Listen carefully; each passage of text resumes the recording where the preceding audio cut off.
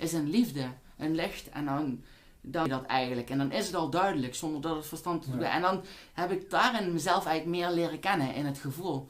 En dat is best wel cool. En er is eigenlijk, verschillende dingen. Ik ken sommige mediums die zich bezighouden met iedereen te helpen. Het is heel mooi om iedereen te helpen. Maar als je vaak bezighoudt ook met mensen zijn problemen en zo. Als je ziet wat die mensen dan als die thuiskomen. Wat die dan voor bagage dan eigenlijk. Wat het dan, daar hou ik me ook liever niet zo mee bezig. Ik hou me liever bezig met het terugtrekken op mijn kamer en schrijven en dat te geven aan de maatschappij. Ja. Zonder dat ik er een boek voor uit wil brengen, want ik het niet kunnen veroorloven. Want het brengt zo'n voorwaarden met zich mee als je een boek uitbrengt. Want ja, er moet toch betaald voor worden. En de website die ik heb, samen met, ik krijg er een beetje sponsoring voor. Van mijn vader. Ja, lief toch? Ja. En dat ik dan wel daarvan zelf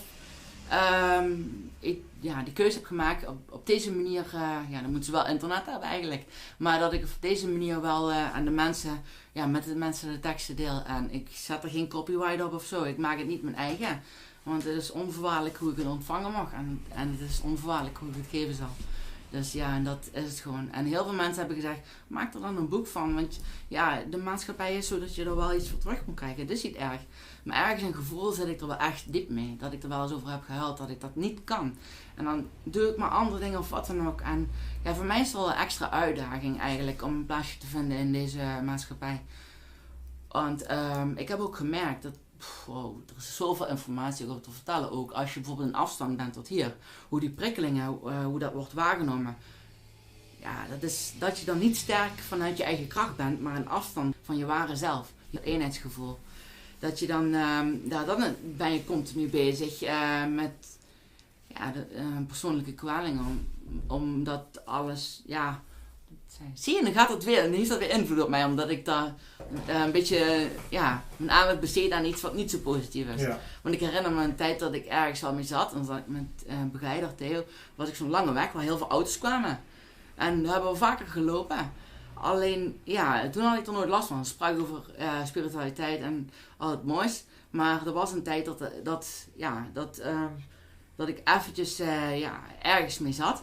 En toen merkte ik ook hoe die auto's langs de weg, hoe dat echt, dan hoorde ik gewoon van ver iets aankomen. Dat die waarneming, die prikken dan gewoon. En dan word je, daarin worden mensen eerder geïrriteerd of kwaad om zo. En dan proberen, dat is al mild uitgedrukt, want dat kan zo ver gaan. Het is gewoon de mensen die zichzelf proberen te overleven hier in de tijdelijke wereld. Maar dat is de continue, de vicieuze cirkel van innerlijke strijd. De strijd is met jezelf, niet met een andere persoon of een situatie of wat dan ook in de wereld. Het is met jezelf. Pas als je jezelf leert kennen en wie je werkelijk bent en daarin te herinneren dat je als kind van het licht bent.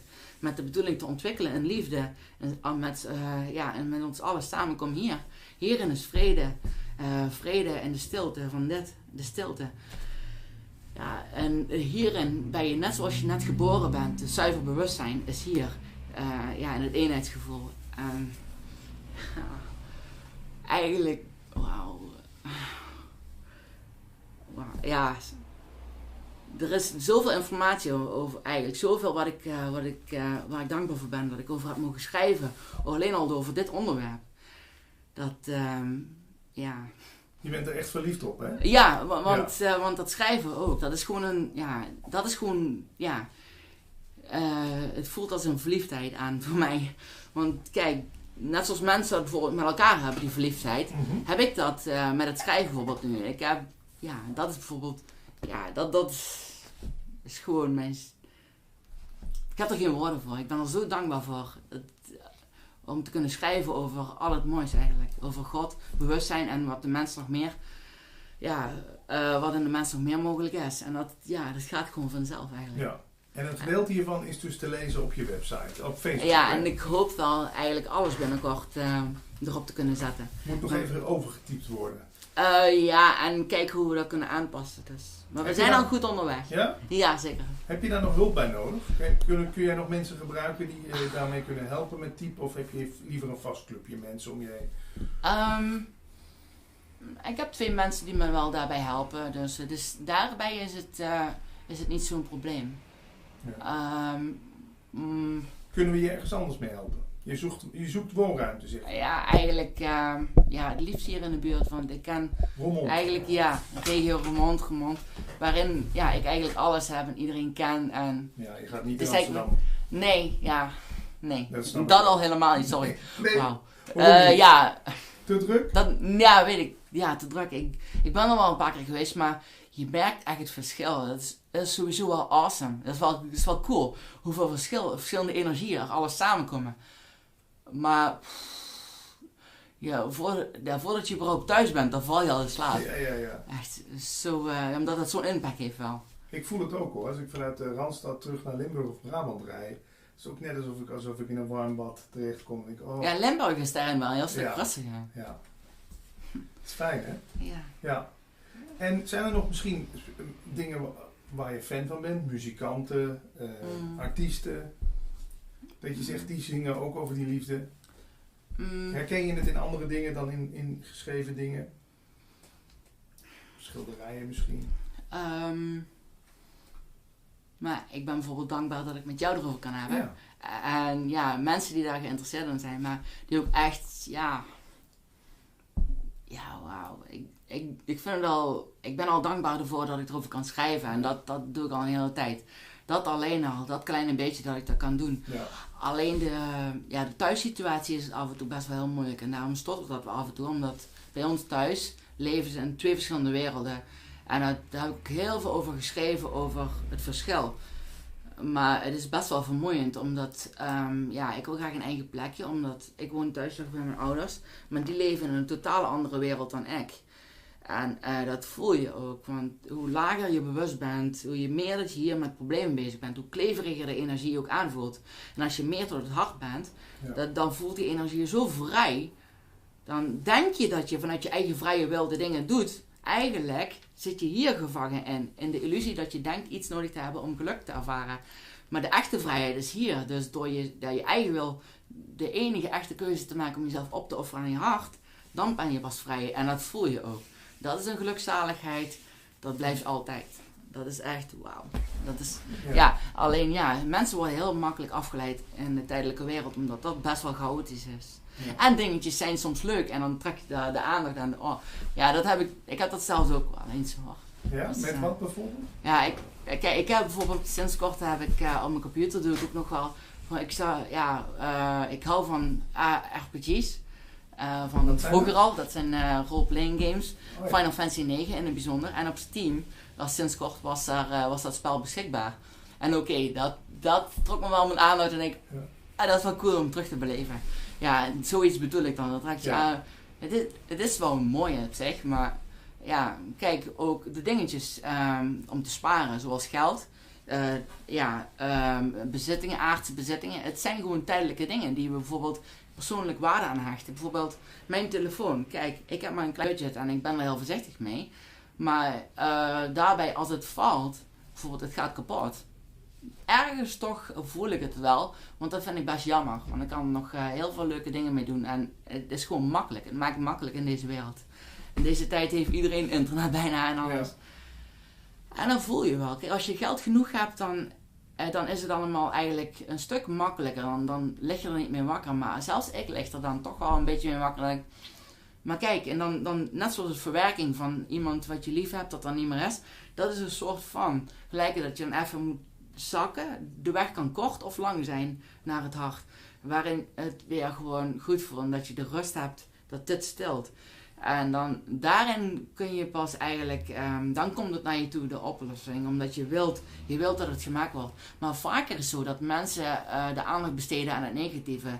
Bijvoorbeeld, het is kapot. En ze blijven daarin bezig zijn dat het kapot is. In plaats van de aandacht te besteden van hoe kan ik het maken. Weet je wel, er zijn weer 2 verschillende werelden. En dat bedoel ik eigenlijk met bij mij thuis wonen. Er zijn 2 verschillende werelden. Ik wil mezelf ontdekken. En aan de andere kant, bij onze thuissituatie, wil alles doen om van God los te komen. Wil zichzelf niet ontdekken, omdat ze met dingen zitten. Met alle respect voor de mensen. Maar heel veel mensen hebben dit, hè? Ja, heel veel. Ik heb dat ook, zo'n situatie wel eens gehad. En ik begrijp dat. En ik laat iedereen ook in zijn waarde mee. Want ik moet me met mezelf bemoeien. Je kan het niet voor ze oplossen, hè? Nee, maar tenzij een ander vraagt om advies of help. Ja. Dan geef je gewoon een mandje adviezen, wat je denkt dat voor goed lijkt te zijn voor de ander, om mee te leren. Ja. En dan kunnen hun uit dat mandje advies kunnen ze wat halen. Leuk gezien. Wauw! Ja, dat was het mandje. Ja! Dat was het mandje. Te veel advies. Ja. Oké, wauw. Ja, cool. En zoek je nog mensen om hiermee over te praten of zo? Kunnen mensen je mailen? Of, Nou, ik heb op mijn... Ja, ik ben eigenlijk... als een beetje...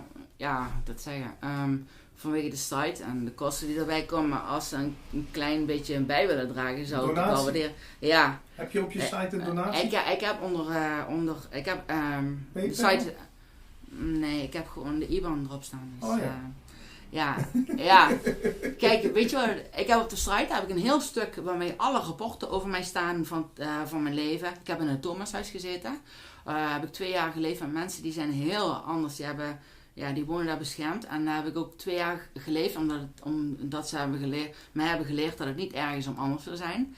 En dat zijn de meest liefste mensen ook. Dat je ook een jongen in het bijzonder, Ruud, die heeft de Angelman syndroom. Die blijft altijd als een baby hier, zeg maar. Mm-hmm. En daar voel ik me ook, daar kan ik ook heel leuk mee spelen. Ja. Het is gewoon, hij kan ook niet praten en zo. Maar als er bijvoorbeeld een vliegje op zijn hand komt, of de meest simpelste dingen, bijvoorbeeld in de lucht als je zo kijkt. Ja. En dan waar andere mensen gewoon rechtuit kijken, ze kijken niet eens omhoog. Maar hij ziet dan die dingen zo eigenlijk. En dan kijk ik met hem mee. En bij mij valt het dan, dan zitten we soms echt de hele tijd te kijken. En als er iets is, zoals een vliegje op de hand, dan lacht hij helemaal dat de begeleiding bij moet komen. Omdat hij dan helemaal rood wordt van het lachen. Ja. En dat is echt zo mooi eigenlijk. Het simpele, teruggaan naar het eenheid en eenvoud. En dat is als we ons onthechten van de aardse dingen en terugkomen naar wat echt belangrijk is. Ja. De hartelijkheid en al het moois eigenlijk die in ieder mens is. Alleen juist doordat de maatschappij en doordat we dingen in overtuiging zijn van moeten. Maar het voelt ook gewoon dat het moet. Want het brood komt niet zo vanzelf. En het geld, ik snap dat ook wel. Ik heb ook wel geprobeerd voor momenten. Het is heel moeilijk. Vooral voor mensen die minder gevoelig zijn dan anderen. Daar is het al een hele taak voor. Wat meen je voor mensen die hooggevoelig zijn? Daar heb ik sommige mensen mee gesproken die ook hooggevoelig zijn. Waar hun doorheen gaan. Dat is echt... hun krijgen dan medicijnen die het gevoel onderdrukken. En daar zeg ik nee tegen, want het gevoel hier is het leven zelf. Je kunt het leven niet onderdrukken om dan maar denken van, ik ga er maar op vooruit. Want in feite, doet dat zoveel kwaad dan allemaal, dus ik hoef dat niet. Ik ga er zelf voor en dan is het gewoon als het even moeilijk gaat. En dan trek ik me terug op mijn kamer en dan ga ik, dan kom ik tot mezelf en dan ervaar ik mezelf volledig. En dan komt daarna pas het schrijven.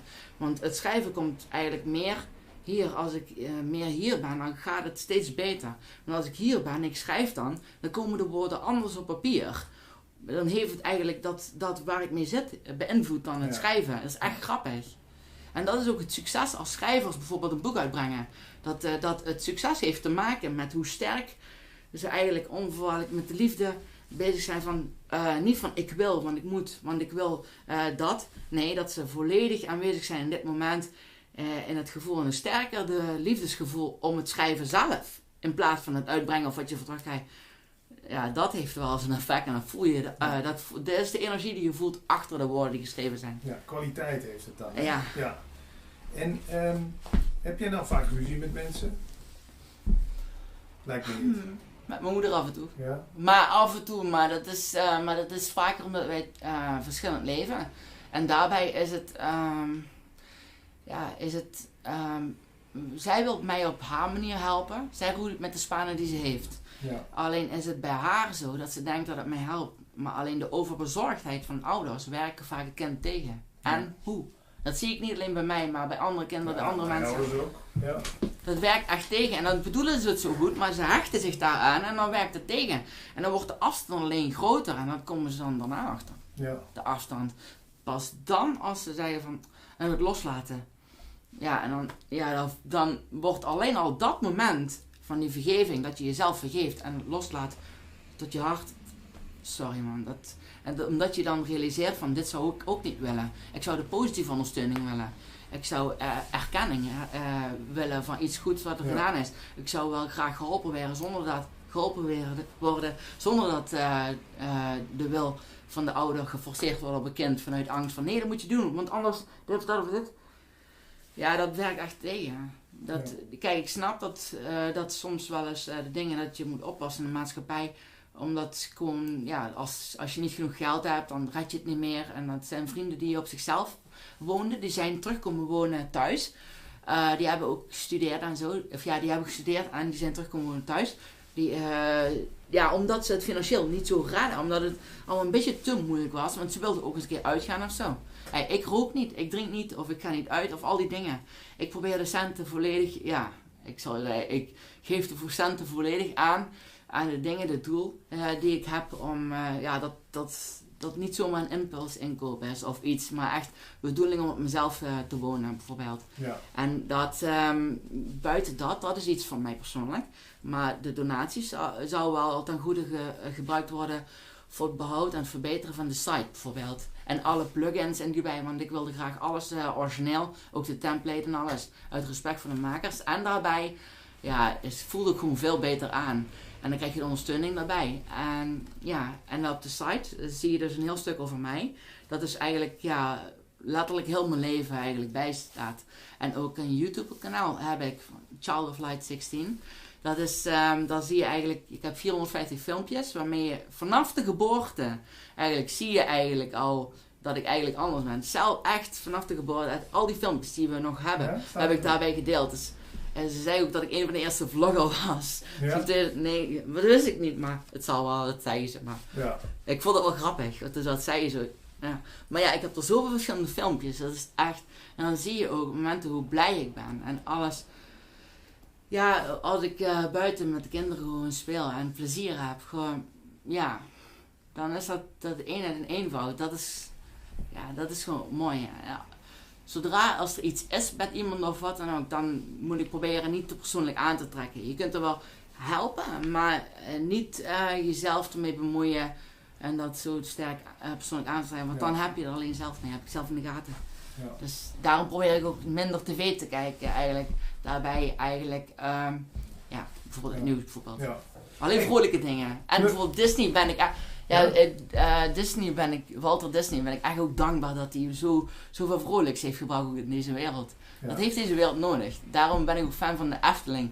Die ook zoveel, dat zie je gewoon echt, dat als je daar loopt en die mensen om je heen, die gewoon even, die sfeer daar ook in de Efteling is gewoon, daar word je gewoon zo vrolijk van.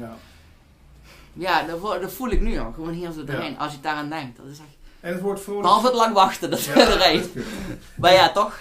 Het woord vrolijk zit ook in je website, vrolijk? Nee, werkelijk geluk. Oh, ik dacht vrolijk geluk. Nee, werkelijk geluk. Werkelijkgeluk.nl. Aan elkaar, ja. Marcel, leuk om met je te praten. We hebben nog een paar minuutjes. Wil je nog iets toevoegen aan het interview? Wil je mij nog iets vragen? Heb je honger? Wil je wat drinken nog?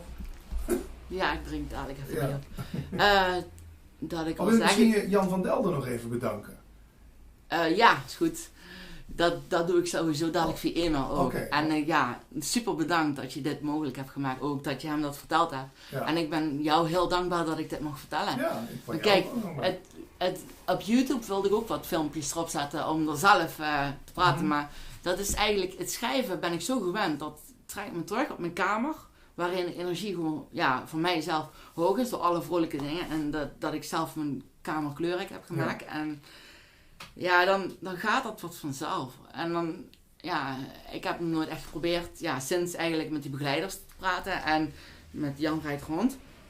Dat dacht ik, toen jij dat mij zei zo. Ja, toen dacht ik, dat wil ik echt heel graag. En toen werd ik alleen al verliefd van het idee van dat je dan, voor deze mogelijkheid. Dat is echt cool. Leuk. Marcel, dankjewel. Dank je. Ja. Sitting here with Els Thyssen, for a second talk. First talk we did was in Dutch, and now a week later in English, to talk about your new book, and of course, the Course in Miracles, A Course in Miracles. else can you tell us something when you first heard of A Course in Miracles? How did it come into your life? Well, I was reading a spiritual magazine in the Netherlands. No, there was something happened before. I was in a bookshop and I took a book, that green pocket book, and I opened it and I thought, wow, what a big book, and what a crap. So I closed it and I thought it's from China, and I put it back on the shelf in the bookstore, and then I thought, well, I'm done with all this reading spiritual stuff and so. So a year later I had this spiritual magazine and there was announced a course. I didn't knew where it was about, but I said to Anja, I have to go there. So I made this, I said I will come, and I traveled to that course. And then we sat there 10 o'clock in the morning, and this lady who gave the course, she reached under her chair, took this book and said, this is A Course in Miracles. And I looked and said, oh my God, that is that big green book from the bookshelf a year ago. So that was why meeting A Course in Miracles, there was no escape. It came on my path, and well, a year later it took me, and it grabbed me, and so I opened it and I read the introduction, and the introduction really took my breath away. It just hit me, and a week later, after the course, I phoned this organization here in the Netherlands about that works about A Course in Miracles, and I said I want to join a group. And the man said, well, there's no group in the south of Holland. And I said, so what to do? Well, he said, you start a group yourself. I said, oh my God, I'm just with doing lesson 4. I couldn't do that. Well, yes, that's no problem, he said. So he sent me a list with names from people who were doing A Course in Miracles here in the south, and I put it on my desk, left it there for a week, and then I started calling these people. And they said, well, we want to join the group, but we don't want to be the facilitator. You have to facilitate it. Well, this group came together when I did lesson 26. The first lady who came in introduced herself and said, well, I'm doing A Course in Miracles already 8 years. So I thought, oh my God, I'm doing lesson 26. But, well, it was no problem. With that group we came together, and for over years and years, and we were a very close group, and people came and joined the group. Once we were with 33 people in this room doing A Course in Miracles. Well, they sat on the floor and they sat on each other's lap because there was 33 people in this small room.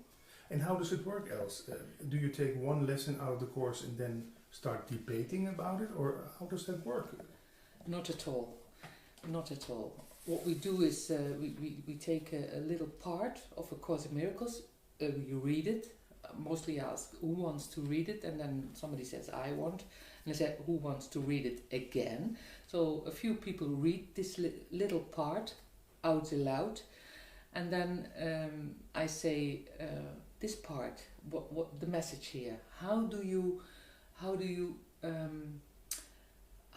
live up to what's said here? So we ask people to share about how they practice what the Course says in daily life, and that is what we talk about, not about interpretation, not about, we say, what do you understand from this text? And people say, well, I understand that it says, but it's never a discussion. No, and you are not a teacher who says, oh, you got that all wrong. It's not about this. Well, I don't know what's right and wrong, so I just can tell what my understanding of a certain text is.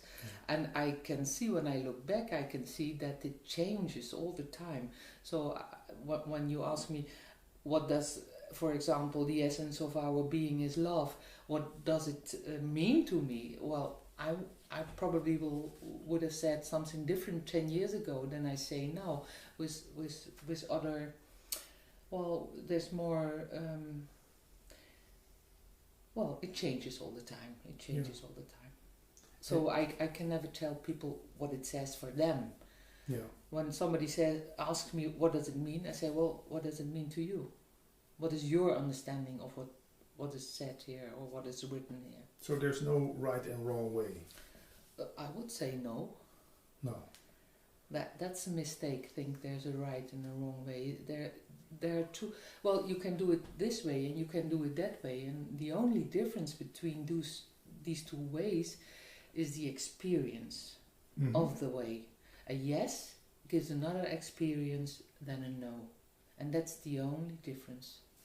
And does the course, A Course in Miracles, invite you to try out these things? Does it? I would say yes. I would say the course would say get a focus and act according to focus. And well, the problem is when we say the focus is love, when we don't have when we are mistaken, or when we are mistaken about what love means, or when we think love in form has a certain expression of, or has a certain way certain appearance, that's a mistake. It's a mistake. So when we think we have to live up to the form we have in mind, it's a mistake. And for me, when I do a little interpretation of the course, it's about love versus fear. Yes, in duality. In duality, it's love versus fear. So it says when you think your life is appearing in duality, when you think, well, how duality appears, that's real, then the course invites you to take this focus on love. But there will be a moment you realize that it's duality, this love fear thing. So it's all in illusion. It's all based in illusion. But it's a game, you know. It's wonderful to play this game. And when you feel you get upset, so that's a reminder. It's like a bell is ringing and saying, "Hey, you are mistaken now. Take that other focus." And it's when you want to live in peace. What is helping what can help you to experience that peace? So what helps is the focus on love. That's what helps. The focus on happiness instead on being right. That helps, and that's what the course invites you to choose that focus. And it says, but that's not true. There is only one truth, and that's oneness. No separation. Absolutely not. Still, it seems like you are sitting over there, I'm sitting over here. Well, in duality I am. Yeah, you are a woman, I am a man. Well, in duality I am. Yeah, you are aged 55, I'm aged 45. And so on and so on. I love you for that age. Yeah.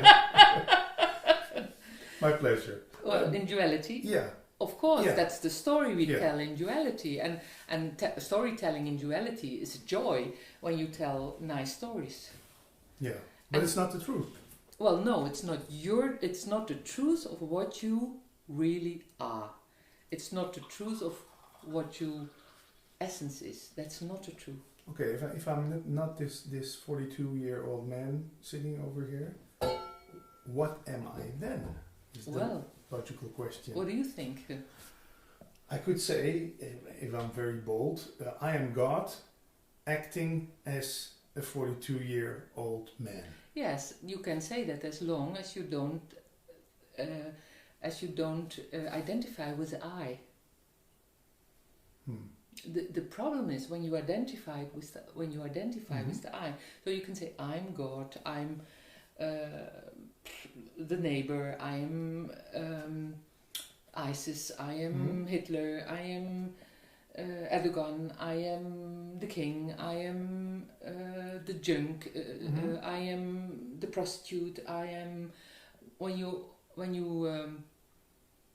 agree on being everything, you can say I. That's no problem, because you won't take it personal. You won't give it. When you say I'm okay with every appearance, there's no stress in it. There's no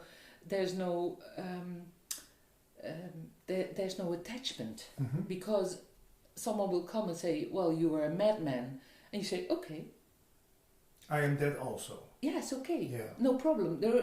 There's no movement inside. Somebody comes and says, you were totally crazy. Okay, you're a lovely woman. Okay. Yeah. One day I got a letter. It was a Friday, and there was a lady, and she wrote me, dear Mrs. Tisse, I was on a workshop with you. I joined a workshop with you, and well, I want to let you know you have an ego up to the ceiling, and you know the workshop was in a church. So that's a big thing. so you know how many meters that was. So I had given myself that month the exercise to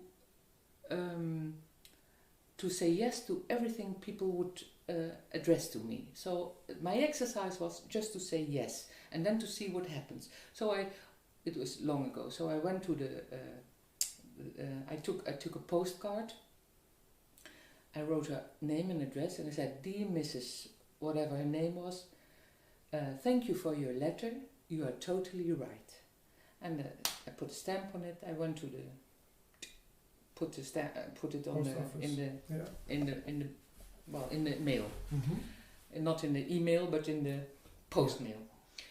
Next day, it's unbelievable. Next day there came a letter from a man, and I've been in Germany on the Germany television in a live show, and I worked with a lady, and then he wrote me, dear Mrs. Tisse, I've seen you on the German television in that program. For me, you are the most loving person I've ever seen in my life. And when I would have been in that studio, I would have asked you to hold me for a moment. So I took a postcard, dear Mr. Whatever, thank you for your card, you are totally right. Stamp on it, up in the mail. And I thought, well, whatever people think about me, it has absolutely nothing to do with me. It's just their projection on me. So I learned it in these 2 days. It was a wonderful experience. Yeah. It reminds me of a saying by Osho, praise or blame, it's all the same. Absolutely. So when I can say yes to you have an ego up to the ceiling, when I can say, because, well, you know, there will be there will be times when it appears to be that, and absolutely there will be times it appears as to be the most loving thing or the person somebody has seen. Because you are both, or you are not one of those. I'm both, and I'm none of them. Yeah. Yeah, and so there's no problem in saying yes to what somebody addresses to you, because when I look in my life, I can find all these judgments. I can find them. I can find where I felt myself being stupid. I can find where I felt being not loved or loved. I can find where I felt being smart or being whatever. I can all find it. Be aggressive or friendly or whatever.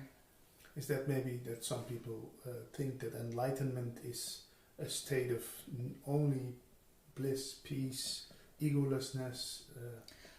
Well, I think enlightenment is sitting here under this lamp. Yeah? Well, there's a lot of light from that lamp, yeah. I don't know what enlightenment is. Is that something that A Course in Miracles addresses? No. No. I would say no. Say no. And it's wonderful that it doesn't. Because when you think there's enlightenment, and then you don't understand that now is the only thing there is, because you think there's a path to go. Or you could say, I'm God, I'm enlightened, but there's no.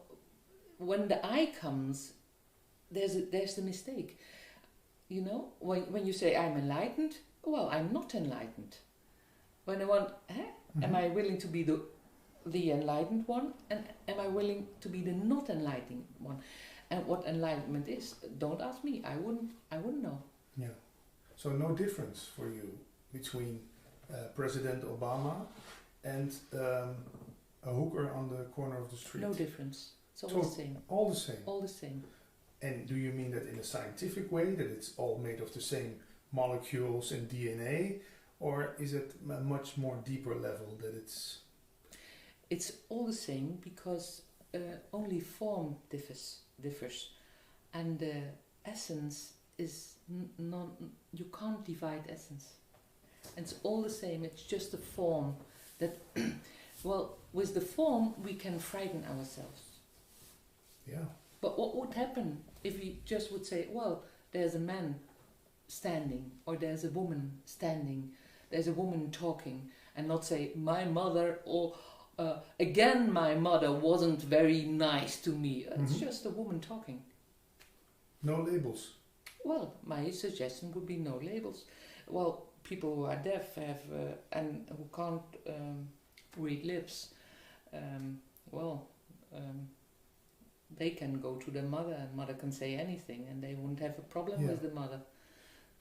So when my father says something nasty to me, he says, oh, you boy, you should get a better job, you should lose 10 kilograms of weight. Well, have you never thought that yourself? Yeah. Well, that's why it hurts. Oh, when it hurts, it's something that's my opinion again. Yes, when he would say you are like a rabbit, you would just laugh. Yeah. Because you wouldn't believe it at all. But when he says you have to lose 10 kilos, you're well.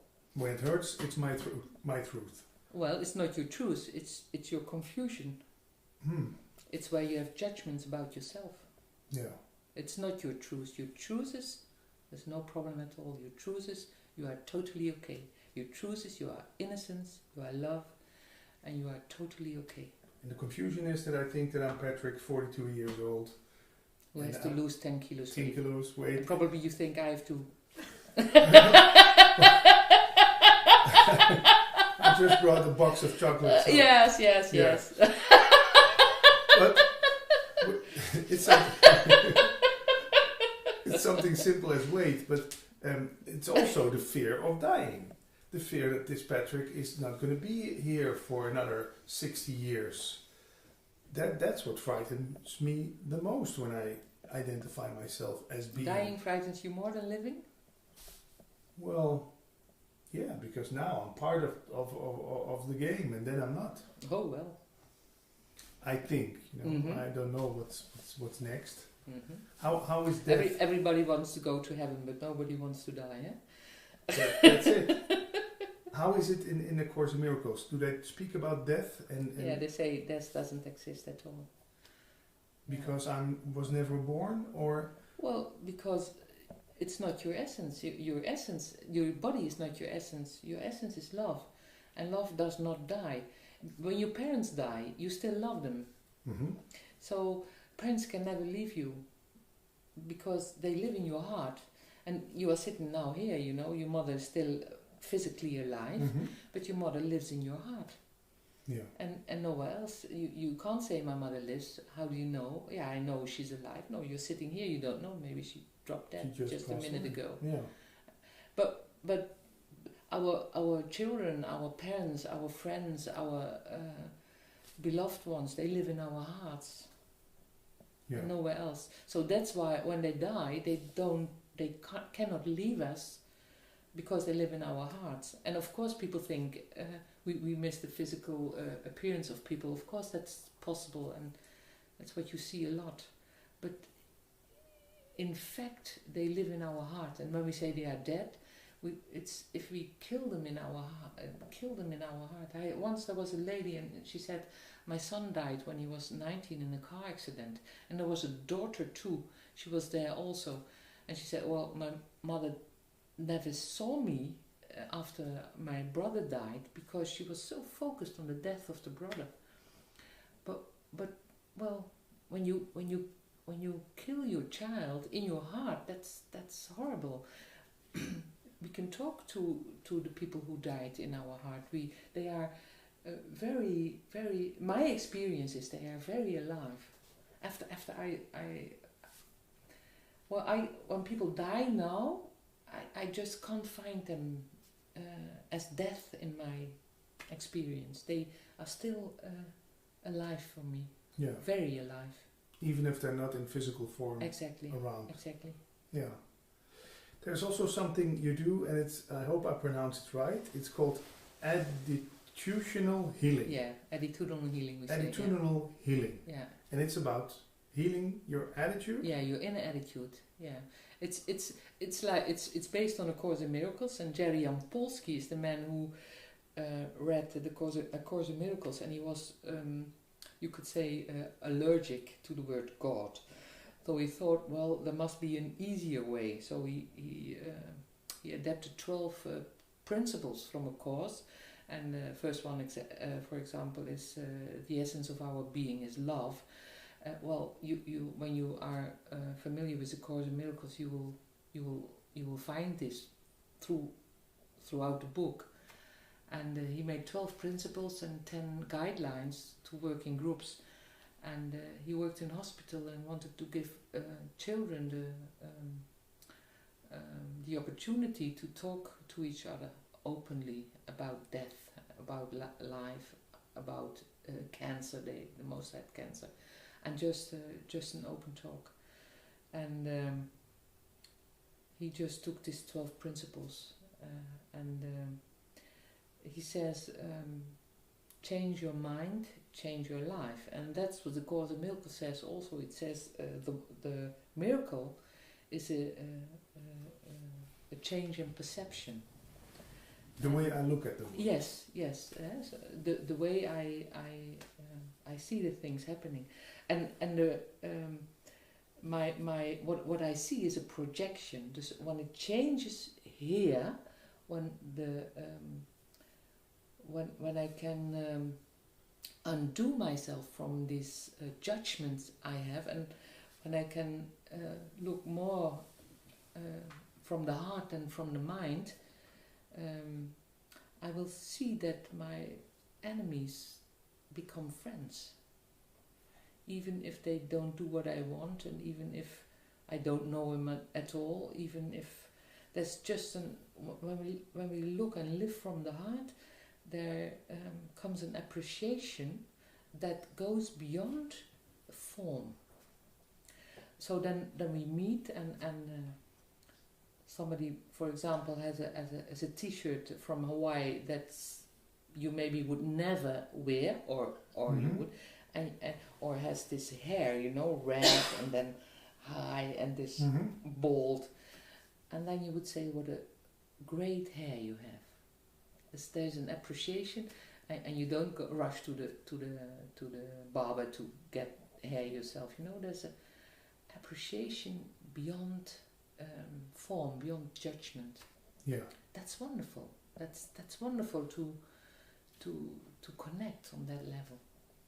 I once heard a teacher say, "You see the world as you are," or maybe he said it some otherwise, but as you are, you see the world. Yes, that's what the Course in Miracles says. Yeah. It's everything you think you see there is a thought you have projected there. So when it changes here, it changes there. But could you say that in Dutch we have this saying, zoals de waard is, vertrouwt hij zijn gasten. Yeah. If I'm a manipulative thief, does that mean that I see thieves everywhere and I'm always on the lookout that nobody steals my stuff? Or that's what the Course in Miracles says. You will not trust people, because in your experience people steal. Why? Because you steal, and you must think everybody will steal. So that's the wonderful thing of being when somebody, hoe heet dat, bedrogen, when somebody deceives you, that's there you think, well, somebody deceived me, and then you find out that you have not the thought of deceiving other people because you just didn't think about somebody could deceive you. Once somebody said, else you don't have to eat that way, you should be more, you should eat more, you shouldn't use your hands when you eat. And it really, it gave such a pleasure in me because I realized in that moment that I don't live up to conventions, I just eat. Yeah. And, well, I use my hands or I use a fork or not. And that's being free in a way. It's not living up conventions. You should do it this way or that way. Yeah. And what would be like an attitude that can be healed? Looking at a scary world, at an angry world? Yes. And is it always turned around to see what a loving world it is? Or how does that work? Well, when you are scared, you can say what scares me. So there must be thoughts to scare you, because when you sleep and you don't dream, you aren't scared. So you when you wake up and these thoughts come and you believe the thoughts, there's the fear. And what you can do is ask yourself, can I be absolutely sure that it's true what I think? And well, I said already, I never found a yes on that question. Whatever it is that I think, I just can't find a yes on that question. Still thoughts appear. How should we use thoughts then? As a suggestion or as a possibility or never true? Well, a thought is no problem if you enjoy the thought, and if you enjoy if you enjoy the direction in which the thought sends you. But when you don't enjoy the thought, when you suffer because of the thought, then it's a good thing to ask yourself, is it true what I think? Can I absolutely for 100% know that it is true what I think? And maybe you find the answer no, and maybe you just believe it 1 second or 2 or 3, and there's the fear again because you believe the thought. I would ask it myself 1,000 times, and when it's not enough 1,000 times, I would ask it myself 1,001 times, and 2 and 3 and 4, because it's no fun living in fear. It's no fun. So I would just offer myself the opportunity to stop that movement to scare myself. So there's no scary world outside? Absolutely not. Absolutely not. The only scary world is here. There are people who never come outside because it's so very scary, and they stay in their homes for years. They never come outside. Yeah. How can they know that it's scary outside? They've never been there. Yeah, maybe they see it on television. They think, oh, that's not their world. It's television. Yeah. It's not their world. No. And even when you are, we were invited in Vukovar just after the war in between Serbs and Croatian people, and we were invited to Vukovar and to Zagreb, and we came there and everything was still destroyed. So the houses were all bombed and destroyed, and there were just not skeletons of the houses. And he said you have to walk in the middle of the street because when they fall they can drop on you. No, there were no animals because of the bombs, the landmines. Mm-hmm. And we were invited to give workshops about forgiveness and peace for Croatian and Serb people together. That was very interesting, very interesting. And then somebody said, well, you can't say everything here because there's a possibility they will shoot you.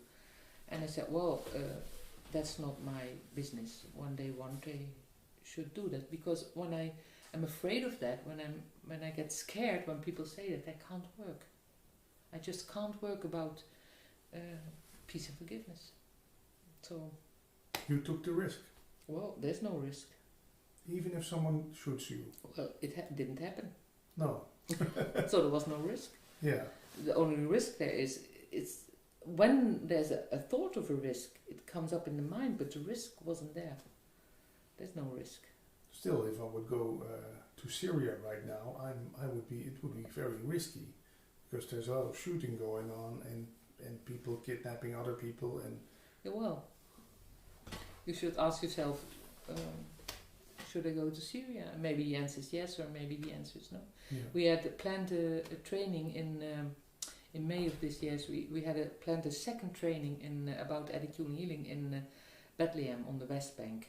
So we went there last year in 2013, and we worked with Dutch people. We brought a group over there, and with Palestinian people in the region in Bethlehem.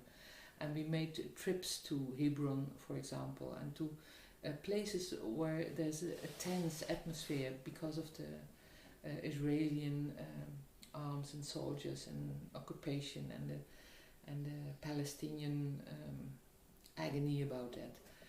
And so this year in May we decided not to go because they were fighting in the streets of Bethlehem where we should stay, and then I said, well, I don't want to bring a group of 20 people there. But when they would ask me to come and to work there just with Palestinian people, probably I would go. But I don't want to go with 20 people and come back with 15. That wouldn't be very... Yeah. I wouldn't want to do that. No. Your new book, Els, it's in Dutch. Yes. But can you tell our English viewers something about it? What's it about, except A Course in Miracles? Yes, it's. I'm working with A Course in Miracles for over 20 years now. So I read all this. I read it, and this. At the beginning, it were just concepts for me, and then all of a sudden I met a family constellation, and. By doing family constellation, I discovered that what the Course in Miracles says, I can really experience directly in this work of the family constellation. So it opened a world for me, the combination of the word and of the experience, and that's what this book is about. There are sentences from A Course in Miracles. I give a little talk about it, and then I give an example from the last how many years, 10 years, 15 years I work with family constellation, where an example of family constellation illustrates what the Course in Miracles says. And then what we can find out is that in every relation, love is the bottom line. There's always it's like a river. Love is always the river that connects us all. How big the quarrel is, love is always the river, you know. Not seen maybe like in a, but it's always love. It's the bottom line. Underneath every action, yes. every. It's like a river under the rocks, you know. You don't see the river, but it's always flowing. Can you name an example of one lesson out of the course you, what that stuck with you?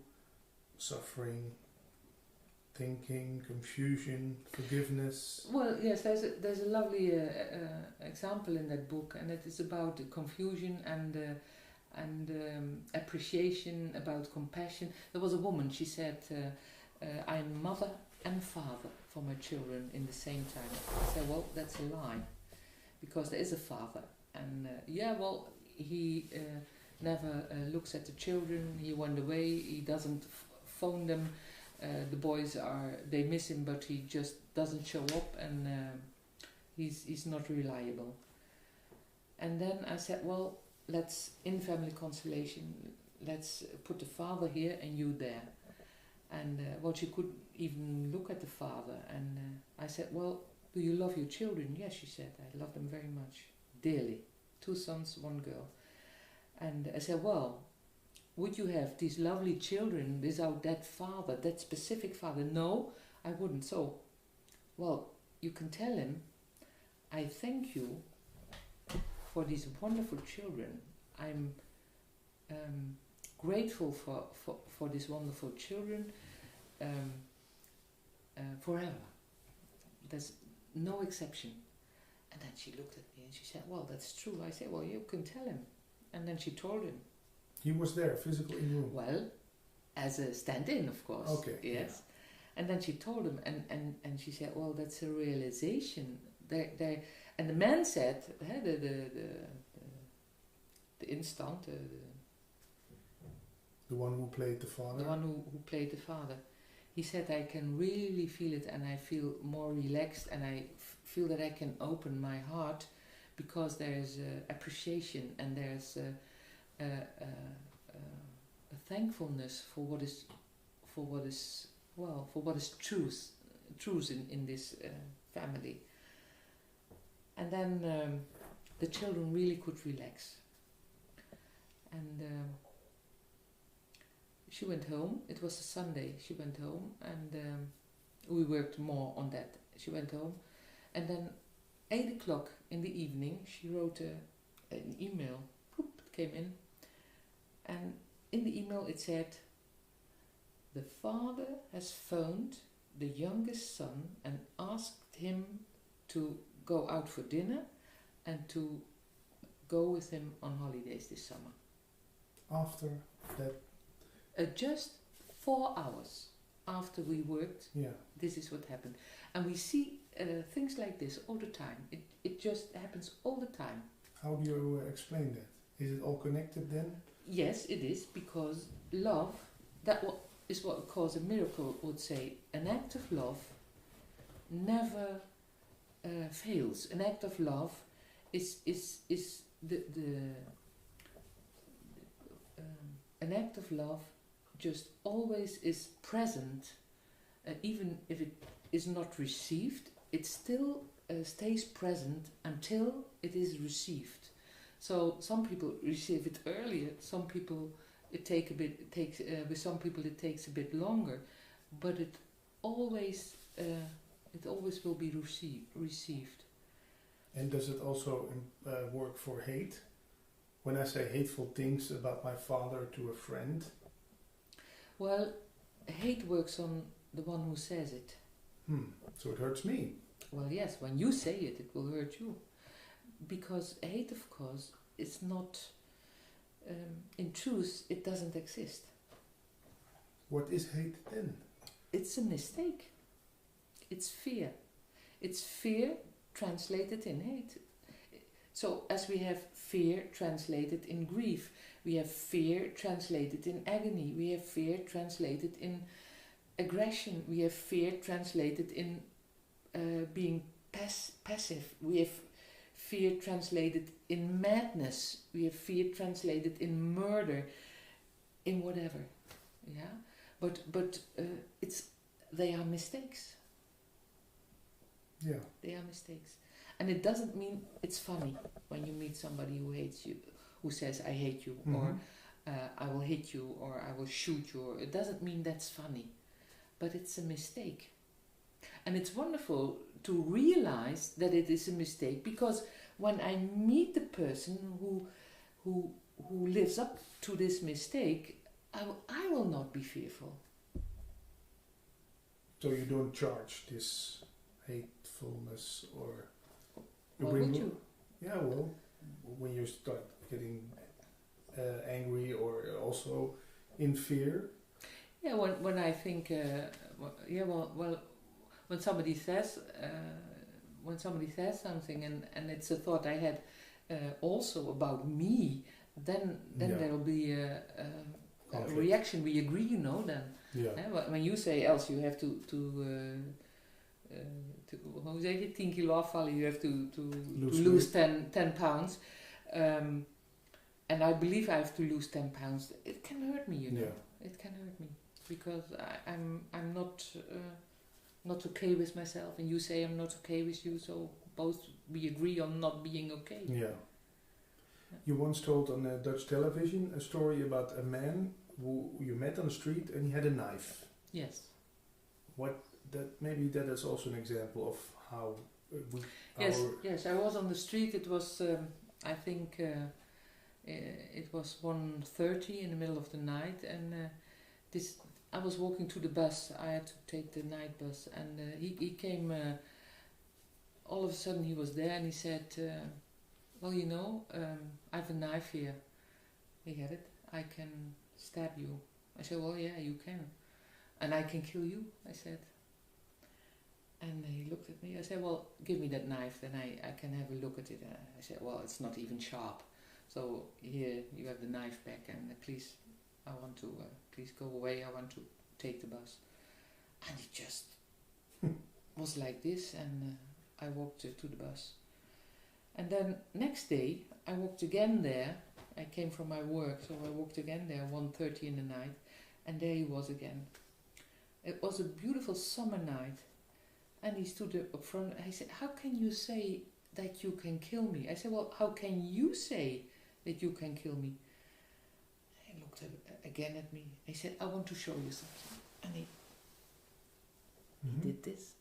And I thought, well, a gun. What will come now, next? And he had a little dog. And he said, "I want to show you my dog." I said, "It's okay. Let's sit there on the bridge and let's have a talk." So we sat there. And we talked, and then he said, "Will you come to my house to have a dinner once?" I said, "Okay, I'll come to your house." So I went over, I had dinner there. And, well, it's, you know. What does that say? It changes just like What was this man screaming for love when he stood there with his knife? Or what? I don't know. I don't know.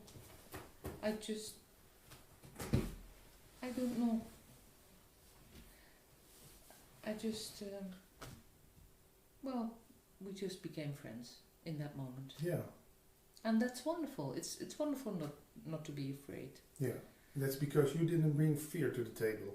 If you started screaming then, and maybe then he would... I don't know what he would have done. I really don't know. But I know what I didn't do. That's become fearful also. So I worked in prison also, and once there came this big man running up the stairs, and there was open stairs, you know, with all this metal, doom, doom, doom, doom, doom. And he said, "Hey, you there! Hey!" Much louder than I do now. "Hey, you there!" And it was a hot day in summer again, and instead of stepping back, I stepped towards him. And then all of a sudden, we stood with the arms so together, big man, all tattoos, you know. And I said, "What is it what you want to ask me?" And he said, "Oh, I want to ask." And it just calmed down, you know. And that moment, it wasn't on purpose that I stepped towards him. But I felt so grateful for that it just happened, that I stepped towards him. Because you know, so I just felt grateful for that. Yeah. And then we recognize friends. And it doesn't mean that everything the people have done who are in prison is so nice. That's not, you know, it's not all nice. They are not in prison because they've done beautiful things, yeah. They bought some flowers and brought it to whatever. The mother. You know? Yeah, exactly. But well, in prison are friends too. I saw an interesting chapter in your book about depression. I hope I can translate it right in English. The rejection of the spark is the thing that makes you depressed. Yes. Because every time you see brothers without that spark, you turn down God. Yeah. Maybe a crappy translation, well, it sounds fine to me. It struck to me when I saw this. We think that depression is something of the brain, that you miss some chemicals, or that it's born, that it's in your genes. Your father was depressed too, so you have it too. What is depression to you in these words? It's not that you miss something in the brain, it's that you miss your essence. You miss your connection with the essence. and it doesn't mean that when you feel depressed that you are guilty. No, you are not. But are you willing? Well, I gave this. I told you about that letter. This lady who wrote the letter. You have an ego up to the ceiling in this church. So saying yes to that is one part of the story. But the next man, the day later, he said, "You are the most loving person I've ever met." So saying yes to that, are you open to say, yes, that's a possibility? And what I see is that people not often reject where other people complain about, but that they reject when they say you are a lovely person, or you are lovely, or loving, or you are love. And then, oh no, it can't be true. Yeah. Why can't that be true? Because there are self-hatred and self-judgment and concepts working, about me and of course about you. That's a strange thing. We often feel more comfortable when someone gives us a critic and complains than someone who comes up to us and says, "Oh man, do I love what you do." It's a strange hobby. Yeah. Yeah, and it's a mistake. But saying I'm bad, or I'm love, or I'm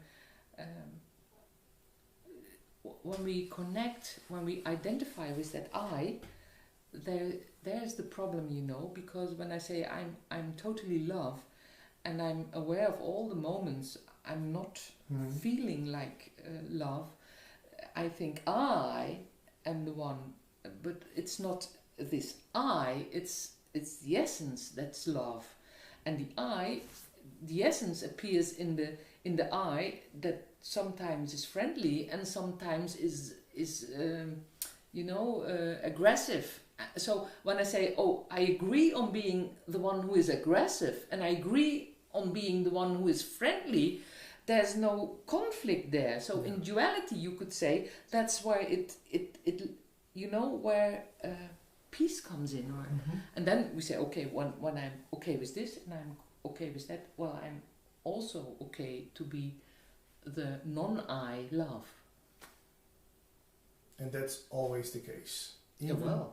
Even when I just, let's name something horrible, even when I just hit a child with my car and then drove off, then I'm still, in essence, love driving the car. Yes. I may be confused sometimes. Yeah. Sometimes, well, maybe mostly we are confused about our essence, I think. Yes. Yeah, it's terrible. Well, no, I don't know if it's terrible. It's just a mistake. Okay, but it's a big mistake then. Well, not in essence. Well, the mistake, it's a big mistake because it's a big mistake in duality, because being confused about your essence in duality gives you another experience in duality than being not confused about your essence in duality. So that's what I said. There's no good, there's no right or wrong, but this choice you make will give you another experience than that choice you make. So the Course in Miracles says, when you have a choice, and you have a choice, then please choose for right-mindedness instead of wrong-mindedness. So, because right-mindedness will give you another experience than wrong-mindedness. Yeah. But it doesn't say that's right, that's wrong. So it's an opportunity. It's an opportunity, everything. You can choose. Yeah, absolutely. What kind of experience? Do you want a horror movie or do you want a romantic comedy? Exactly. Yeah. And a movie, it's a good example of what our life is. It's a play, it's a movie. Yeah. It all happens here. And still, then comes a question up. There must be an experiencer of these experiences. Is there a watcher of the movie screen? Is God sitting in his chair looking at one day the miserable life of Mr. X? Absolutely. And then the lovely life of Mrs. Y. So is it all for the entertainment then, or for the there must be a reason to it. You just are everything. You are the watcher. You are the doer. You are the board. You are the world. You are everything. You are everything. And there's what would rest? What would when you wouldn't attach to anything?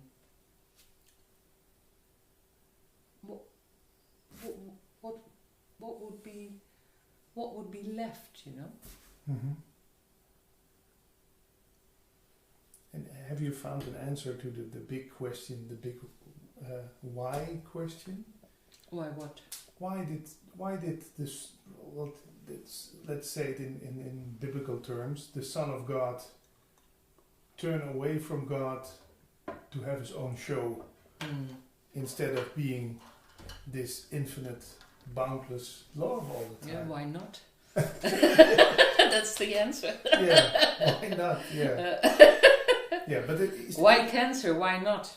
Yeah. Why me? Why not me? But it's not a mistake. So it's not a mistake that we started this. Because I read once, and I read also in audio courses in miracles, that, and I hope I didn't hear it wrong, you can tell me, that the world is a mistake. Well, the world is not a mistake because it doesn't exist. So it is from the perspective of duality, you could say there are mistakes in the world, but there are only mistakes in the world because there are concepts and there are judgments and so on. But it's all not true. It's not your reality. It's not your reality. So when you think it's a mistake, then this is a mistake. Thinking it's a mistake. Yeah. So the mistake thing covers everything. Yeah. It's just a mistake. It's a game and it's a mistake. It's a game, and as long as we play the game, there's no problem. As long as we say, okay, we are the field on which we play the game. We are the puppets who play the game. We are the ball. We are the goal. We are the spectators. Stadium. Yeah, we are it all. We just are it all, and we are the butterfly who flies over the game. You know, by the ball. We are just everything. So we have to pretend to have fun, or we have to pretend to even have a game. You don't have to pretend anything. And by the way, you always pretend, but you think it's true. That's the problem. Yeah, we always pretend and we think it's true, and that's the problem. It's wonderful to play the game, and it's a problem when you take it serious. There's never a problem when you don't take the game serious. Yeah. When you just play the game, and well, then you can have fun about the game, and it doesn't mean that it never hurts, because the game hurts.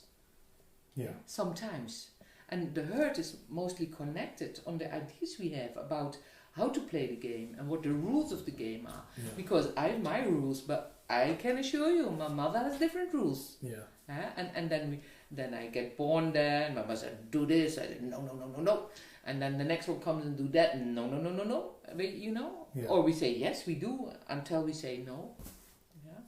But when we don't take it serious, there's no problem. Then we play the game, and then the rules change, and we play another game, and we change the rules, and we play another game. And does this game have any winners or losers else? Only in the mind. It's an ongoing game. It will not end. Well, it ends not on the outside, it ends on the inside. The game ends on the moment you don't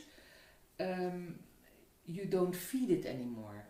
And then when you just are, well, you play the game, but you don't attach to it. You don't attach to the roles. You don't attach to the rules. You don't, because, and that's where it changes and it changes and it changes, and it's no problem. You know, you just, it's like you you go with the wind, you know. You just Yeah, effortless. Effortless. Yeah. Exactly. Yeah. More life, effortless. And final question, because we have been talking for almost an hour again. Time flies when you're having fun.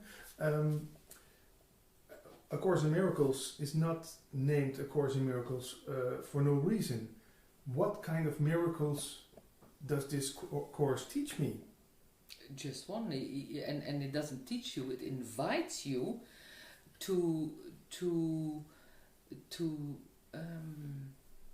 He says the miracle is a change in perception. A change in perception. And it's not a change in perception out there, it is an inner change in perception. It is when you shift from the focus on fear to the focus on love. And that is the miracle. And it is possible. Mostly we think it's not possible when we are fearful. That's what it is, you know. But it's possible. Fear can disappear like that, just like darkness when you put a light on. And when you put a light on, the inner light on, you see that fear disappears. You can't even remember how you made it. It just disappears. Yeah. When you feel fear, do you do anything wrong? No. Are you guilty when you feel fear, experience fear? No. That's not what it's about. But beyond, beneath this fear, there are thoughts you believe, and with these thoughts, you frighten yourself. I once heard somebody say, there is no darkness, there's only absence of light. Is that what they mean by saying there is no fear, there's only absence of love? No, there's never absence of love, and there's absence of love in illusion. There's absence of love in quasi reality, but there is no absence of love, and that's the wonderful thing. That's why we don't have to learn love. We don't have to learn light. We just have to find out what we use to cover it. Yeah. And there's no absence of love. Love is totally present. Yeah. Always. Always the case, everywhere. Everywhere. Yeah. In everyone, it's always totally present.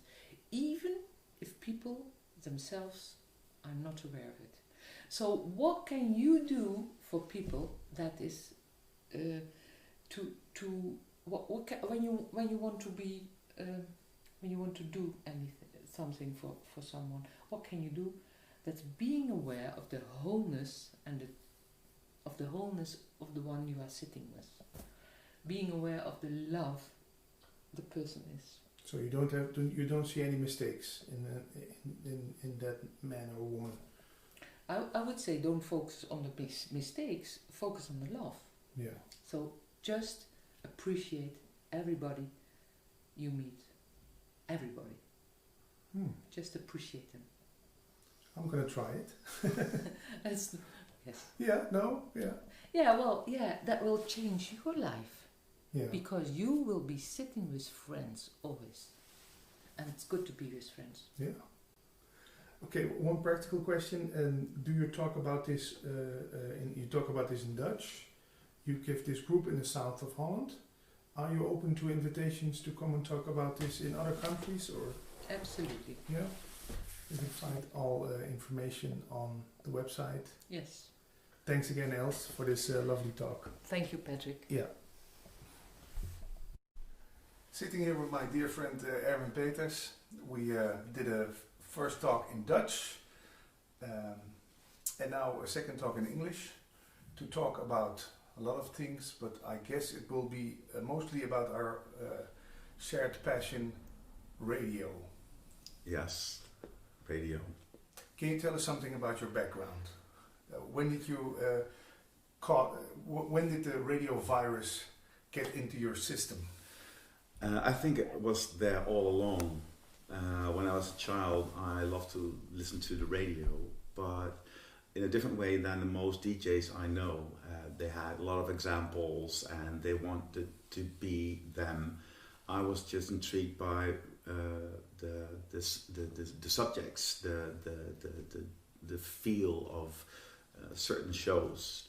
And when I was like 8 or 9, I think every DJ shared this history, is that I had a tape deck, a tape recorder, cassette recorder, and I made my own radio shows when I was 8, 9.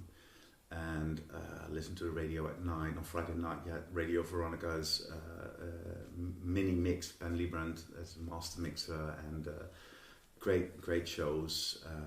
But there were a lot of different shows. Everything that intrigued me or I had a certain feel to it that I listened to, not as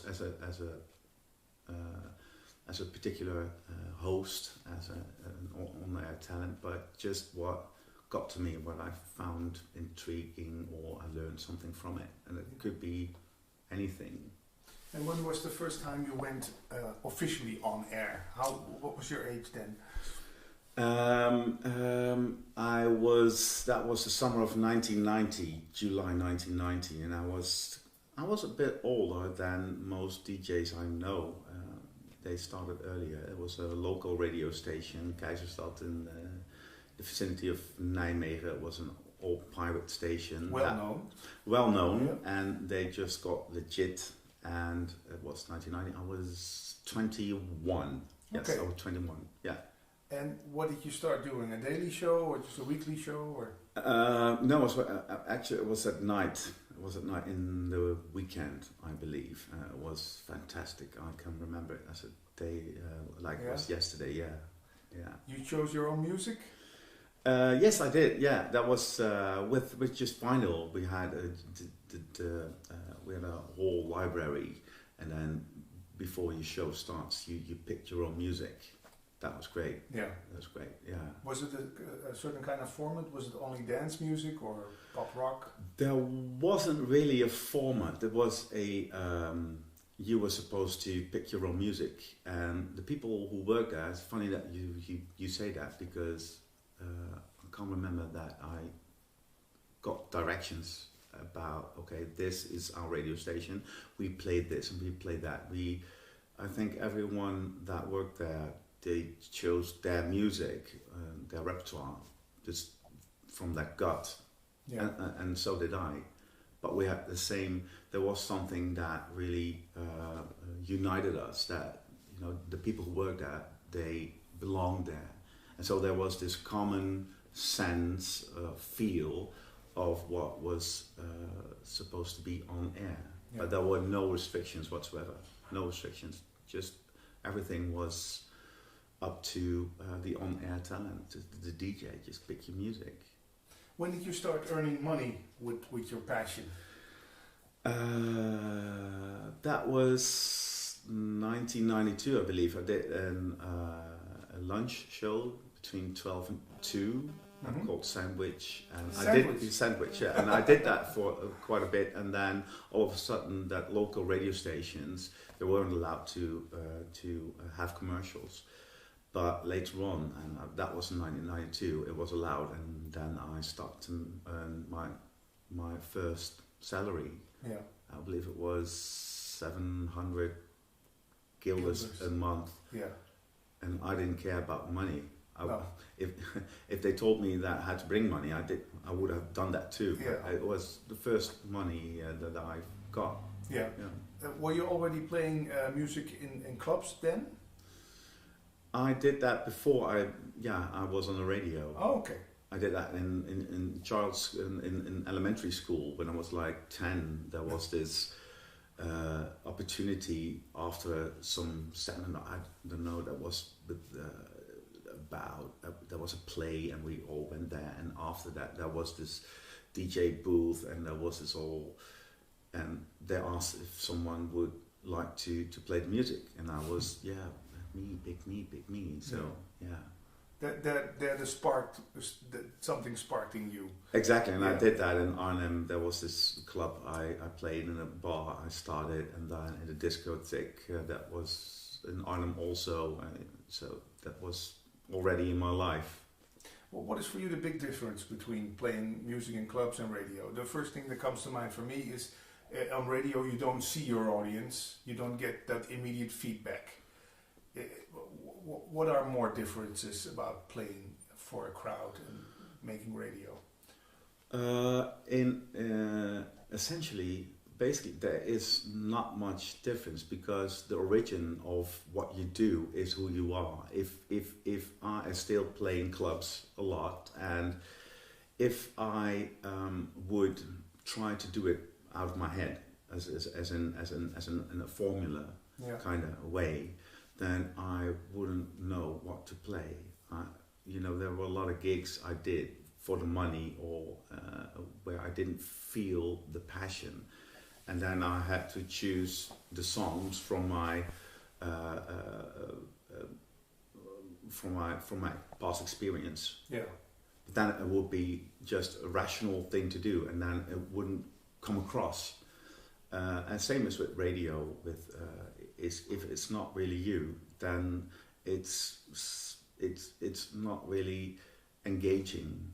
And so if I play in a club or on the radio, on the radio you don't choose your own music, but your whole personality, you can't hide behind the music. If you play in a club, you can hide behind music, but on the radio you have to show your personality. Otherwise, you get the train conductor that calls the stations. So it's easier to hide behind the music when you play in a club. Yeah.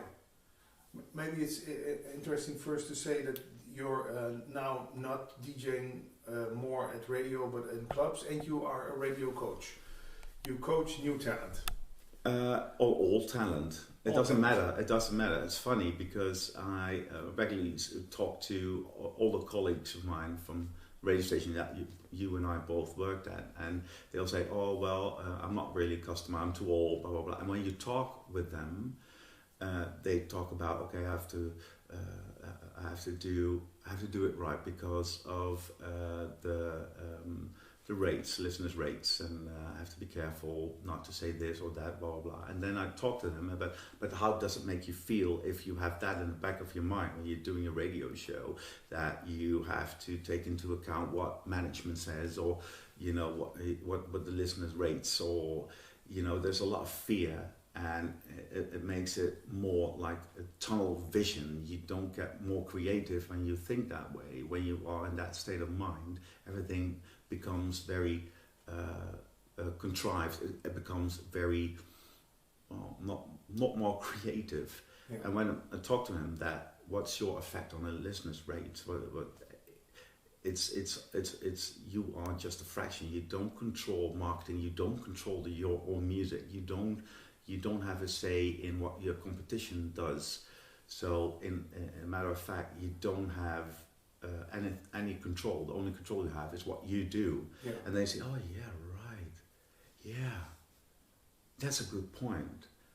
And then I ask them, "Well, how would that feel with that in the back of your mind? Wouldn't that give a lot more room, a lot more space to do your own creative thing?" Yeah. And those are the people who say, you don't have a client in me because I'm too old. Yeah.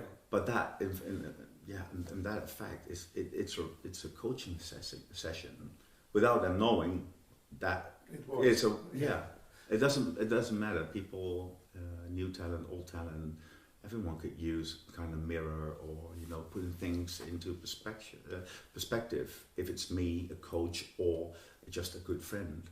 And isn't that the task of the program manager, to tell you that you don't have to worry about ratings, you don't have to worry about marketing, just do your own thing? In an ideal world, it would be. Yeah. But nowadays, like, program managers are more corporate-like, and although they may be in love with radio, but it's a different skill to bring out the best in people. To really understand how a creative process works. For a lot of people, that is not in their system, and they're more corporate. They're thinking about GRPs. They are thinking about, you know, and in the end of the line, how much listeners do, you know, are listening, and how marketing works, and they're not really involved in talent management. What do I have to do? What can I do to give my employees, the on-air talents, every space and every chance to develop their creativity and be as effective as they can be on radio, you know, because they are their approach is different. Not everyone sees it. It's not a bad thing, but a good program manager would realize that he doesn't have the skills, or he has to bring external expertise to really get that process going and really bring something to the people who work there, to excite them and to give them space, to motivate them, and not try to control everything. The first thing that happens when you try to control creative people, creative process, is that, you know, it's finished. You're done. Because my experience is that most on-air talents, most DJs are, well, insecure, you know, because it's really personal what you do on the radio. If someone criticizes you and it's your boss, then then a few things happen. You think, oh my God, my job is on the line. I have to be careful what I say because I don't want to lose my job. Yeah. It's just, you know, I need the money, I need the gig, and it's a rejection of. It feels like a personal rejection, and that's what happens to people who are insecure. They feel it as a personal rejection. Yeah. And that you have to be careful for, because people won't take any risk. They won't expand. They won't try. You have to really encourage people to make mistakes. To make mistakes. Yeah. To make mistakes. Yeah. To bring out their personality, their own skills, who they are as a person. That's the only factor that really makes people want to listen. Yeah. Sometimes for us DJs, we think that our radio show is like a exam at school where we have to score an A or a 10, as we say here in Dutch. But we also know that the best radio shows, when you're going to examine them, you sometimes make mistakes. You said wrong things, but it had a great vibe. It had the right atmosphere. So it's not about perfection in radio. It's not about, and you know what? I think we as it's not only about us as DJs, but everyone who really puts their heart in what they are doing. They already set the benchmark somewhere here. We don't need anyone to tell us that we have to do our best, that we have to go for an A every time. We know that because we're passionate about what we're doing. Yeah.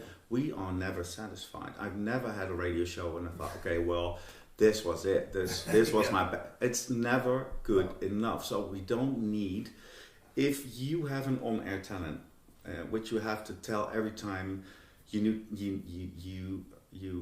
need to do your best. If someone's not performing, then that someone is not in the right place. Then that's the indication that, you know, you have to make sure that, or that person is not in the right place, right station, or it's not just the right job for that person. You have to be honest about it. You don't have to motivate DJs. If you are passionate, and it doesn't matter which field. Exactly. Same with nurses, doctors, you know, people who are waiters. You know, it's not something you learn. It's something that you have in you, and you really. And when you're passionate, you don't need people to tell you need to be better at your job or take more motivated. Exactly. Yeah. For the right way, we have to say that after all those local stations, you've been a national DJ on Radio Veronica FM, you're in FM. Just for the picture. For the last 16 years, yeah. For people who don't know you, they think, well, what's this guy talking about? He was only on local radio. No, you've been on national radio too. And what's interesting about you, we have the same passion for radio teachers from America. You listen to a lot of Dan O'Day, Randy Michaels. You just let me hear a little thing. What's the thing? Let's start with Dan O'Day. What's the thing you learned from him most? I learned from everyone. Dan O'Day has always been someone who, because it wasn't available in Holland. There's no one like Dan O'Day, and because it was very clear, and it was very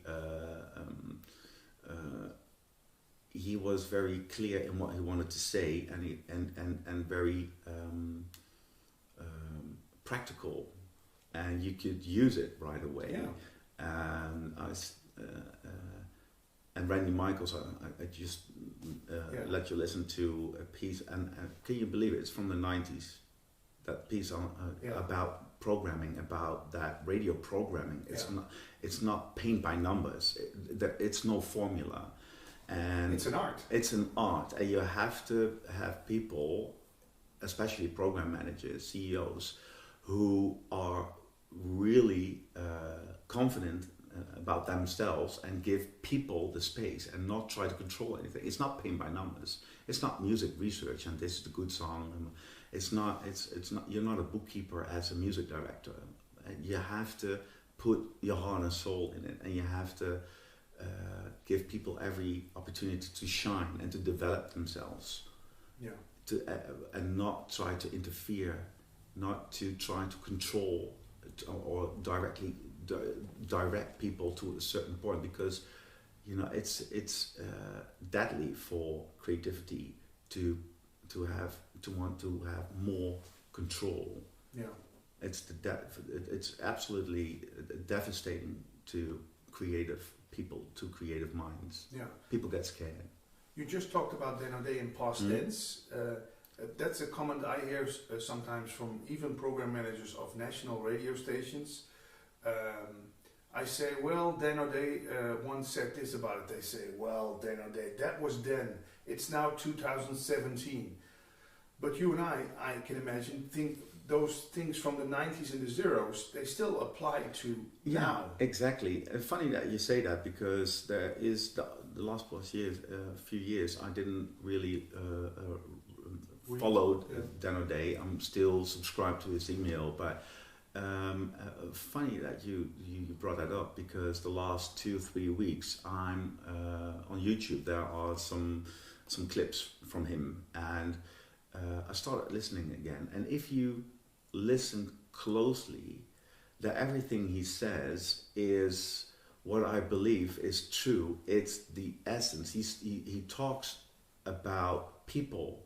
He's talking about passion. Everything he says is about what the starting point must be, and that is that you are aware what you are doing, and that you bring in that the most important thing for radio is the human factor of authenticity. It's the most important thing. That's the thing that binds us as people.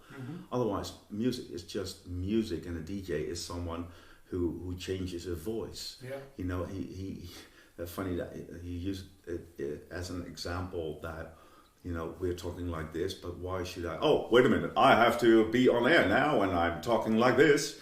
And it's so funny, because it's true. It's you put on a voice. You put on a voice and an act. As in, oh, now I have to be the DJ, and now I have to talk, say something funny, and it doesn't work that way. What is the thing that really gets to us? What really makes us feel something? That is authenticity. If I am sincere and I tell you something, it doesn't matter how long you talk on the radio, but if it's real, and if it's authentic, and if you have a point in what you're saying, and it's coming from you within, then nobody gives a damn how long you talk. It doesn't make sense to say, 20 seconds, that's the max. And it's not about that. It's about what you say and how you say it, and if you mean it. And you can't make mistakes. If I would make a lot of mistakes in a talk, in what I would say, people don't hear the mistake. People forgive you because what you say is real. They don't hear the mistakes. They don't hear that you mispronounce some things, or that they are interested in what you say and how you say it, because it's real. You can't make mistakes. You can't. You can't. It's possible you talk like half an hour, as long as it's sincere, it's real. Yeah. Then people don't, have an idea how long you talk. But if you talk about something and you read it from the paper, or you copy paste something, and it isn't interesting, it isn't you, and it isn't your perspective, it's boring. And people wouldn't immediately say maybe it's the what he's saying is not interesting, but he has an annoying voice, or they play music, or they're too they talk too much.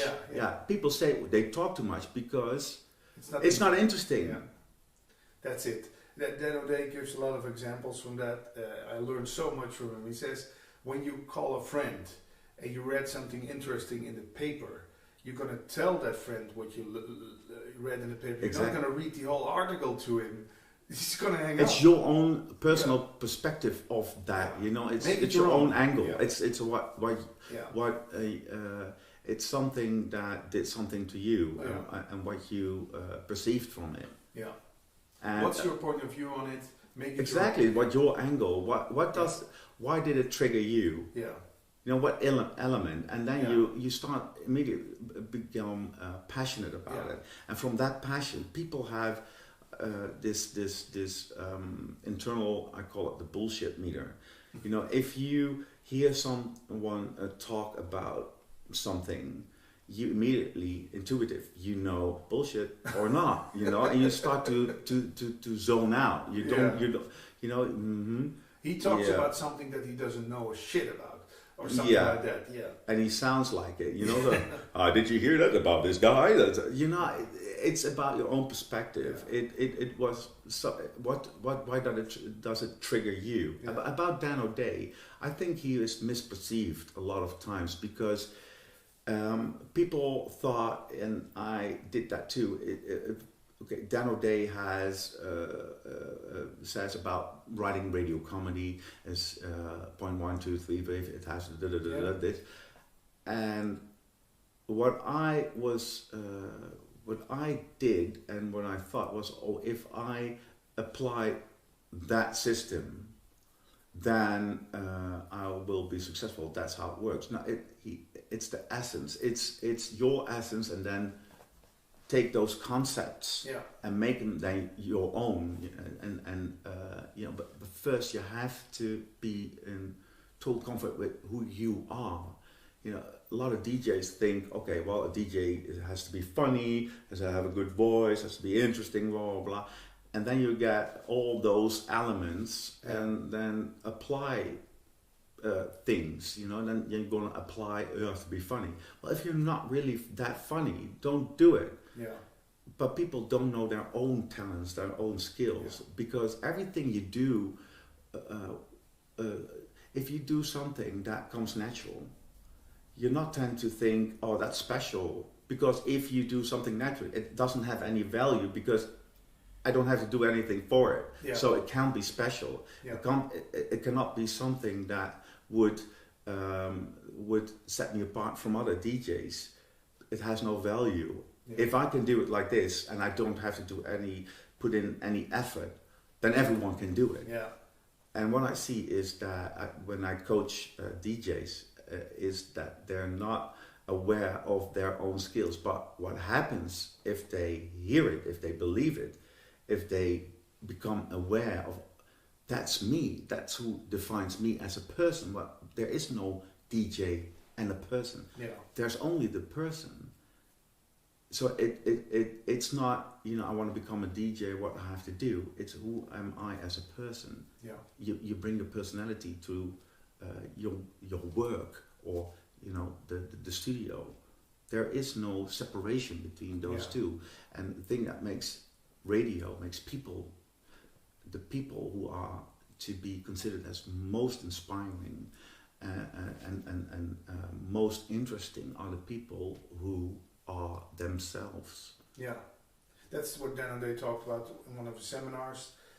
you can easily take someone from the corridors, or how do you call it, someone who works internally at the radio station who is interesting to learn radio skills, than someone from radio to be interesting.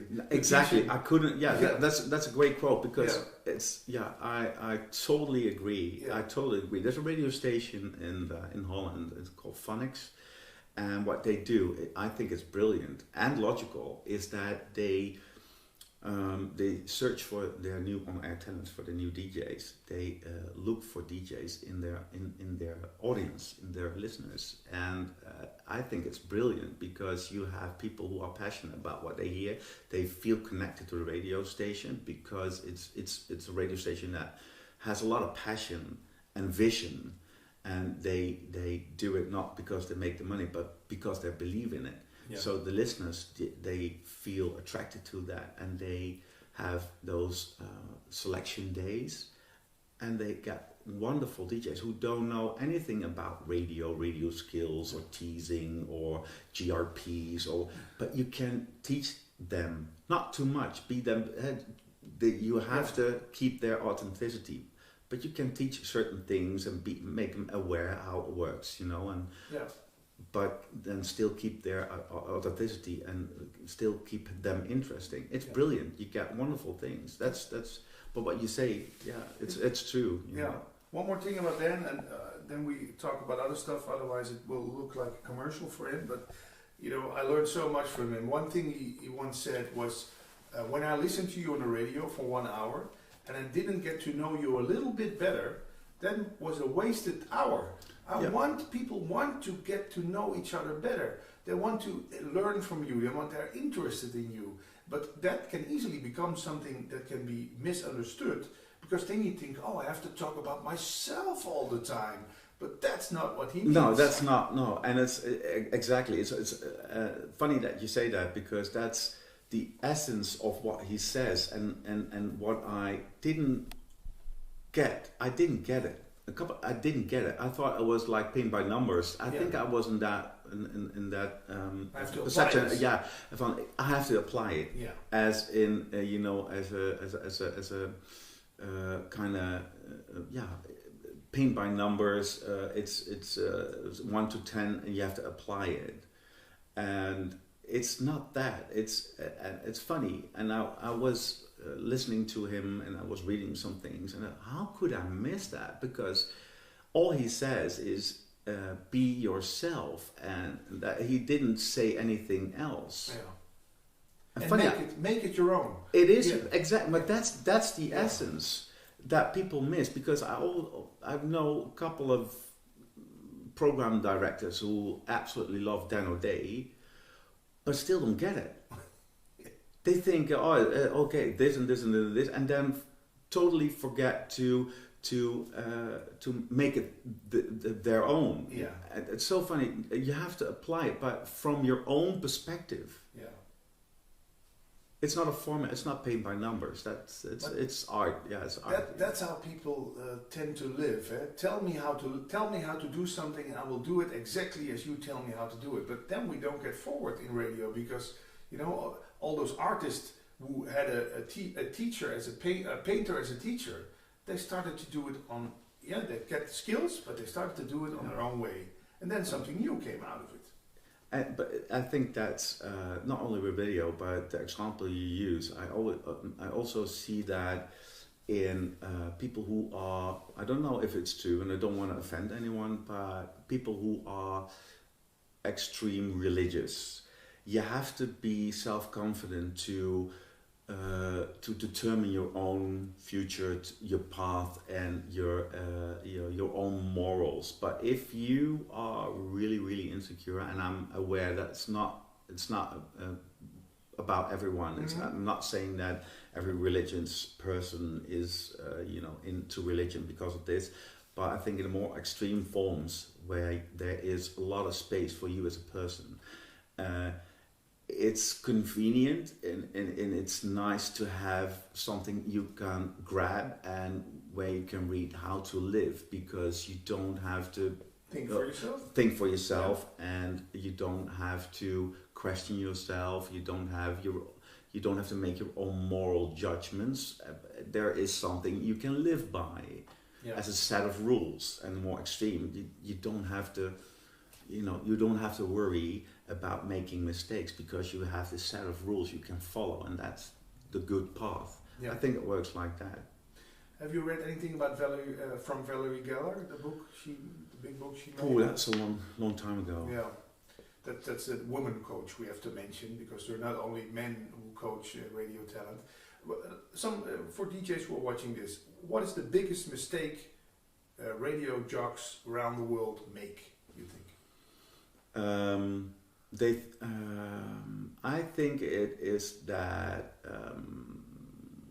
they have a certain picture of what a DJ on air talent should sound like, look like, and what the skills should be, and fill every intro, tell what time it is. Exactly, and how to don't use I, use you, and that's also something. You talk about you. You never say I. Well, do you say I in conversations with friends and family? It's not a problem to say, I have great tickets for you here. I mean, that's not an ego thing. It's not that people think in rules of not I. You have to. It's not something that is written in stone. It's about you as a person. And in a normal conversation, I probably said during this conversation a couple of times about me, but it's not. That's not a bad thing. That's what we do. As long as you try to connect to the other, and that in this talk, that comes natural because I'm interested in you, and you are sitting as the guy who does the interview, but we are interested in each other, and then things start to flow.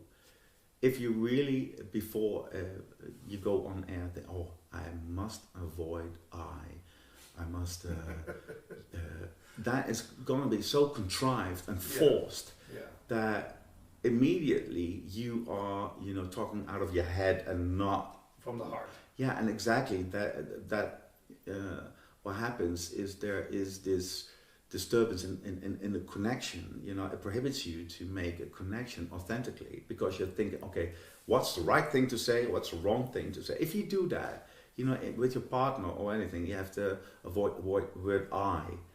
Then you get something that's so, people would look at you as you're crazy and are you my psychologist or it's not authentic anymore. So the connection, it's harder to establish a connection if you really start to think there is a good way of saying this and a bad way, and I have to think constantly about the right way. No, be yourself. Yeah. People forgive you instantly.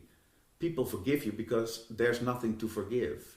If you are a natural, if you try to be natural, be yourself, people hear that. They won't, they won't be offended if you say the word I, or you talk too long. It's not in your head. It is really from the heart. Yeah, that's an interesting thing. We DJs have to play music. We don't pick our own music anymore when we're on radio. It's all formatted, and you also say it. We have to be ourselves on the radio. But let's say that I've been playing the same songs for over 15 years at the same station, and I cannot be enthusiastic anymore from the heart about the music I'm playing. Then you have to fake it. Fake it till you make it. You have to say, well, here's the best song ever by John Lennon. But inside you think, God damn, John Lennon, if the guy wasn't killed already, I would go out and kill him for this song. What's the thing to do? Leave the station? Is there any tips for jocks who struggle with this, that music they're playing, they cannot be enthusiastic anymore about it? Yeah, I find that an interesting question. It's a question I ask myself, not out of the interest, because from the point of view of an on-air talent DJ, but more as a broader perspective of could it work if DJs were allowed to pick their own music? Would it work? Could it work nowadays in this market, especially in the Netherlands? We have such a high density of radio station, but that's really unique in the world. And could it work? I think it could work.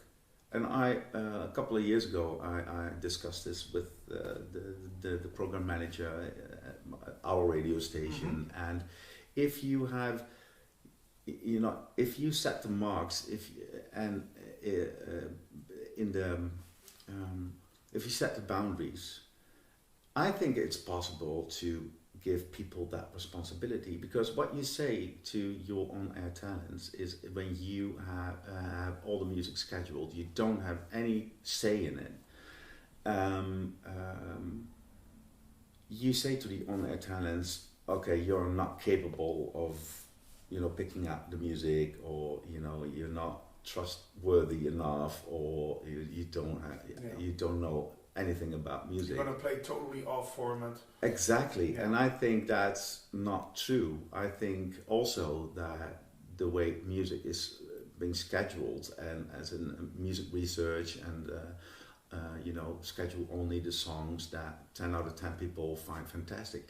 There's a lot of ways where you can vary that. You can schedule the music that with songs who, maybe not 10 out of 10 people, but 8 out of 10 people like it. And, you can schedule it in a way that it gives far more, where it sounds more variety, where it sounds more interesting. And people will listen, will stay tuned if that music is scheduled not from a perspective as a bookkeeper. Oh, I need a song from 3 minutes and 30 seconds and has to be recurrent, blah, blah, blah. It's not from the head. It's not a bookkeeper's program. It's not one push it and okay, that's it. No, you have to hear it. You have to keep in mind the flow and what day it is, and is it Monday morning, is it Friday afternoon, what kind of weather is it, what are the items, the bits in the show, and what presenter, what DJ, it's a flow. It's not music is emotion. You have to keep in mind that the flow is important. Music is emotion. It's emotion. That's music. It's not a recurrent 4-minute, But it's the same with everything. Radio stations, they're more. It always it looks like that it's GRPs, marketing, DJs, and it's items, and it's not one. How do you say that? It's not a formula. It's not a formula, exactly. Dutch word, optelsom. I think. Okay. Yeah. Well, it's 1 + 1 is 2. Yeah. It's all together. It's a vision. What on Holland? What were and are the most popular radio stations? Yeah. Why is everybody talking about Radio Veronica back in the days they were on a ship on the North Sea? Pirate Why station. It was a movement. It was a movement. It's the vision. It's the emotion. Why don't people get that everything is emotion, connection? That's the future radio. You want to be a part of that club. Exactly, and if you want to hear music, you can listen to Spotify, iTunes, whatever. Yeah. Why do people still want to listen to the radio? It's because the content, and not content in, I have to have great comedy. You want to have great person. I want to hear someone who I can relate to, who is authentic. Yeah. That's what we want to hear. And I could sing a song, and then Sting comes and sing the same songs, and I wouldn't, be able to get the emotion across, but he will. Yeah. It's about emotion. What really gets to us? What makes us feel something? Why are we crying with The Notebook, the movie, or why do we get, why we cry with some songs? Why do we feel when we are hurt, we we are heartbroken, and every song on the radio appears to be put there and would apply to me. That, now I hear all the songs are about me, That is how it works. Why can't people see it? Okay, but how do we put the heart into the radio?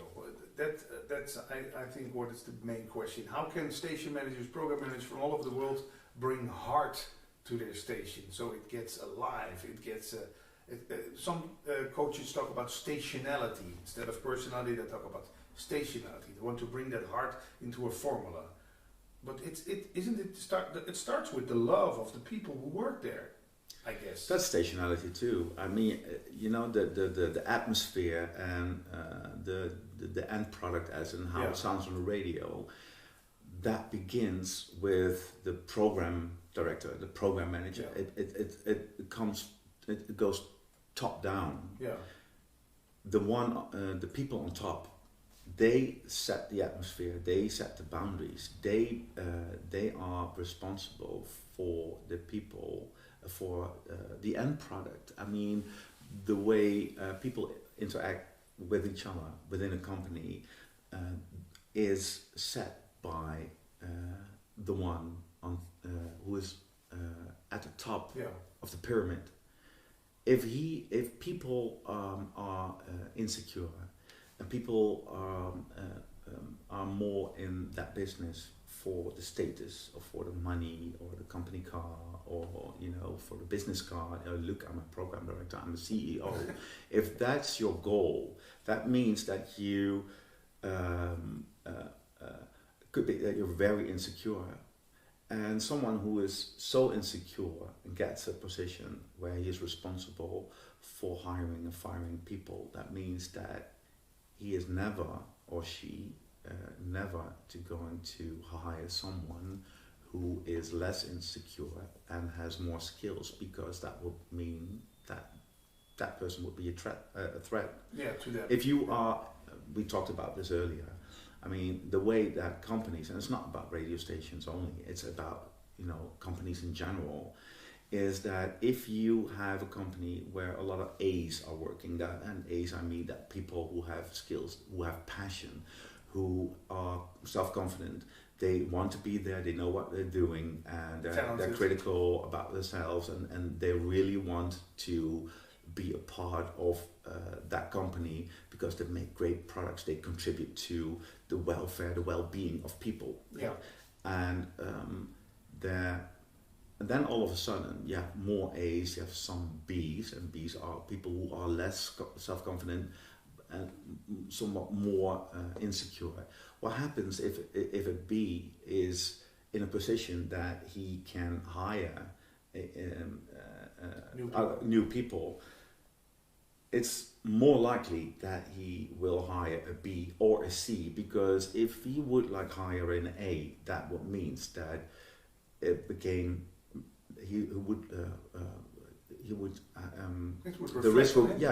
the risk would be for him that his inadequacy would be visible, and he would feel his insecurity more.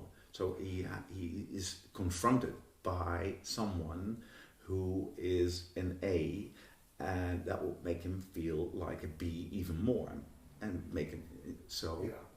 When you get more B's and C's, the A's will leave, because if there is a lot of portion of when the number of B's and C's grows, the A's, who people with self-confidence, and they have ambition, and they have a healthy sense of being, of a healthy ego, they will leave. But they become an outcast also, because they get attacked by the B's and the C's. Yeah. Because A's are the people who really want to contribute and really want to work together. And if it is impossible, because people who are insecure, I'm not trying to offend or put people down or say that's a bad thing. It's not bad. But people who are insecure have the tendency to point at other people and blame everything else or anyone else because they don't want to want the feeling that they are not adequate. They don't want to feel that insecurity. Yeah. So the A's will leave, and in their place more B's and C's. If that goes on, you get an insecure company, and that reflects on the way people interact with each other, and eventually you hear that or you see that in the product. It doesn't matter if that's radio or another you feel and you hear that, and that's what's happening to a lot of companies. I see that. Yeah, that's sad.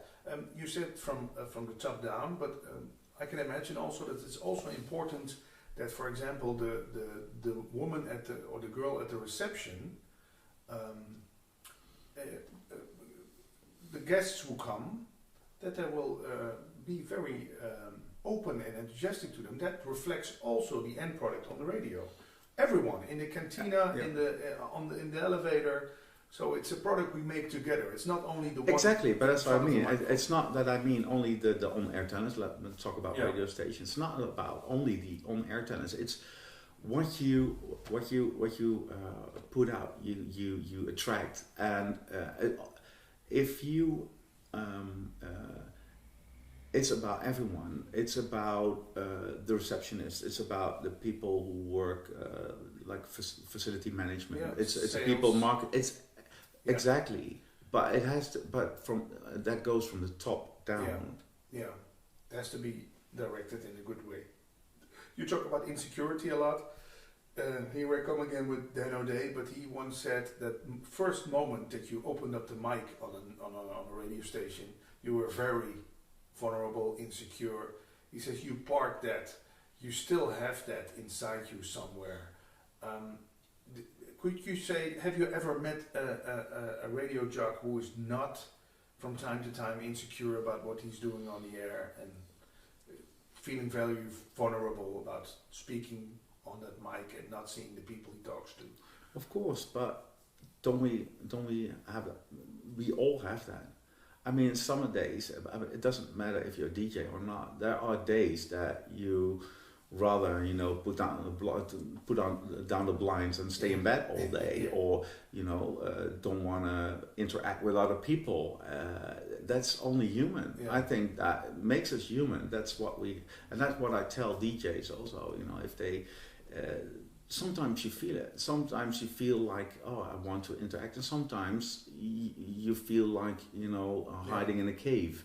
So, but let's say you have to make a radio show that day, and you feel inside like hiding in a cave, but you still have to be spontaneous. You have that big prize giveaway that evening or that afternoon. What to do?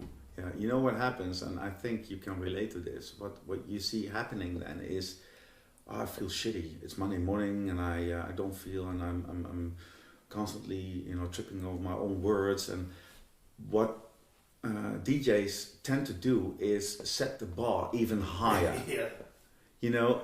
Because the bar's always there, and now that you're never gonna get there that day, but you try, and then things go really bad because you're not gonna reach it by far.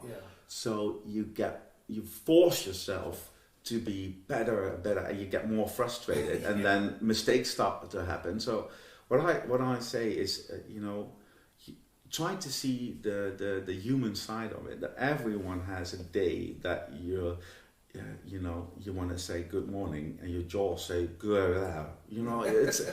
It happens to everyone. If you can let that just be like it is, or make a joke about it, or talk about it on the radio. I have great examples of a guy who did that, and then people recognize that. I have that too. And if you want to say good morning, say good.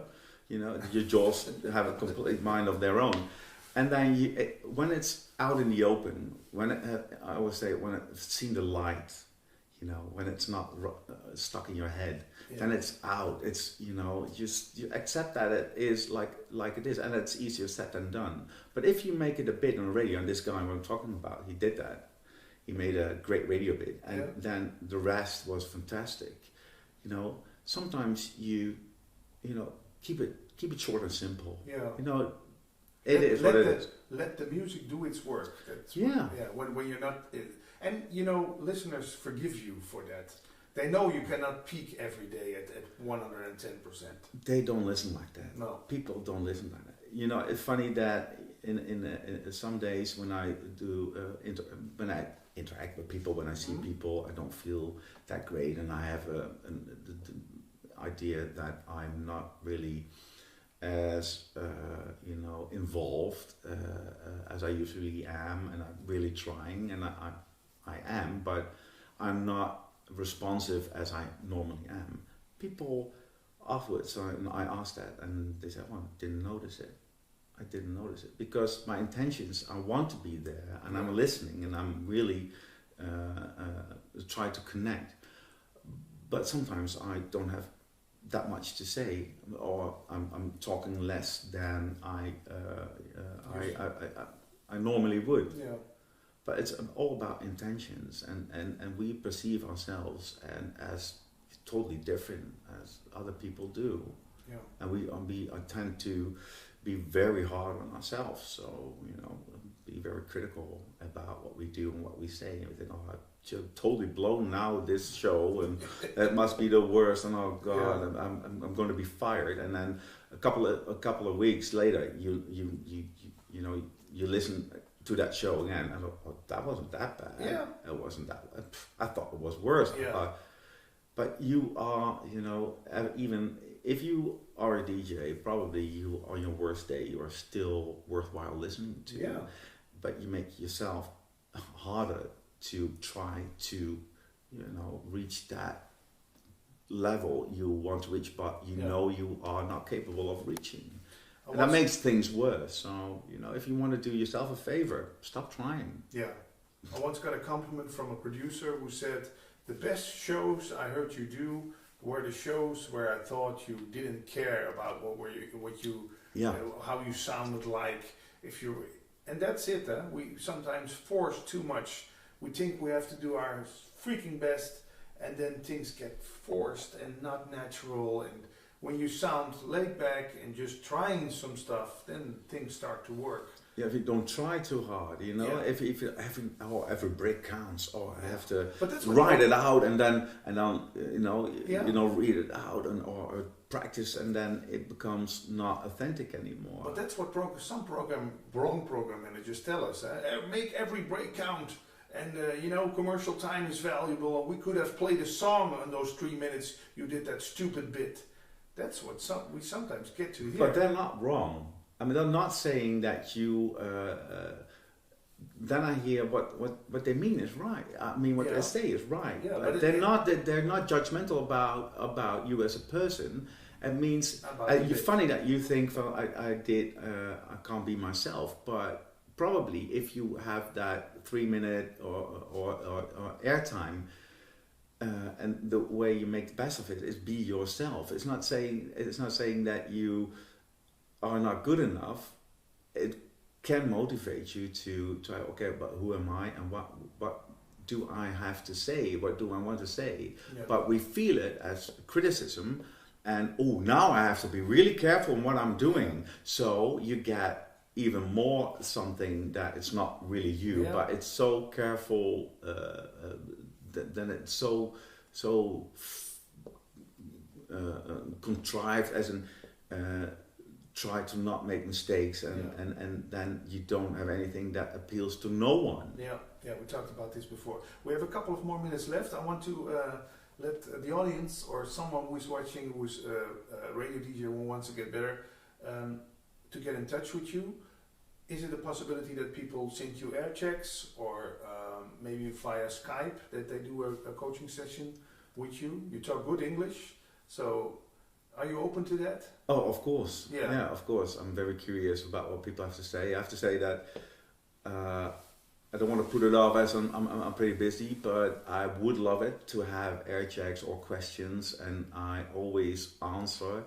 But it could be this if you don't have a reply within the hour or in a day, but I always read the mail. I listen to things, and I'm very curious about what people think. about this interview, about or the experience of people or new concepts. I'm always curious about how they how they relate to this, or maybe have some new insights, or just please do. I mean, go to my website www.erwinpeters.nl. We're going to put this underneath the interview. Thanks again for this nice talk. For our Dutch audience, there's also a talk in Dutch we did some time ago. It's also can be found on YouTube, and on your website there's some interesting stuff also. Yeah, and it's funny if you listen to that. Maybe we should put subtitles in there. But it's funny because the things we didn't discuss that much radio things. Yeah. But in essence, it has the same ground values as what we discussed here. Yeah. It's all about the same. It's about being human and be yourself. Then you are the most interesting you can get. Yeah. Thanks again, Erwin. You're welcome. Good luck with your work as a DJ and radio coach. Thank you very much.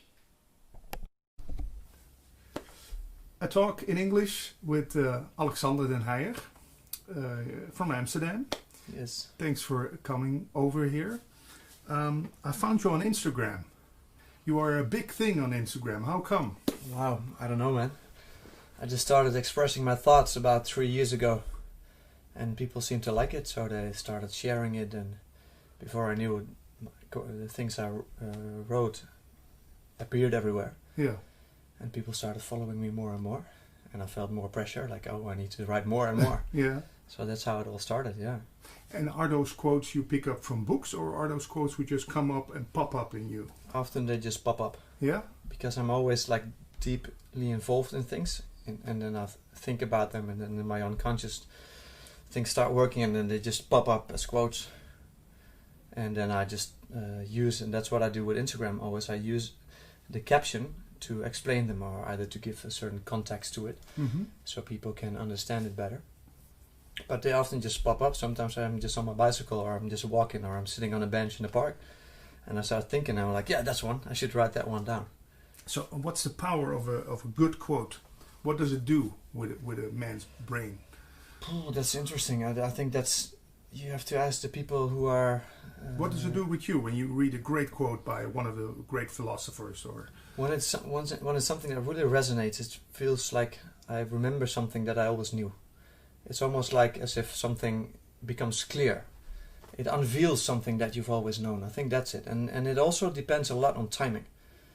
Because often the time a quote really hits me when it comes at the exact right timing. I'm just in a transformation, or something happens, and then boom, there it is. Like, this is the right timing. So then the timing and the words, the meaning of the words together kind of can be mind-blowing in a way. Yeah. So it's really interesting. It's just words, and to see what it does to people, it's very interesting. Could you say that a quote that you wrote a year ago doesn't have that much value then anymore for you, because it's past, it's gone, it's not the right moment anymore? Well, sometimes I can, when my insights become better and I start seeing things more clearly, I think I do a lot. I see my quotes from like 2 or 3 years ago, and like, oh my God, did I really think that? It's not necessarily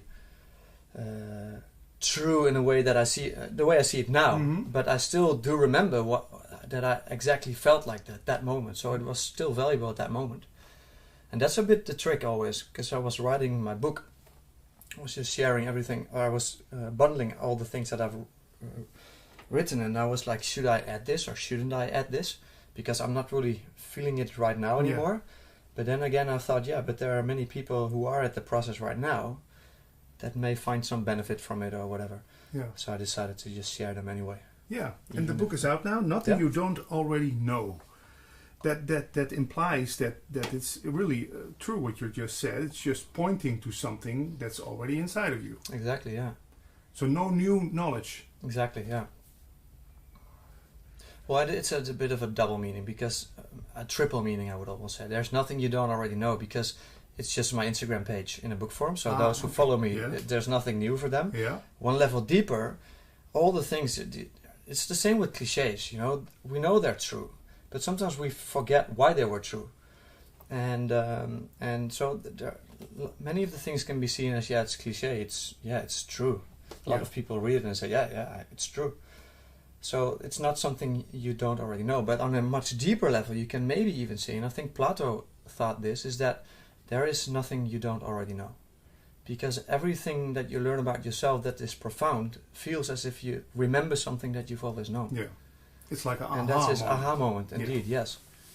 And then the Buddhists think, that's because you've lived many lives before, so all the experiences you've already experienced in lives before, so that's their way of conceptualizing it. And but I don't know how to conceptualize it myself. I just know the experience of finding something that feels like rather than unveiling something, it's as if you unveil something rather than you find something new. Yeah. So that's why I use that title. Yeah. Let's get to know the person Alexander Den Heijer a little bit more for people who are interested in you. How was your childhood? How was Alexander at age of 5? Ooh, that's a very long time ago. 28 years ago. I think I was this kid that always wanted to understand things. So I was this kid that always asked people like why. Very annoying, I would say, until the internet was there, so I could then ask Google instead of people. So there I was less annoying. Okay. But anyway, I had this weird connection with reality because I was a very dreamy kid. I could spend weekends playing with Lego and create my own world. But at the same time, I was also really, let's say, a popular kid who had lots of friends. So I was also really well connected. But there was always this split between my inner world and the reality, let's say. And the reality, a lot of things that I just had to do. I had to go to school. I had to find a job. All these things I wasn't really interested in. And I was really interested in understanding myself, the psyche and the inner world. But I never thought that you could study in that field as well. Because then I thought, then I study psychology, so I have to become a psychologist. But I don't want to become a psychologist, so I didn't study psychology. That was my way of thinking at the moment. And I remember that, I just did some studies that were not really interesting to me, but just because I had to do them. And I think that's really what characterizes me as a kid. This two separate worlds. Of the inner world, the way I thought and my dreams, and then the outer world. Like all these weird things that I should do. And then when I became like 25, 26, those worlds met and they become one. And then I started flourishing again in a way. But yeah, as a child I also had because I was so dreamy, I always had a lot of depressions as well. Quite some strong depressions. And I think that also gave me a certain depth to understand my own pain and my own suffering a lot. Gave me also a better understanding of myself and other people's suffering. And I think that's also very valuable for what I do now. So no big event in your youth that triggered that depression? No, father that really deceased? Big. Or No. Yeah, just like every normal kid, there are always events, things you don't like. But there was a lot of confusion, if I understand you right, or not? Yeah, there was quite some confusion in a way that I was always... Well, let's say I used to be very easily depressed when I was young, until I found out that all these depressions had one thing in common. I always wanted life to be different than what it was. And until I learned that, life is just what it is. It's my thoughts or my way of wanting the world to be. That's wrong. And then I started working on myself. And that was like 2 years ago that I really got that understanding. And then I started taking responsibility and kind of, take back all the responsibility for my own life that I've lost somewhere. And then, take your place in the world. So you were blaming the system, the school? Blaming, yeah. I was like that. I think a lot of young kids are like that. If you look at the world right now, a lot of people are protesting against capitalism. They're protesting against everything that you can protest about. But and I used to be like that as well. I had also this like resentment a little bit in a way until I realized. Because sometimes I really felt like, oh my God, I'm in hell. But then I realized, no, hell is in me. And then I started working. And the funny thing is when you start realizing that you are responsible and not anyone else for the way you feel, then you can take back this responsibility. But at the same time, you can also kind of grow from the inside out and then you can be happy in a way, even if the world around you is not as happy. Yeah. Sounds like a very mature way of seeing things. I think definitely. I think I'm 33, so it's probably just maturing in a way, you know. And puberty is gone. Yeah, it's like this. It's almost like the Lion King, you know. You're like Simba, that's with Timon and Pumbaa. Mm-hmm. Just no worry, be happy. What is it? Hakuna Matata. Yeah. Don't take any responsibility. Just be happy, and you know. And then you go. Simba becomes mature when he realizes he is the king and needs to save the kingdom. And that's where he becomes mature. It's where he takes responsibility. And I think most of it is just that, in a way. Did you ever get a diagnosis in your childhood? Let's say you have those terms like HSP in Holland. If you are highly sensitive, highly intelligent, ADHD, anything people thought you could have? Yeah, they thought many things. And I did a lot of tests. Yeah. But no, nothing really stood out. No. At HSP, I did some tests, and it was like, you do 40 questions, and then if you ask 20, or you answer 20 with yes, you're highly sensitive, and I think I answered 39 with yes, so probably I'm highly sensitive. But at the same time, what does that mean, you know? Yeah. People know you from your great quotes on Instagram and Facebook and so on. I got some quotes. If you like it, we could take some quotes. Yeah, definitely. Let's go. Good, and reflect on that. First one I read in the category Leadership and Business.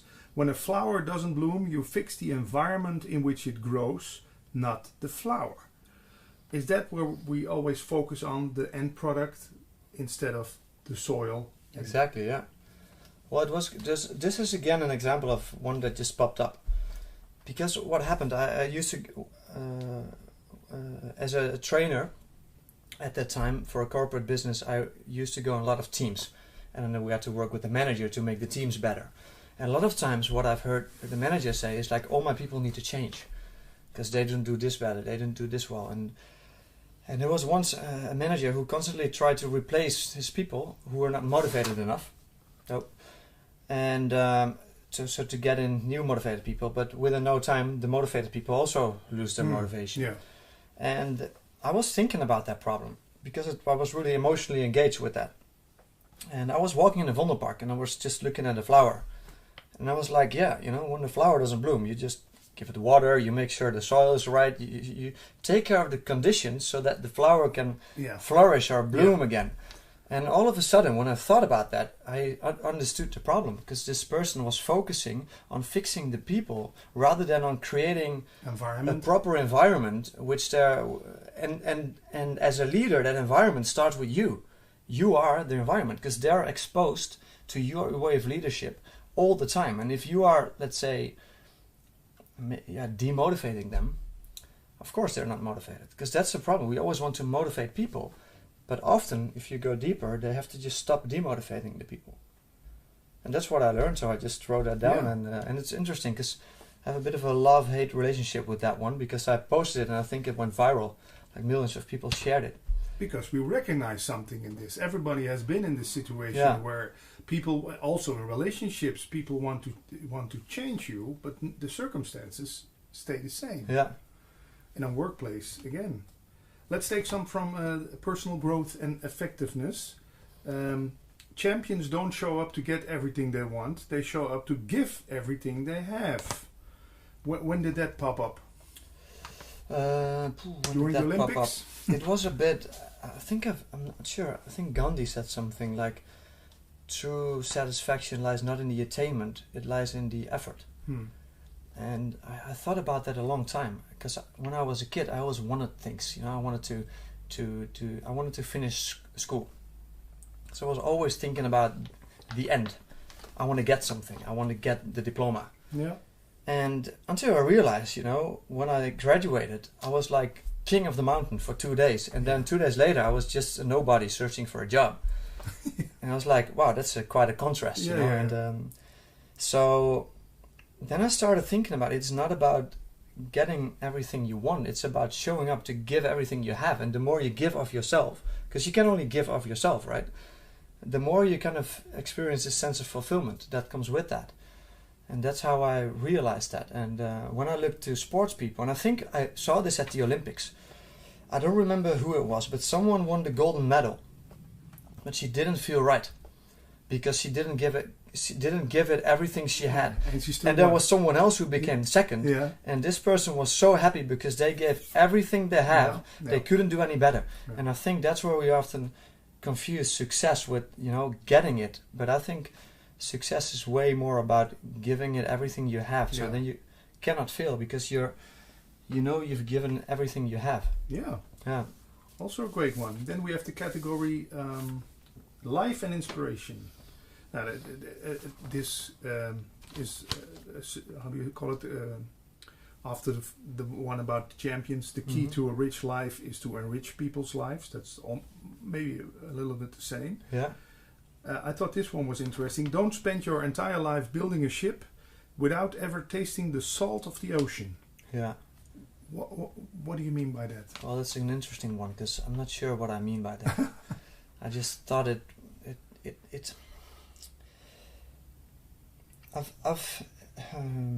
I know. I was thinking about protection. What do you think about it when you read it? Protection. I was thinking I can protect myself of everything. I build a great ship that I will never go into the water. But then I stay wondering all my life, what would it be?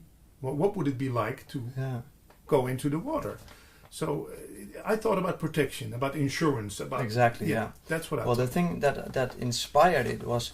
Because often I meet people and I speak to people and then I reflect on it, and sometimes I just feel something but I can't put it in words, and then it ends up in a metaphor or a quote. But with this one, what happened is I met someone and I recognized a part of myself in this, because this person was constantly focusing on, I need to have a house, I need to have a job, I need to have all the things so I can finally live. But he always put, let's say, he postponed living to a future ideal. Yeah. And when he had the house, he was like, no, but I really need this so I can be safe or I can feel right. And this quote kind of came out of that, thinking about that. There's something, you can try to find this protection your entire life, or you can search to how do you say that? To create the right conditions so that you may live, but maybe you never live. Yeah. If you constantly strive to have the perfect conditions. And that's a bit what I try to say with that. But people interpret it in their own ways, and that's fine, And that's nice about it. Could you also say it's the same like people who go on a vacation?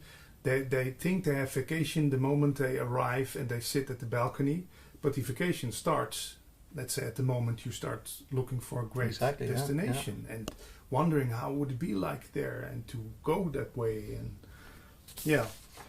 okay, let's take one more. Right. Fight against what you hate and you will perish. Fight for what you love and you will flourish. Yeah, that's interesting. I used to be this fighter. I was always against things. And then I realized that it only makes me angry, resentful, bitter. And then I suffer from it. I start withering like a dead flower, you know? Because what happens if you fight against something, because you're really angry at something, all you do is you make the other thing stronger. It's the same with... It's the same with fitness. I go to the gym, I train my biceps. What I actually do, I fight against it until it breaks. So what does it do the next day or 2 days later? It becomes stronger. So that's what I see a lot. And I think, but I'm not sure, I read this story about the USA. Like years ago, they had a lot of coyotes. And they started fighting against the coyotes because the coyotes could kill the babies. They didn't want that, so they started fighting against the coyotes, killing them or with traps and poisoning them. But what happened is these coyotes learned to cooperate better together, and they became smarter and bigger and stronger. So there was once a time there were in 3 states there were coyotes, and then later on they were in like almost all the states. And that's what happens if you fight against something. You're the one who perishes. You're kind of fighting against something. So then I always ask people, but what are you for? If you're fighting for something, what do you want? Because it's very easy to destroy things in a way, but it's way more difficult to build something that you love and to maintain it. Yeah. What you resist and that's kind of, persists, I once read somewhere. That's what Carl Jung said. That's really true, man. I really experienced that many times in my life. Yeah, definitely. And let's translate it to people who have cancer. You always say the fight against cancer. But you could say, why not make it like a march for healthiness? Or, exactly, yeah. Yeah, it's always against something. Yeah. Well, I have a friend who is very depressed, and for about like 20 years already. And we were in a library the other day, last week, and I asked him, like, he was looking at books, and I was just reading a book, and it was this calmness, and all of a sudden it was about embracing the things you hate, and it just popped up. I said, "Are you able to embrace or to love your depression?" Yeah, Byron Katie says it. And he was like, Yeah. And he didn't answer, but I just saw him thinking. I was like, yeah. And then I reflected on myself. You know, can I love the things that I usually hate in myself? Yeah. Because then you kind of give up the fight. Yeah. Don't get rid of things. Replace them then? Or let's say I'm always complaining about all those airplanes who come over here to Schiphol. Yeah. What's the right way to look at that? Some spiritual teachers tell me, well, you just have to be with the noise. Just, go to the irritation, because the noise is not the problem, it's the irritation. Yeah. It's that what you said, you want something else that isn't there. Yeah. Because that's the thing. There are only two problems. Every problem you will ever have in your life, you can categorize them in two problems. There's either something you don't want, or you want something that isn't there. So you don't want the planes, Mm-hmm. And you can say you can go to the irritation, but I think, and that's what you learn in Vipassana meditation, which I do a lot, is you have to go even deeper before the translator. Because there's, you sense something with your ears in this way. You sense like the airplane. Yeah. Then you interpret it as something that you find unpleasant, an unpleasant feeling.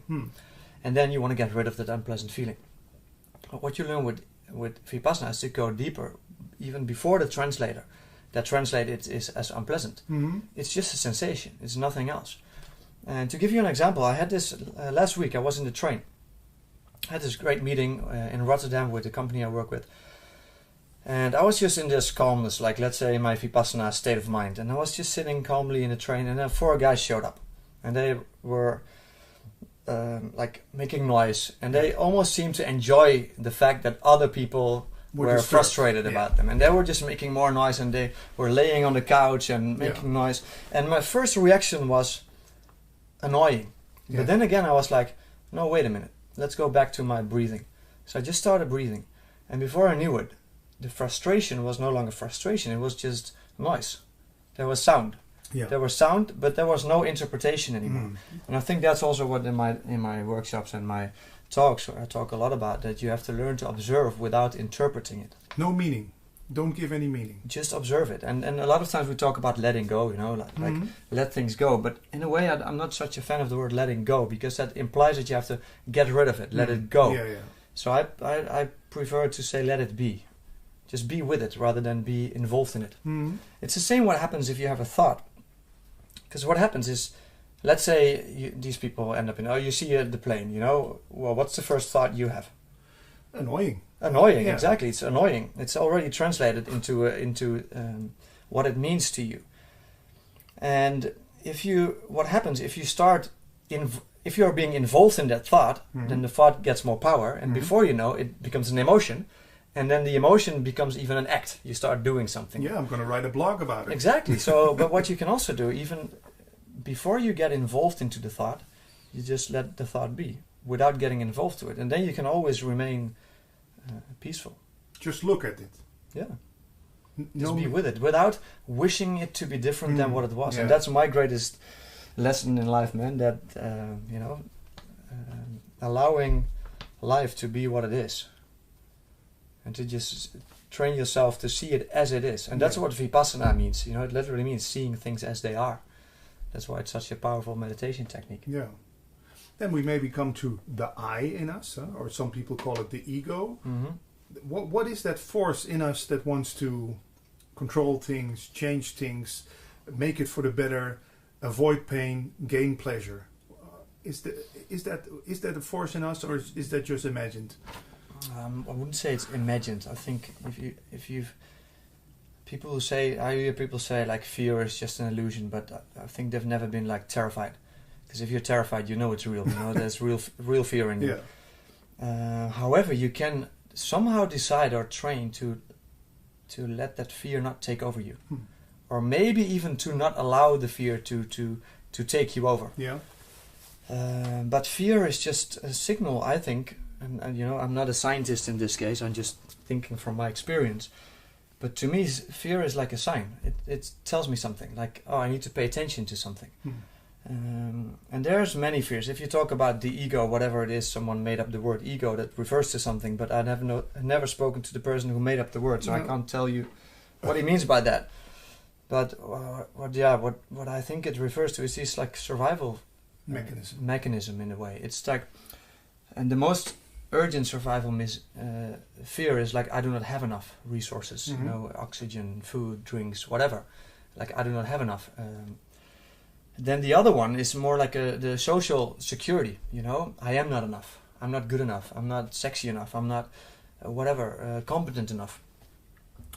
Because what it does, if you become competent, you feel a sense of security within your group. And then you're like, oh, I feel good, you know, you get a sense of serotonin, you get recognized by people, and you're more secure. So whenever I see this fear just as a signal, like, oh, there's something lacking. Yeah. But then, is there really something lacking?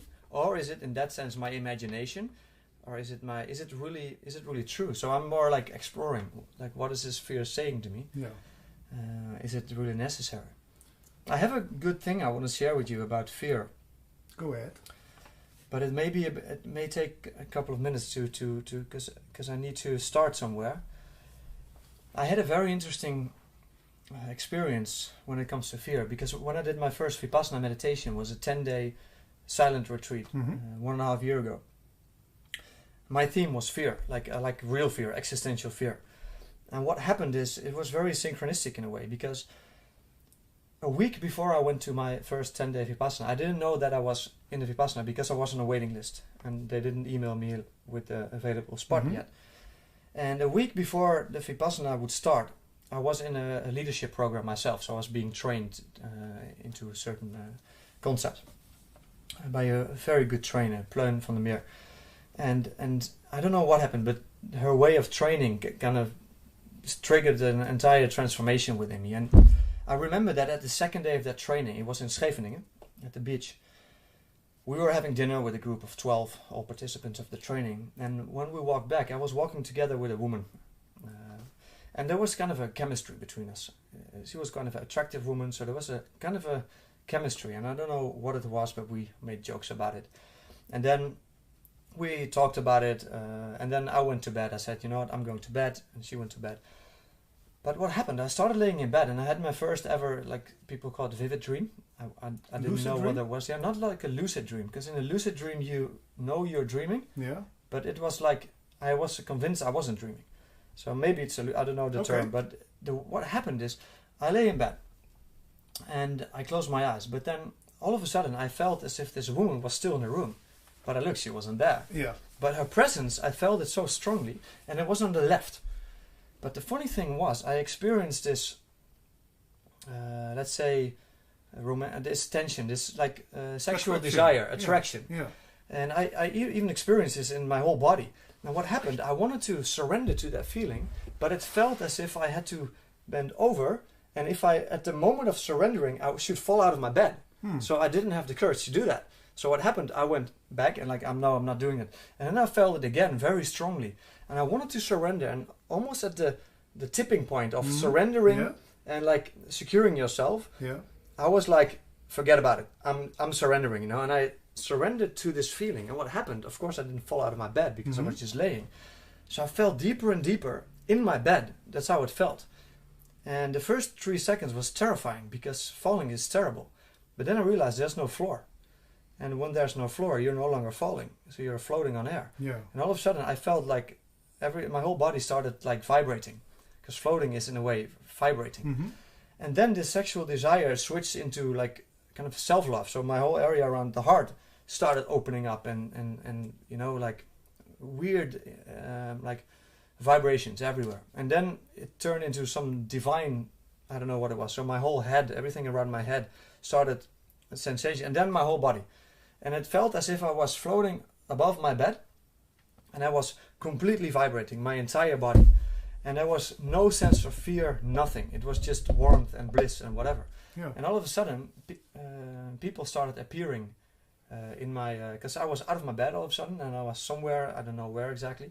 And then people started appearing in front of me. And everyone who saw me was just smiling and peaceful. And it was first like this stressed, like a businessman or whatever. And he saw me and he was calm. And then this little girl, like, I think she was about 16, she came to me and she said, "You can't be so happy because the world is stupid." And I started vibrating less. And then she got a grip on me in a way that she felt like I'm having him. So she became more angry. And all of a sudden I realized, wait a minute, I'm in control. And when I realized that, I started vibrating like 10 times harder. And this girl started shaking and smiling. And she was also like, yeah, I don't know, relaxed or whatever. And then I was back on my bed. And all of a sudden I heard all these people call me names. Carl Jung, Abraham Maslow. And I was like, I'm not Carl Jung, I'm not Abraham Maslow. And they said, yeah, look. So I went to the mirror and I saw Carl Jung. I saw Abraham Maslow. And faster I saw all these men, which I don't know the names of. And then I went back to my bed and then I woke up. And the weirdest thing was that for about 2 days I felt completely calm and relaxed, as if there was no fear. And then, you know, you go back into normal life and you start losing that experience. But the funny thing was, I was in Scheveningen. And the next day I still had this training. I was extremely calm. I went back to Amsterdam at the end of the day. I opened my laptop and I saw a mail from Vipassana, a spot available in Vipassana. I was like, hey, that's interesting. So it's probably the right time. So I went to Vipassana the next week. And what happened is during these 10 days, fear became a very big theme in my meditation. I started experiencing like massive fear. And I realized that I've always been quite afraid. And my response to fear was always avoidance. So I remember that I got, when I was a kid, about 6 or 7, you get a vaccination, you know. And I already ran away when I saw the needle? No, not the needle, but the thing they put on, like the jodium, we call it in Dutch. Yeah. But anyway, it was not yet the needle. And I was already running away, so my mother had to run after me. And all of a sudden, in this meditation, I could see all my moments. I could relive them. All the moments I felt terrified and I ran away. Yeah. I was in a fight, and when I was at school, high school, there was this kid, kind of a criminal kid. And every time he saw me, he did like this. And I was like terrified because I thought he would kill me. And he had already been in prison. I heard that from someone. So I was like, you stabbed someone? Exactly, something like that. So I was terrified. So I started avoiding places on the school. And all this came back to in my meditation. I was like, wow, there's a lot of fear still in me. But the funny thing was, I felt okay, I have to face it then. So what I did, I used to be terrified in the dark when I was a kid. So I was like, okay, first thing I do, in the morning, 4 o'clock, I go walk into the forest, and in the night I'm going to walk in the forest, on my own, no lights, nothing. So I remember the first time I walked into the forest, it was like 10 at night, it was dark, or 11, I don't know. I couldn't see anything. And it's almost like I was so aware of every noise, like really tension, you know. And then all of a sudden a guy appeared in front of me, like 2 meters. And all of a sudden, the fear that I felt, that was this existential fear. But it was just another meditator who probably had the same idea, you know. Yeah. And so what happened? Instead of running away, I just observed it. So I observed, like, oh, this is like being terrified. I had all this energy going to my hands and to my feet. Like I was ready to run away, man, but I didn't. I just kept there, and I felt my heart beating like massively. The hairs in my back stood up, and just observing it, I felt like, hey, it's going away now. And then I was somewhere further, and I heard a rabbit, probably, or something in the bushes. Boom! It was back again, but less intense. And surely but surely, you know, the fear popped up, and then but less intense, and it somehow was gone. And then what happened at day 7 or 8, I started realizing that what we were doing with meditation is working towards the same point that I've already experienced the week before in that dream. Because at day 7 or 8, I experienced the exact same thing as in my dream. All sensations all over my body, and again, no fear. And the funny thing was that I walked away. I was in the back of the room, like 100 people meditating. I was the last one. So I was always the first one to go out. So I walked out. And there was, again, it felt as if there was no me. There was just activity. And I kind of witnessed myself walking. And then there was a squirrel sitting on the path. And I saw the squirrel before because I think even at day 6 or 5, I had this fight going on in my head, you know. And then I saw 2 squirrels running after each other in the tree, and I was like, hey, they're having the same fight as I have in my head.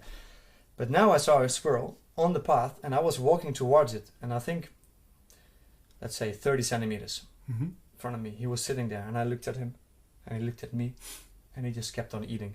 And I was like, wow, either I'm so calm, so the squirrel thinks, oh, this guy doesn't do anything. It was so weird, and I was just walking there.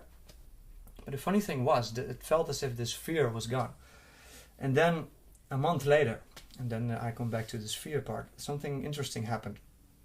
I was at a terrace with a friend of mine, 2 friends, and I heard someone screaming, like really aggressive on the streets. And my first response usually is to avoid it immediately, avoid danger or aggressive situations. But there was no fear. So this person came right after me. It was a Moroccan dude with a bottle of wine in his hand. He had a tooth, he lost a tooth or whatever. And he was just standing in front of me. He was ready to fight. He said, we're going to fight, man. And I was like, no, man, there's no fight today. There's only love today. And he was a bit like puzzled, looked at me like, what the fuck are you talking about? And then I said, I see you, man. And I don't know, but I heard myself say the word maktub.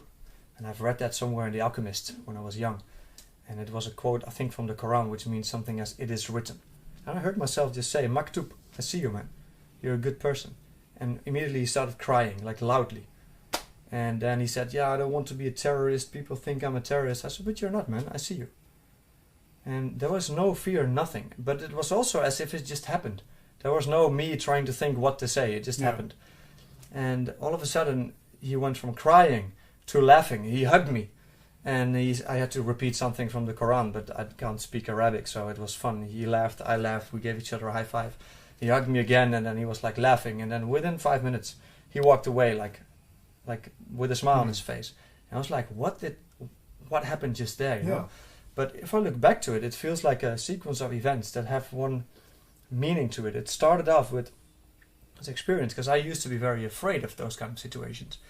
And in that situations, in that kind of moment, there was absolutely no fear. And because there was no fear, there was connection. Yeah. I was fully connected to this person, and he probably felt that as well. And that's something, I don't know what happened, but ever since, I'm way less afraid in these kind of situations. Yeah. I think that's facing fear. So to come back, it's a long story, but to come back on fear, yeah. Is there a quote fear about can fear? be real. I know this talk. The only thing we have to fear is fear itself. Yeah, I think because what happens, it's not that there's no fear, but there was tension in that moment. There was tension, and that tension made me fully focus on that moment. Yeah. But then when the fear kicks in, it can kind of get you out of the concentration. Yeah. So that's what I mean with you have to keep paying attention, and then fear kind of stays away. Maybe that's how I felt it. Yeah. Okay, let's look what I wrote down. We have some 10 more minutes left. Yeah. You're also name yourself as a purposologist. Yeah.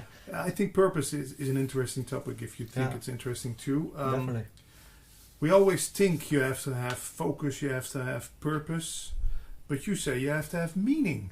Yeah. Is that the right way of translation? Can't stand a meaningless life.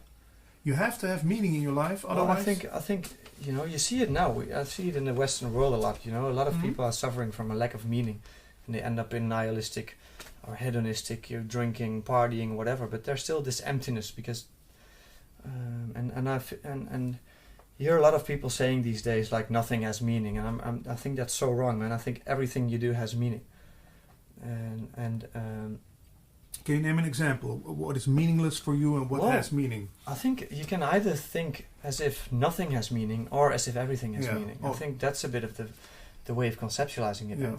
And why I use the word purpose, because I was often hired by organizations to talk about purpose, purpose-driven leadership. I also help organizations write or articulate their purpose. And because people need a sense of purpose, they need something to aim for.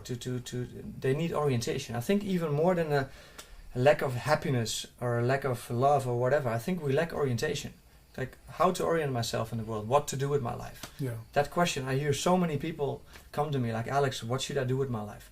And once you kind of experience like what that is, then that struggle kind of disappears, and you can't put it in words. It's impossible because it's beyond words. You just do something, you experience like this is something. This is something, and I really had that one about 7 years ago when I did my first training. I was asked by my manager at the time, like, do you want to give a training to like a small group of people about what should they do with their lives? Like it was a bit personal branding and stuff, and I never did the training.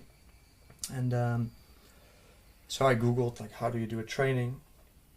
And what happened is I had a girl in that training, and she didn't know what study to do. It was either HRM or marketing. She doubted between them.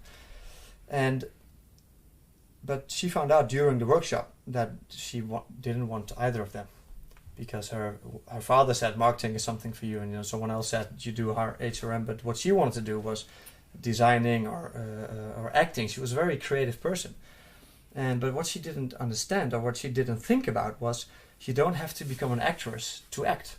You can also go do acting classes for the sake of acting itself, rather than to become an actor. Yeah. And that made her cry. She started crying instantly, and I was like, why are you crying? I thought I'd do something wrong my first training. And she told me that she had this insight that she never had before. And I was like, that's good, isn't it? Yeah, that's why I'm crying. Oh. So she even gave me a hug after the training, and I was like, oh, that's funny. And so I lost sight of her. So what happened? After 5 or 6 months, I don't know exactly, I started doing acting classes. So I registered for an acting class, and I went there, and she was there. And I said, wow, that's fun to see you here. And she said, yeah, well, actually, because of that workshop, things have changed for me, and I registered for the Rietveld Academy, which is a design institute or for studies. Yeah. And she said, I'm just going to do acting for the sake of acting because I really enjoy it. So I want to thank you for what you did to me, because it was eye-opening. And that was, I think, first time in years that I experienced something like, wow.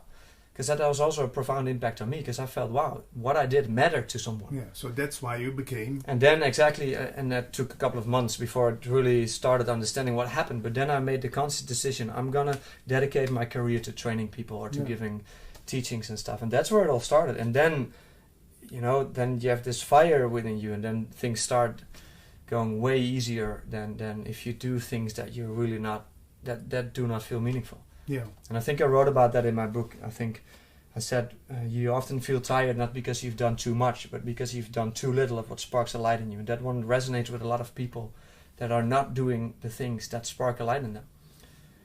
So could we translate it as, it's not about becoming, but it's about being? Well, that's interesting, difficult, because it depends what you mean with becoming, and with maybe there is only such thing as a constant becoming. Okay, you turn it around. I don't know. Maybe there's becoming and being, but that's.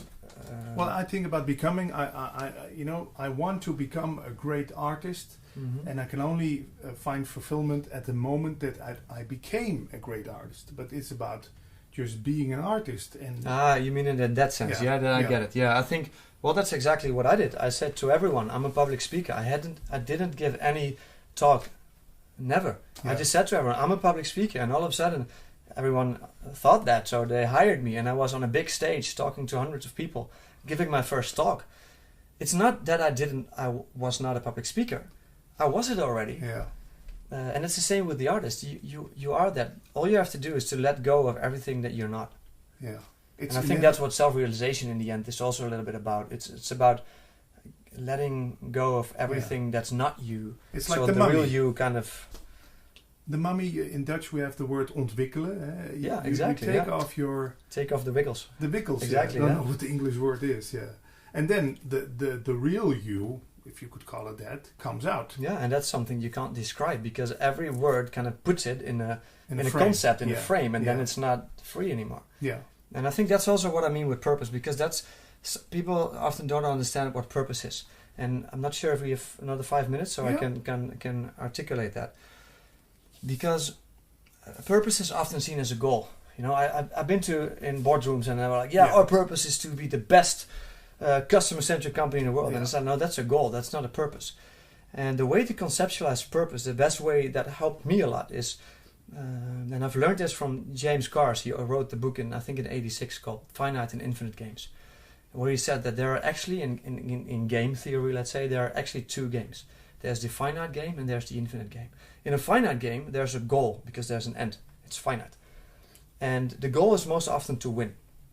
And to make sure that the goal is the game is finite, you need set rules that are agreed upon up front. So you can't go to the referee at football after 90 minutes and say, come on man, give me 5 more minutes, then I can win. Yeah. No, it's agreed upon up front, fixed rules. And that's a finite game, and it's played to win. But there's also an infinite game. And an infinite game doesn't have a goal because there's no end. But it does have a purpose, and the purpose of an infinite game is to continue the play. And therefore an infinite game has flexible rules because the rules only exist to keep the game in play. And that's what it is with an infinite game. The fun is in the play and not in the attainment. And I think that's what purpose is. Purpose is not something you want to achieve. It's something you keep on doing. It gets you out of bed. It's an expression of the infinite thing. And that's why all the great purpose statements of organizations are expressions of the infinite. And Google, for example, has to organize the world's information and make it universally accessible and useful. That's no goal because there's no end. There's always new information. Yeah. It keeps the game in play. And now I ask people, what is life? Is it a finite or an infinite game? And then you have these people who say, it's a finite game because we all die. And then someone else says, yeah, but, the story's not about you. Life continues. So are we just finite players within an infinite game?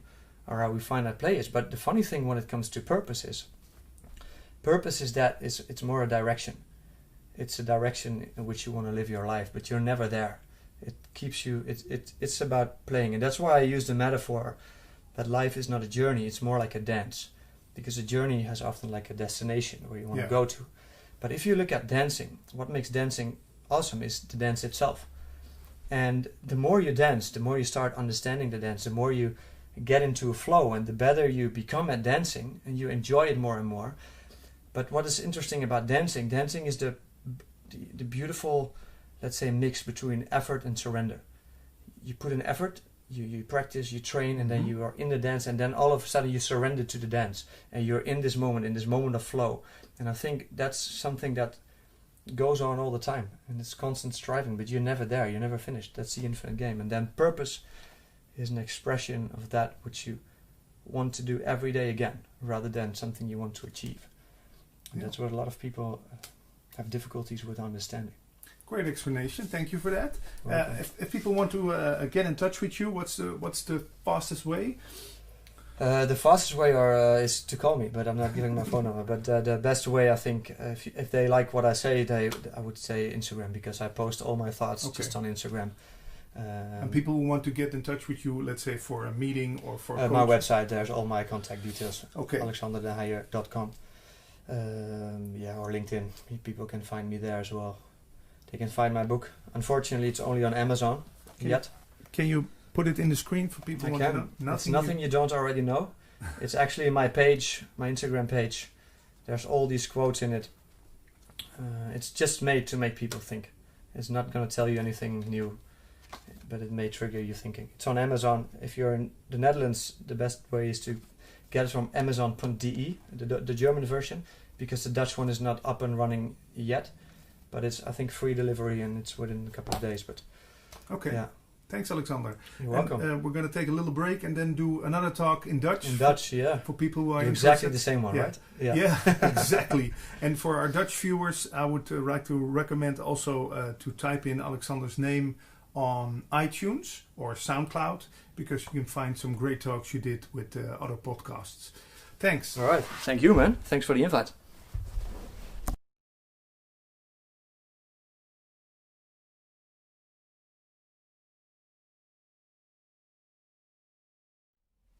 Sitting here in Gemert on a Friday evening with Janneke Geurts.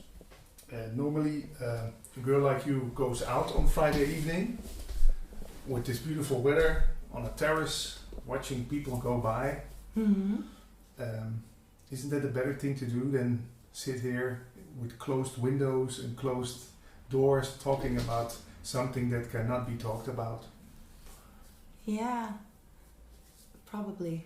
Yeah. Yeah. You kind of forced me. Pushed you. So no, I came with the camera, so we're going to do the interview. Yeah, I changed my mind about the interview this afternoon, but let's give it a try. We'll give it a try. Yeah, because we did a very nice talk in Dutch. People reacted to it positively, and it also had a lot of views in 2 weeks or so. It almost 1,000 views.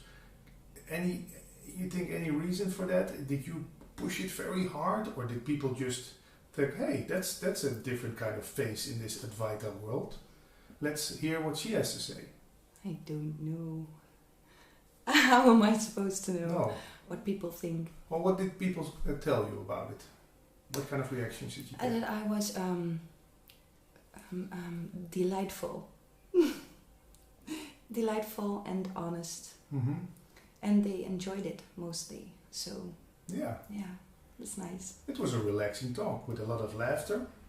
Yeah. A certain kind of atmosphere. So maybe it's not about the words then. Yeah. That's a nice conclusion. Yeah. Yeah. I don't know. I think people generally love to laugh, to feel light. So maybe it was light. It wasn't that heavy. Yeah. It's not that serious. It isn't that serious. Life isn't that serious. We make it so sometimes. Mm-hmm. And I guess there's a reason for everything we do. What's the reason we make life so heavy? I think it's confusion. I think it's sometimes I have to search for the right words. Because we all believe in the stories. Because we all live in the stories. We all live in past and future all the time. That's what makes it serious and complex. Yeah. And our parents believed it, and their parents believed it, so we all learn to believe it. Believe what our mind tells us? Yeah. Yeah. Memories. Memories and expectations and dreams and goals and we are conditioned to strive for happiness, to strive for safety and success and health. And yeah. And can that be found in the world, happiness? No? Nah, depends what you call happiness. So what's happiness to you? Feeling good and cheerful and just like you were in the Dutch interview. Just, a lightness about things. Yeah. So generally feel light about things. That's happiness. For me, it doesn't have to have any reason. Yeah. Well, you just asked. The question was, is it found in the world? Yeah. Yeah. I don't think so, because, well, not for me. Let's just keep it with me. If you find happiness in the partner in love, it can. It's also scary because it can go away, and it's outside of you, so it's always moving, and that's scary. And it's with everything in this world is always moving and always changing. So if you want to have something to make you happy, that's not possible in this world. Did you try to find it in the world, as everybody does? Yeah. What did you think would make you happy from the world? A man and marriage and children. I believed that for a long time. Then a success, money. Yeah. Freedom, financial freedom. Yeah. Not having to do anything, and being able to do anything I want. Yeah. Have you tried it out? Was that possible? Oh, no, because I didn't win the lottery. No, yeah. But I examined it, researched it. Is that a good word? Mm-hmm. And it's a state of mind. Freedom is much more a state of mind than circumstance. So you could be very wealthy and feel trapped and scared and unhappy. Mm-hmm. So I think I said it in the Dutch interview also, but for people who don't understand our language, people could say who are watching this, well, but you have gotten it all. You've got the looks, you live in a wealthy country, you have a good voice, you can sing, yeah, you have a nice smile, so everything works out for you. yeah. Were you just lucky, or is that also possible for a girl with the same age as you, but twice as heavy, or not with long hair, or with illness? Possible to feel happy. Yeah, to find that same state of happiness, not having to do anything with circumstances. Yeah, definitely. Because I'm not gonna talk about family or friends, because that's their life. I can't. Mm-hmm. But there is suffering around me, and I see people suffer. I love very much, and I had to learn and unlearn a lot to be able to be free and happy apart from circumstance. Mm. So it's not like my life is wonderful and that's why I'm happy. And I grew up believing I was very, very ugly also. So again, state of mind. Mm-hmm. Yeah. I think it's possible for anybody, because it's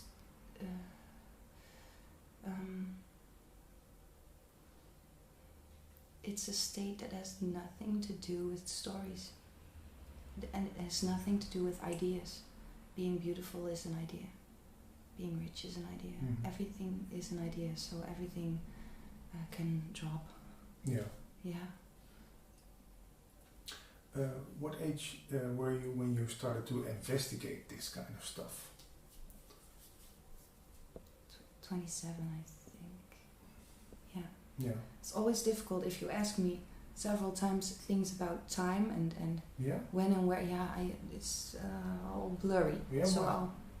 You don't live according to time? I just live. I don't Yeah. know, but I'm not good with Yeah. periods of time. And sometimes I find out I have something. I remember something wrong. It's like a memory, and I always thought I was 6, and then my sister told me, "No, you were 12." Oh. Yeah. Oh. So stuff Yeah. like that. It's just Yeah. all messed up. I don't know. Yeah. So you're not someone who lives for the weekend. No. On Thursday you think, Oh my God, no. Oh, nice, it will be Friday. Or No. on Sunday you think, oh, tomorrow it's Monday again.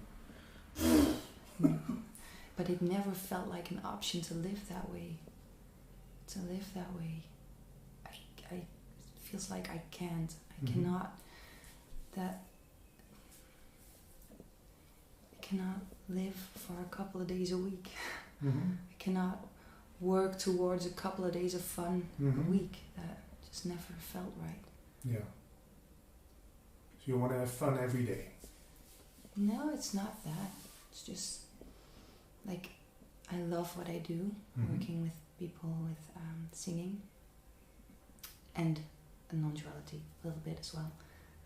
I love doing that, and I love doing fun stuff, and I love sleeping in, and I love the things I do. I don't know. If you tell me you have to go work in a I don't know, someplace I don't belong, Yeah. I'd be so unhappy. I'd go crazy, I think. Yeah. It's not an option. I don't know. Yeah. Even if it would mean financial wealth or Yeah. freedom. Yeah. Yeah. I don't know. So. Yeah. And you give singing lessons to people? Yeah. You sing yourself on stage? How does that work with a human voice?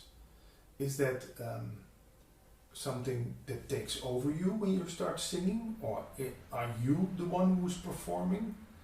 How does that work? Does the music get you, just like when you're on a dance floor, the music gets you and you get into the music? Yeah, I like that question. When people had an amazing performance and they say I was really into it, I was in flow, you know, so that's when the feeling of a separate self is gone. And actually I think almost all of my performances are almost completely gone right afterwards. Just it's that I'm gone. I'm gone. Yeah. And when do you come back? When the applause starts, or when you're off stage, or? No, I just know I don't really remember the performance. It's strange, right? And then there are flashes of thoughts that came up. Like, oh, look at, he's so sweet. There was this guy in a wheelchair and he was cheering and I was really in love with the guy. So there are flashes of memories and the rest is gone. I don't know when I remember again. Yeah. And when you're performing, how do you feel? Yeah. That's gone. Yeah? Yeah. Yeah, if I'm into it, I'm gone. I've had performances acoustic with people standing right in front of me and being so intimidated. Yeah. And that I was constantly in my mind, like, chill, it's okay, it's fine, you can do this, you know? I don't even know your question anymore. Well, we're talking about singing and how that works out, and if you're still there as a person, or the person drops off. So it varies. Yeah. Yeah. Sometimes you become self-aware. Yeah. And does that influence? Sucks. Yeah. Yeah. It influences the singing in a bad way. I think so. I'm not really sure, but I think so, because you start thinking about it, and singing freely. I think is the most beautiful. Singing freely. And when you start thinking about it, or you cramp up because of fear, or I don't know. It's just Yeah. And have you ever auditioned for a show like The Voice of Holland or Idols? I did once, X Factor, but I was too scared back then. And they saw it. They saw that you were too scared. Yeah, they advised me to not pursue this. Yeah. And thinking afterwards or backwards, are you in regret of that? You think, man, I blew my chance on becoming more famous as a singer, or that doesn't make any difference? No, I don't know if I'd like to be famous. I don't know. How can I know? I don't know what it means. Reach more people. Enjoy it. Yeah, I love that though. I love to reach a lot of people and encourage self-love and stuff like that. And I'd also love to do a lot of volunteer work because I have the means or something like that. I'm so blank. What did you ask me? If you ever auditioned for The Voice of Holland, it was X Factor. Oh yeah. And you were too scared back then. Yeah. Too self-aware. Yeah. Well, confident. I had a lot of trauma to cope with. Yeah. So I couldn't have done it any differently. And I'm glad I feel blessed they protected me. Yeah. Yeah, because that would have been hell to be in that competition. My God. I always challenged myself with my fears. And that also was a challenge. I was very aware. I was very scared. And then they protected me, and I think that was a good thing. Yeah. And why not now? Why not now make a little recording and go to the media city of Holland and present yourself? Yeah. I don't know. Maybe I will. Yeah. Maybe I will. It's not a no. Yeah. But it hasn't happened yet. Yeah. That's a thing we talk about often, also my friend Paul and I. Things happen by itself. And then the critics of Advaita say, well, but still stuff has to be done. You could become like a very dull person who thinks, well, I'm just going to sit on the couch and wait till people call me. I'm not going to do any initiative. Have you been in that trap, or have you passed that, or? I don't know if I've been passive because I believed someone will knock on my door, and I don't know. Don't think so. I've always been very busy. But I've read some articles about free will and why there have been some tests about that, and people who believe they have free will respond better. What's the word? Say it in Dutch. I don't even know it in Dutch. Oh. They accomplish more. Yeah. Yeah, believing there's free will. Okay. Yeah. There's a study that shows that. Yeah. Okay. I've read some articles about that. So it's in some way it's important for people to believe they have free will, but I don't know. My golden rule is whatever works for whoever, and I think for me the most important thing about seeing there isn't free will is the innocence of people, which gives such a feeling of love, and then experiencing the freedom of choice is also very lovely. It doesn't have, you don't have to get rid of it, because it's nice to wake up and feel like you have a choice. Yeah. You have a choice. I choose my story today. I choose a positive story today. I choose to take good care of myself today. Yeah. And when you don't take good care of yourself, so it's like the perfect perfect way to live. When you don't take good care of yourself and you mess up everything, you can be very kind to yourself and say, oh well, couldn't help it. Yeah. Today not my best day as a body. Yeah. I don't know, maybe that sounds kind of insane, but it's very loving, and I know it works for me. Loving toward yourself. Yeah. To forgive yourself the instant you mess up. Yeah. And forgive people around you the instant they mess up. And then get back in stories and make choices again, because that's the way you perceive it. That's the way you experience it. Yeah. And talking about the body, in Advaita there are numerous people who say you are not the body. You are that which observes the body. You are that which perceives the body. How's that for you as a young woman with a body and with maybe wanting to have children or wanting to whatever?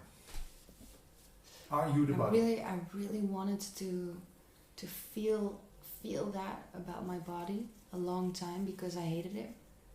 So I really wanted to get rid of the identification with the body. Why did you hate it? It's just, I don't know, state of mind. It's growing up believing you're worthless and projecting it onto everything.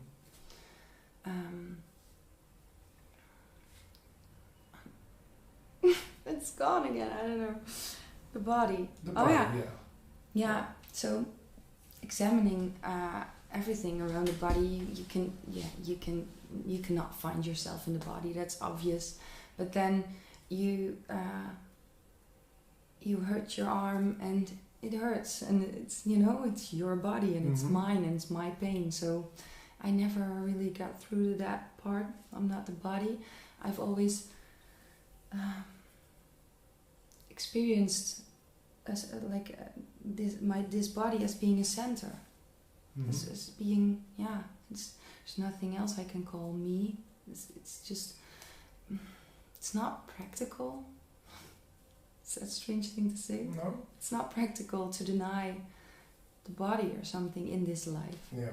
And I'm all for myself. I just wanted to have fun here and not be that afraid. It's okay to be afraid sometimes, but not be really afraid and traumatized, and to be able to do fun stuff here and do what I love to do and love people and inspire and do whatever it is that feels good. So I'm not the body. I don't know. There's still, you need the body to have fun, maybe. Yeah, and what's the point? What's the point in that realization? Or I don't know. It didn't really do anything for me. It's. Well, maybe let's turn it otherwise.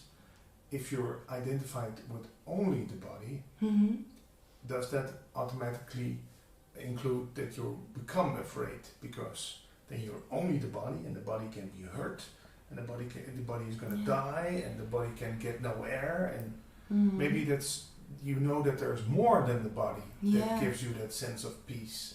Yeah, well, I'm not that sharp today. Now you mention it like that, I realize I'm not really identified. I'm not afraid to die. I'm not looking forward to die. This body, you know, it's not really an issue. It's not. Yeah. Yeah, that implies that you're not that identified with the body. You know, there's more. Yeah. Yeah. Maybe. I guess. Yeah. I don't know. It's. I will never experience death. How could I? I'd be dead. I don't know what it is. Yeah. So not afraid of death. Is there not anything that you are afraid of? Getting hit by a bus, getting a big scar on your forehead, gaining 40 kilograms. Is there anything you're afraid of? Yeah, you can think of things. You can think of horrible scenarios and then say, I'm afraid of that. Yeah. That's stories, you know? Because I went there with my mind, just because I'm curious, and I went to horrible scenarios, and there was a time in my life when I wanted to eliminate all fears by examining everything I could think of. And the conclusion was, when something like that, something terrible like that happens, it would be now. And now, everything is okay, except for maybe scary stories. Yeah. So if I get that scar, it would be then and there, and I would be fine, except for maybe the scary stories. And I don't know, they don't really stick. Not for long. Sometimes a little longer, but not for long. So, I don't know. Maybe that's because you don't see yourself as a story anymore. Because story adds to story. If you think you are Janneke, only Janneke who has to become successful, then other stories can cling on to it like a snowball that gets bigger and bigger and bigger. Yeah, it's realizing, I don't know, to my core or something. I don't know, it's so hard to explain. I feel like I'm making no sense at all. That I don't know anything. I do not know. I do not know what will make me happy or unhappy. I don't know. I really don't know. So it's fine right now. I know this. I know I'm safe on a chair. Yeah. I'm a little warm. A little thirsty. I'm good. Yeah. The rest is just, I don't know. Yeah, that's the conclusion. I don't know. Can you name some teachers you read and used? Like, what was that, Byron Katie or Eckhart Tolle, or what did help? What brought you the first glimpse of this? First glimpse was my first Sony, of course. My first Sony. Yeah. Eckhart Tolle. Yeah. Yeah, just like me. Years ago, and it didn't create a huge shift or something, but I read The Power of Now, and I had love heartache. Yeah, you were heartbroken. Heartbroken, And then I read, if you focus on your breath and something like that, then it's not that important, the story. I don't know, something like that. I don't know. And I was laying on bed and I was dying inside. I was very dramatic. And I went to my breath, and then everything went calm and I was okay. And I remember dancing in my room because I discovered something for me. Like, I really believed before that I needed him to feel okay again. And then that was the first time I realized I could be okay, and I don't have him. So I was thrilled. Yeah. And then the book became my Bible until it drove me crazy because I wasn't capable of being present all the time. So I threw it out, and then years went by before I was 27. It was horrible. I couldn't be present all the time, so then I hated the book. Yeah. And then at age 27, did you pick up that book again? No? No, I just, I got burned out for the second time. I felt like I was damaged beyond repair because of my all the trauma and the childhood. And then I ran into a coach who examined convictions, and that's when my life started turning upside down. Literally everything upside down. Yeah. And that was he worked from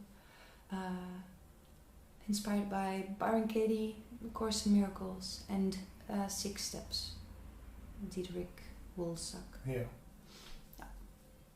Great stuff. Yeah, and it really gave you back your inner smile. Yeah. You can tell it like that. Yeah. How many years ago is that now? You're so hung up on the years. 4 years, I think. Yeah. But I was very fanatic because when I found out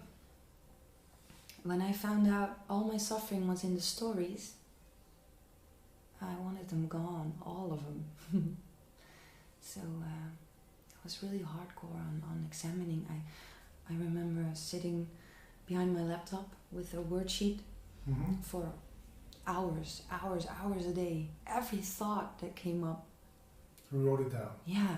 And then I made a sport out of it to find the things I believed most intensely, to discover what I believed most intensely, so intensely that it didn't even come to mind to examine it. So normal that was to me. I wanted to examine those. I don't know. And can you name an example? What was a very hard conviction in you? I have to dig deep. I am not beautiful.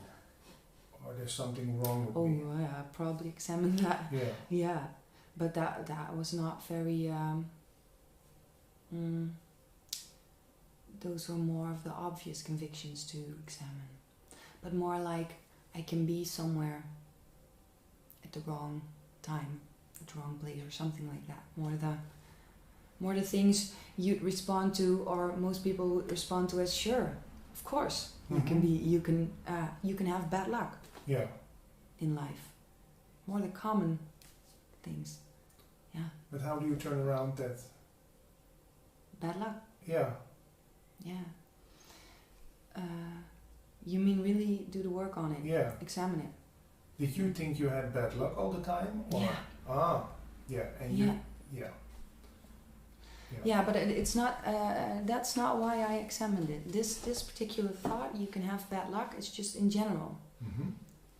I wanted to the general convictions. Everyone would say, of course. I wanted. But you wanted to know for sure. Yeah. And to see what's under it. Yeah. Because we all believe it doesn't make it true. And there is a lot of suffering.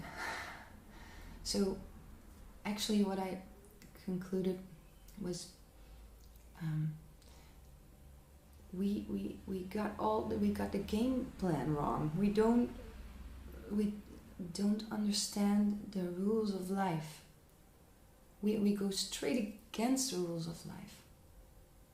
Life is just happening, and we oppose our ideas on life. And then we're wrong, because life is just like whatever you believe, I'm doing my thing. And then we suffer. Yeah. And we keep doing that. And I'm very, I laugh a lot today, I don't know. It's kind of funny. And so obvious. Yeah. Don't you think? Yeah. It's strange. Yeah. You also said before we started the interview that the victim role, that's something that people love to cling on to. Yeah, it's not, yeah. It's innocent. It's innocent. I have to say, people are innocent in doing what they do. You don't blame them. No, I've been a victim most of my life. Yeah. Oh my God, I've been, and I've behaved so badly, so ugly, out of believing I was so damaged, but also so much wrong was done upon me, and I saw so much anger in the world. It was all me, but I opposed it on everybody around me. But yeah, the victim role is it's an identity. It's something you can identify with, and it gives you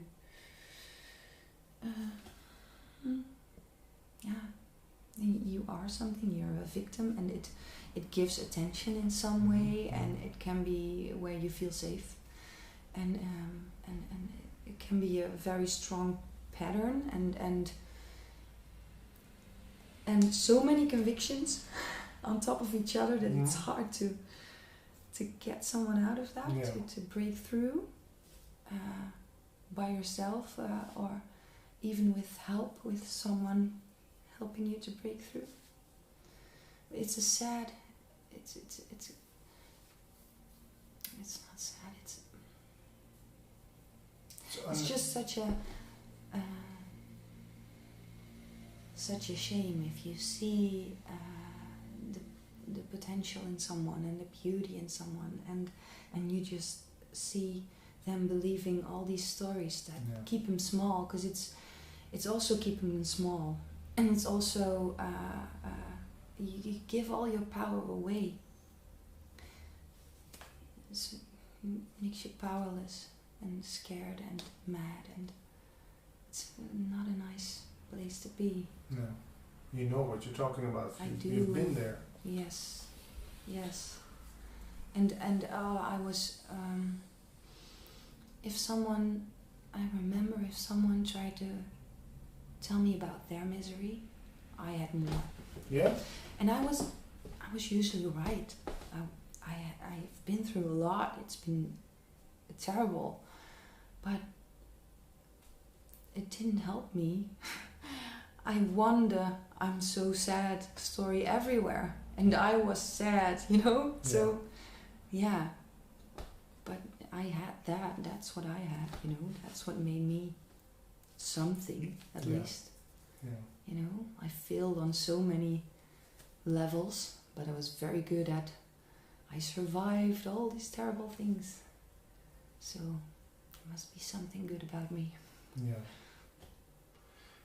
Do you also talk to people one-on-one about this? Do people come to you with maybe the same problems you had? Yeah. I forgot to tell you, even after the last interview, some new people. Yeah? Yeah. Oh, nice. Yeah, very nice. Yeah. Very beautiful. Yeah. Good matches. Yeah, I do. And is it for you more difficult to talk to men than to women, or are those issues universal? Universal. Yeah. Yeah. Women don't have different issues than men? Oh, I don't know. That's a very deep question. It's I don't know. I'd have to think of something real quick, but I'd have to. I don't know how it is to be a woman. You don't know how it is to be a man. No. But yeah, I can imagine that the more deep things are universal. Yeah. The insecurities, the stories. The fear. Fear. Yeah. Yeah. But it's mostly people who already know it's the stories that hurt them, Mm-hmm. who already believe in the concept of non-duality and are stuck somewhere along the line. Yeah. It still hurts. It still feels like still. And what's the first thing you say to people? It really, really varies, because it's I don't have a method. No. I don't have one. I don't even have a vision, I think. I don't know. It's just, they start talking, and then I filter the beliefs out of the story, the beliefs that hurt. And sometimes we examine them, and sometimes it's time for people to examine, and sometimes it's time for people to act. Then it's so obvious that they're stuck in philosophies, in Dogmas, yeah. beliefs. Sometimes people get stuck. They started out wanting to get rid of some fear, and they end up being sad because they're not enlightened. Just an example. Yeah, so that, you know, I filter where the suffering is. Yeah. And sometimes we go back to the childhood also to see where the pain once started, that they're still projecting, still seeing everywhere right now. Yeah. So if I focus... Forgiveness is a very, very strong tool. Forgiveness? Forgiveness, yeah. But who do I have to forgive? Yeah, if you see that, you're done. Yeah, if you see that, you're done, and then it's complete, yeah. I talked to a Dutch teacher once before, and he says, forgiving is letting go of all hope for a better past. I thought that was a nice quote. Yeah. You still think that your past should have been otherwise than it was. Yeah. So I don't have to forgive my mother, my father. It is letting go of the belief that the story had to be different than it was. Or how does that forgiving work? I don't know if it works that way. That's his thingy, and sounds nice. Yeah. Yeah. But what do you tell people? Do you have to specifically forgive people, persons, circumstances, or is that the first step? Or I don't know. I don't have steps. I don't have steps. It's an intuition thing. It's listening and feeling and noticing where the pain is. But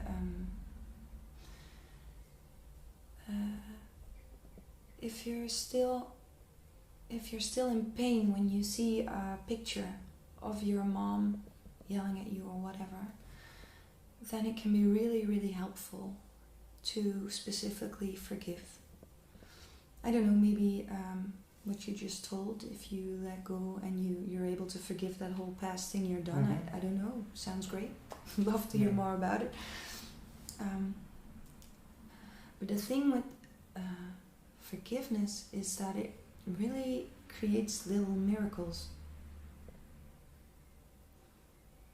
Because when I talk about forgiveness, it's not even, some people say you do it for yourself. Yeah. And that's true. But I don't know how to explain it. But the bottom line is, I help people see that what the other person didn't have anything to do with them. Because that's where the convictions start. And that's where the pain starts. Pain starts with things you believe about yourself. You did something to me. Yeah, you did something to me.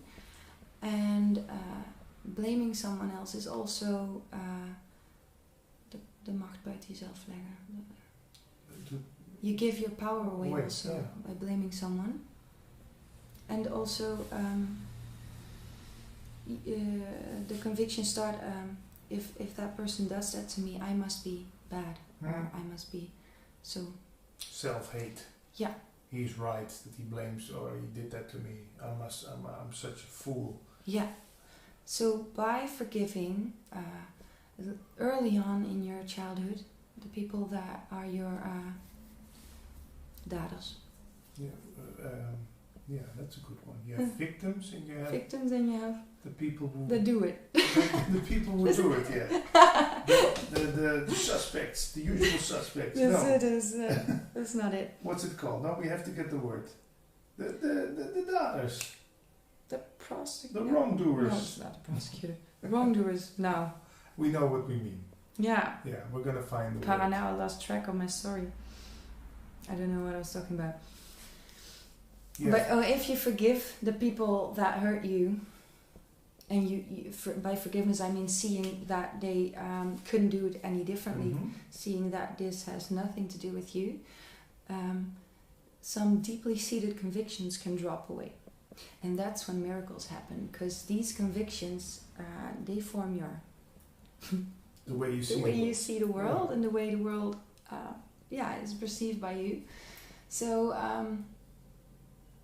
conflict might drop away, or people being mean to you might drop away, but you don't perceive it that way anymore. And what about this thing that some Advaita teachers tell me, that if let's say that I'm convicted that all women are out to hurt me and get my money. Yeah. I have that conviction that life will still bring me women who hurt me and try to get my money until I get rid of that conviction. That it's like a law of attraction or something, that life will throw you the same things again and again and again until you get rid of that conviction. Yeah. Does that work so, or? You believe you have to learn the lesson before you'll meet. Yeah, before I can drop the conviction. And your question is it true? Yeah, for you, or how do you think about that? Yeah, it's interesting. It's difficult. I'm not sure. Because I have definitely experienced lessons keep coming back. Yeah. So I don't know. Yeah, maybe it's a wrong example, but yeah. I agree with you that you see the world as you are. Huh? Yeah. Yeah. But that thing with things have to repeat itself to get rid of the old pain, the old emotions. Well, I'm still a little in doubt about that. That's why I ask you, I think. Yeah. But I don't think it really is that way, that it repeats itself, but I think you oppose, I don't know if it's the right word, the story on, you keep opposing the same story time and again, and by doing that you respond the same way again, you do the same things again, so you actually create it, you make it real. You make it real yourself. So Yeah. it's not that life is like, ooh, it's the same woman. It's just, and then, it is an energy game. So, I don't know, I'm no scientist and I can't see energy or anything, but people respond to energy, so God knows what you do when you believe the thoughts you believe. Yeah. So, am I sitting here with someone special? Yeah, absolutely. I'm very special, and so are you, and so is everyone. Yeah, that's like a little test, because I asked that a couple of teachers, and the most enlightened ones give that answer, that they say, I'm special, but you are special too. Yeah. So there's no gradations in special. No. You are as much special as Barack Obama, but also as the butterfly, or as the little ant, or it's all special. Yeah. Yeah. Yeah, and to make it more practical, I always like it. I'm nuchter. I'm very down to earth, actually. So. That's a good quality. Yeah, maybe it's strange for me to say, but I'm very down to earth, and I love understanding things rationally, or being able to communicate, which is not possible when it comes to non-duality, but okay. Like when you Beyonce, the singer, is amazing, and she was born where she was born, and she learned what she learned, and it all happened by itself. You know, that she is very driven. That's given to her and taught to her and whatever. So that's why she became who she became. And then another person is on the streets using drugs, and that's what happened to them all by itself. And what is there to look up to or look down to? It's not possible. How could you? Well, it starts with making something out of myself. It starts with believing, yeah. But when we were babies, everybody's that miracle, and I always like humans.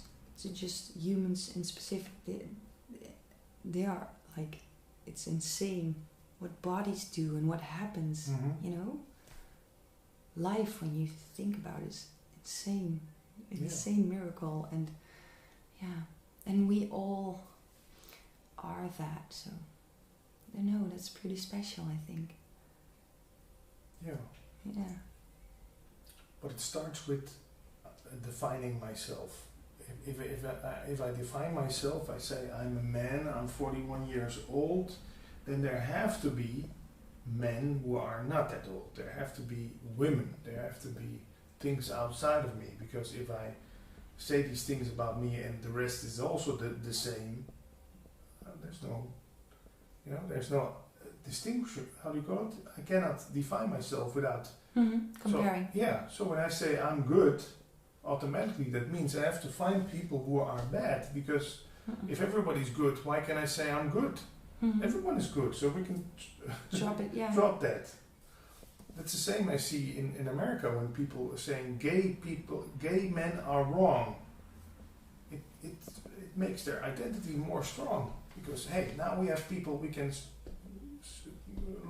look down to or say that's bad, we're good. Yeah, talking about confusion. Yeah, that's being real and confused about who you are, what we are.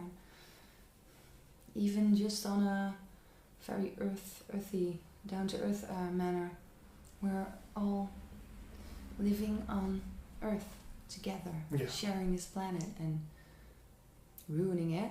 And for humans to live on, planet doesn't care, but it's confusion. Yeah. So it's getting quite hot in here. To conclude this interview, are there any hopes and dreams for you? That's what most people live on. Do you still have the hope of becoming a mother, having a big family, living in the mansion, or driving a fancy car, or do you hope for world peace? Is there anything that you hope for?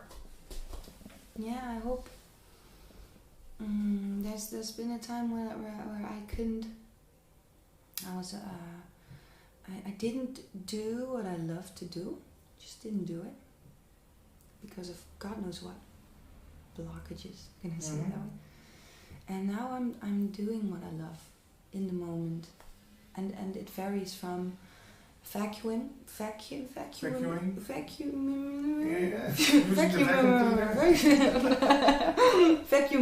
Yeah. I don't know.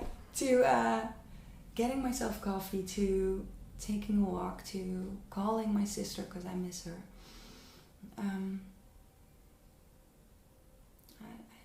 I love living this way, so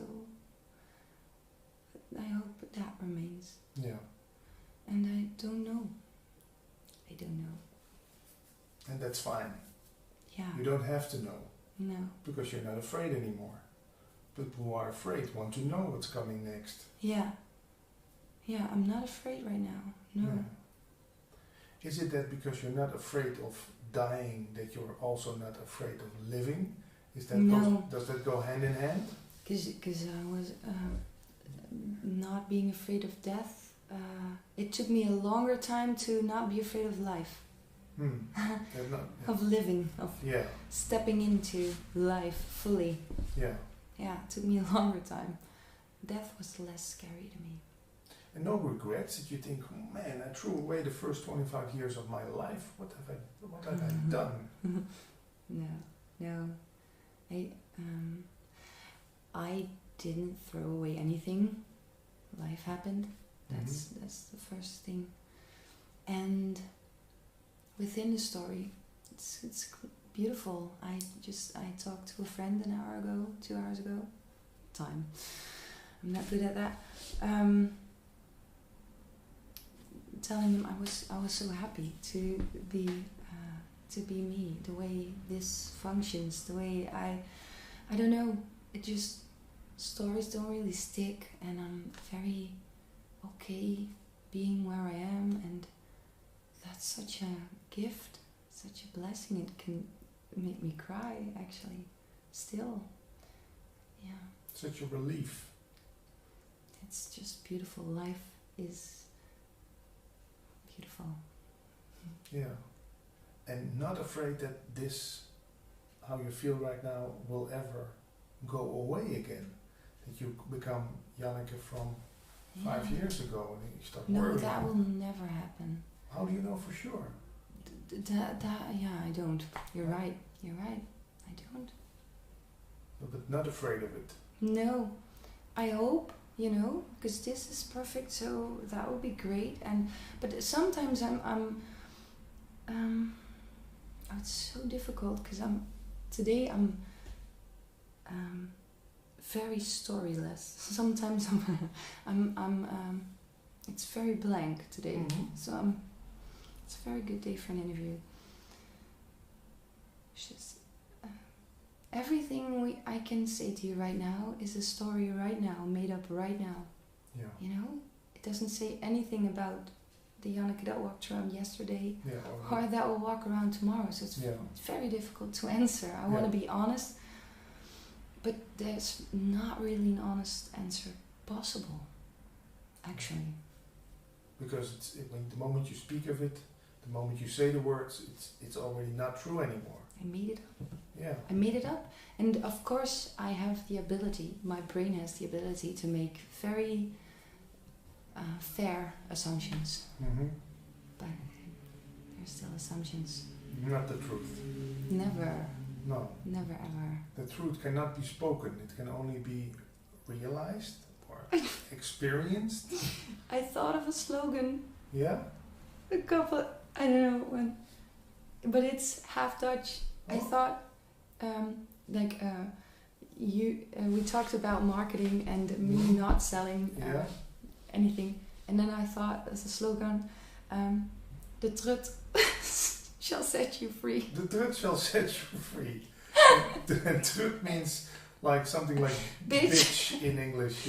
Yeah, but it's written truth. Yeah. So this bitch will set you free. It would be a great title above this YouTube. But it's also kind of true, because when you start, when you mess with someone's convictions, with their identity, I tell them the first time I talk to them, you're gonna hate me. Maybe, you're gonna get mad at me at some point, or hate me, or say I'm such a bitch. Because especially when I know I have to break through a victim identity. Yeah, you take away something of someone that's become very dear. Yeah. So the bitch shall set you free. There she is. And it takes a lot of courage, I guess, for you not to be just to go there where it's needed. And not thinking this person has to like me, because otherwise they won't come back.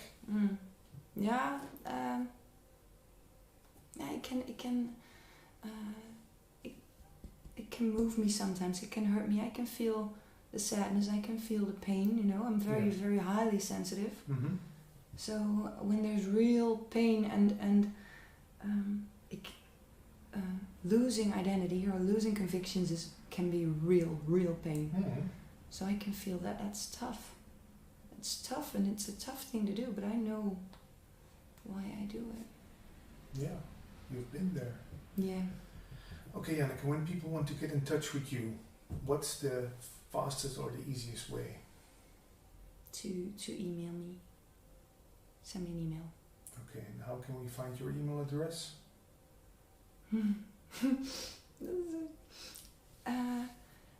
Or maybe on Facebook or Twitter? Yeah, Facebook, Twitter. Just Janneke Geurts. with an S at the... With an S. And, Yeah. and Twitter is Jane Singh. Jane Singh. Yeah, with capital J and capital S. Okay. And if people are interested in how you sing, there's a song by Pink, Sober. You sang for national radio here in Holland. That's like 5 years ago. Yeah, that's the old version of Janneke, but still with a good voice, and you can find that on YouTube also. And for people who watch this who speak Dutch, you also have a blog in Dutch. I do. You woordenoverniks.wordpress.com. Yeah. And for people who are imagining where does she live? You live in the south of Holland, so maybe if people watching this in the provincie Brabant or Limburg, Yeah. that's... But I also talk on Skype and the phone. Okay, Cause also sessions. You asked me last interview if it's, but it's not. It's mostly Rotterdam, Amsterdam people. Yeah, I don't know why. And they come here or do it on Skype? On the Skype phone? or phone. Oh, yeah. Yeah. Yeah. And what's your name on Skype? Janneke.is.lief. I think people will agree. It was just a battle with finding a new name, you know, Yeah. that wasn't used. So Yeah. Maybe we can make it Janneke.is.liefde. yeah. Janneke is love. Yeah. I don't know. Doesn't matter. Thanks again for this nice interview. Thank you. It was great. Sitting here with my dear friend Lenny. Yeah. Lenny Koer. So nice to be here again with you. Yeah. Yes. Thanks. We did a talk in Dutch about a year ago. Yeah. And we never met before, and it was great to meet each other. And it almost felt like we knew each other all along. It's true. It was. It has had such a familiar feeling in me. It's just because we are connected to what we are doing and what we are talking about. This is such a deep connection that this is already opening yourself. It opens us, and it puts us in the middle, in the center of the oneness, actually. Yeah. So there is, in my opinion, there is no one who is interviewing and no one who is answering. Because what I felt the first time is that all your questions already put in this center already. Yeah. So that there was just no difference in what has been asked and what the answers were, actually. Do you have an explanation for that? How come? It's a desire. Most people, when you talk about a desire, they say as long as you talk about desires, it's not it's not non-duality. Mm-hmm. But in my opinion, a desire, I felt it from when I was very young. And in Dutch we have a word for it, heimwee. Heimwee. Mm-hmm. A longing. Yeah, a longing to go home. Heimwee, heim is home, and wee is the pain of the longing to come home. I felt this from very young, from when I was a child. And this desire itself is like it's implanted in everybody. It's this desire to... Because why do you long for it? Because you know it. You cannot feel homesick when you don't know this home already. And so the essence of this desire is planted in everybody. It's in you and it's in me. And this is doing its work. It's pushing us, it's pulling us through all the forms. When we really surrender to it, when we reached the age or the right time to just surrender. to this longing. So this longing itself is already the quality of the awareness itself. You understand? When your intentions become reach the same quality as the desire, because the desire is the highest and the deepest desire for God, for oneness. So when your intentions reach the same quality, then there is no difference anymore. Difference between the essence of who we are, which is the desire itself also. That desire is the essence in us, which is working always, which is pulling us, which is sometimes we receive like presence, of this awareness already. Grace, we can call it. And the more we listen to it, the more we follow it, the more we just go through all these images of who we think we are, of ideas of who we are. It's very important actually to break these images, because every image is like a stone, you have to just go through it and leave it behind and become lighter and lighter, and then you feel this beautiful stream. And wasn't that difficult for you, because you are seen by a lot of people here in the Netherlands as a famous singer, Yes. someone who participated in the Eurovision Song Contest, who has been in the charts, who's always asked for interviews, and how do you see yourself?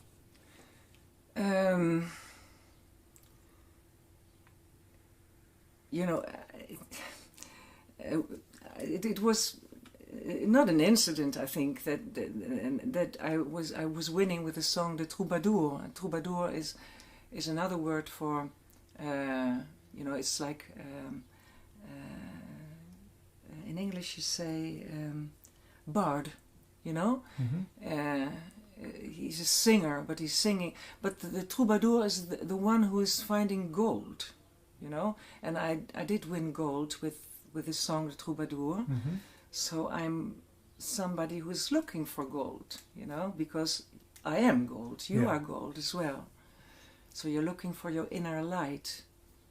And so this is... when I look to myself, and I see your videos from when I was 16 or 7, no, from the age of 18.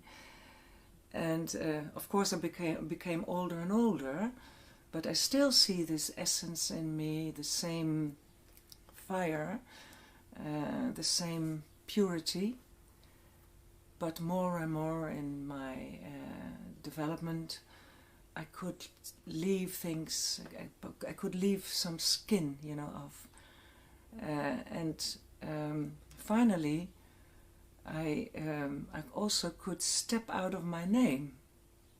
It's something so beautiful to be able to just step out of your name. And when you can, because you can already feel, I don't know if you can feel it, that behind your name, Patrick, there is the awareness of who you really are. Mm-hmm. There is a quality behind your name, and this is the awareness of who you are in the purest essence. So behind my name, there's a certain quality, or how should we call that? Behind your name, there is an awareness of who you are without your name. And just when you step out of your name, you also step out of all the ideas of who you are, of everything which is connected to your name, all the history of from when you were born. Every story that is connected to you, where you believed in, and or the things that hurted you, or that gave you pleasure, credits, and everything. So this is connected to the name, and in my experience, it was a very important moment when I really, for the first time, was longing to know what is the place behind my name. Who am I when I leave my name? Yeah. And it was, you know why? I told you in the Dutch version of our interview already that as a singer I lost my voice when I was 43 on a very in a heavy way, because even the doctors didn't know if I would ever be able to talk again. I couldn't talk anymore. There was I couldn't pronounce ah, oh, u, and there was a total weakness of my voice, and of course it was shocking me. It has been shocking me, because all my love,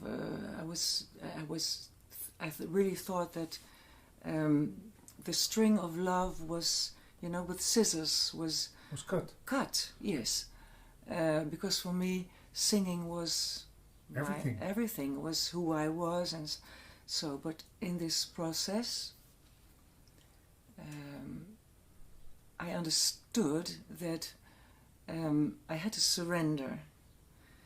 But meanwhile, all the time I was connected. I connected myself to really something I didn't know, but I felt this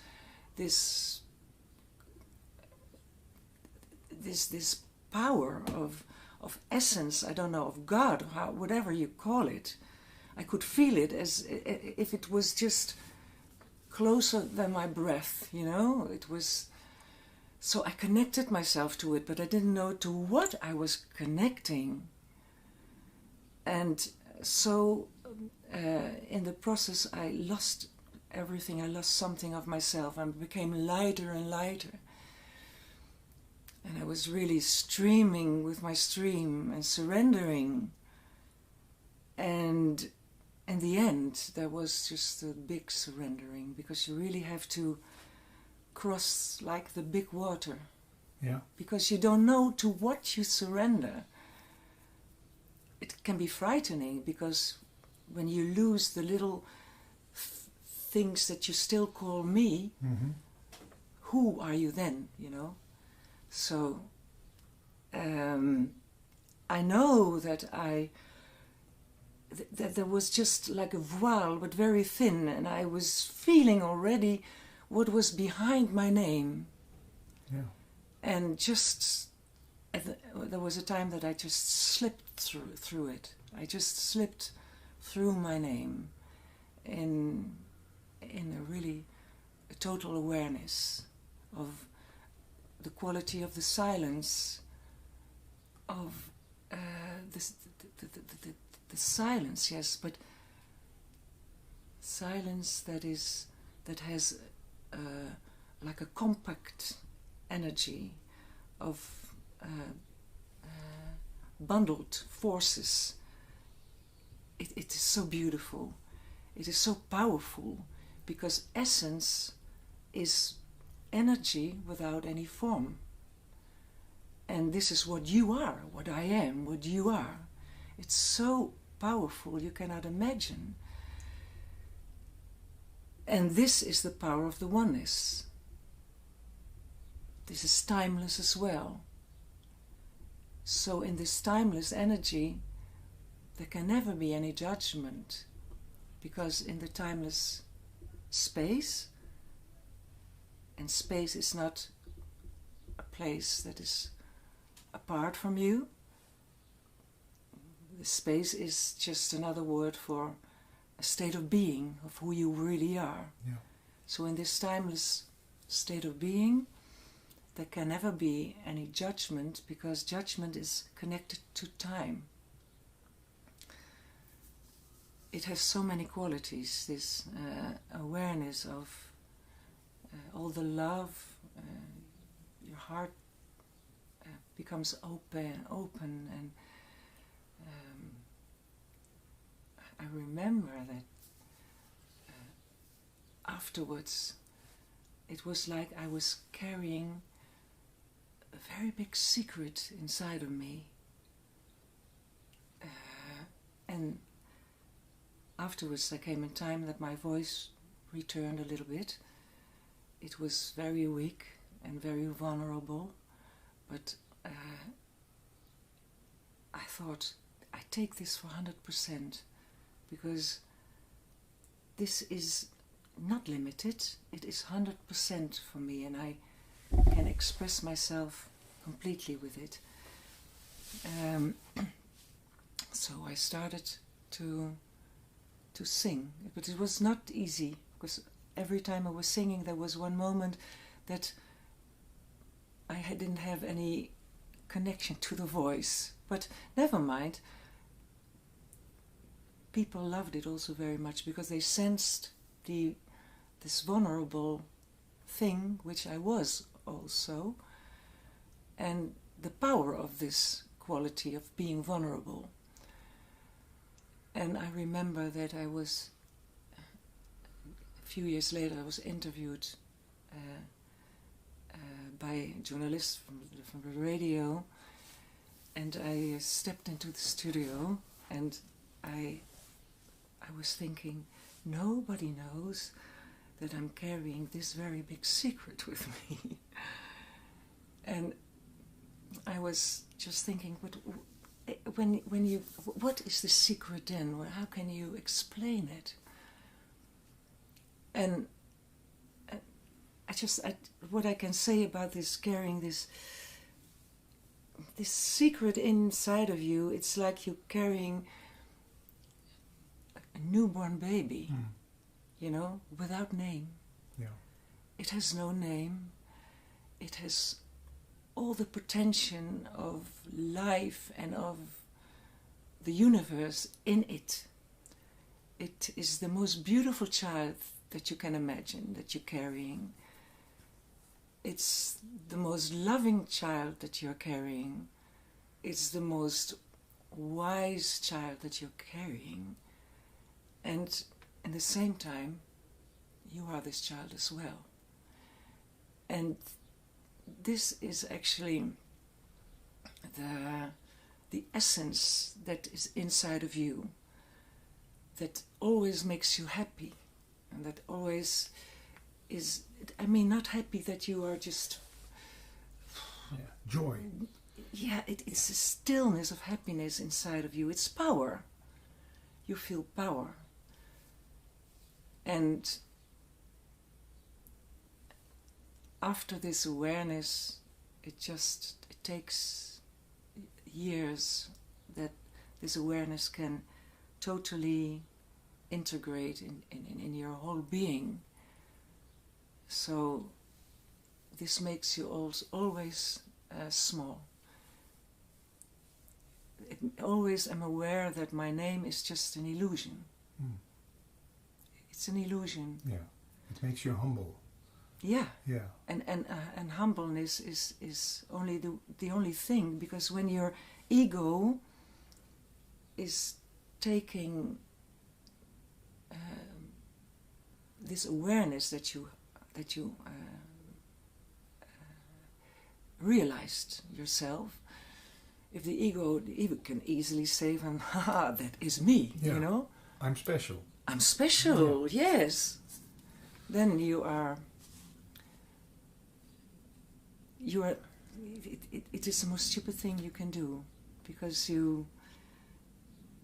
it's not the movement you ought to make, you should make, because the movement you make always is just the surrendering and feeling the relativity of the form, what you are.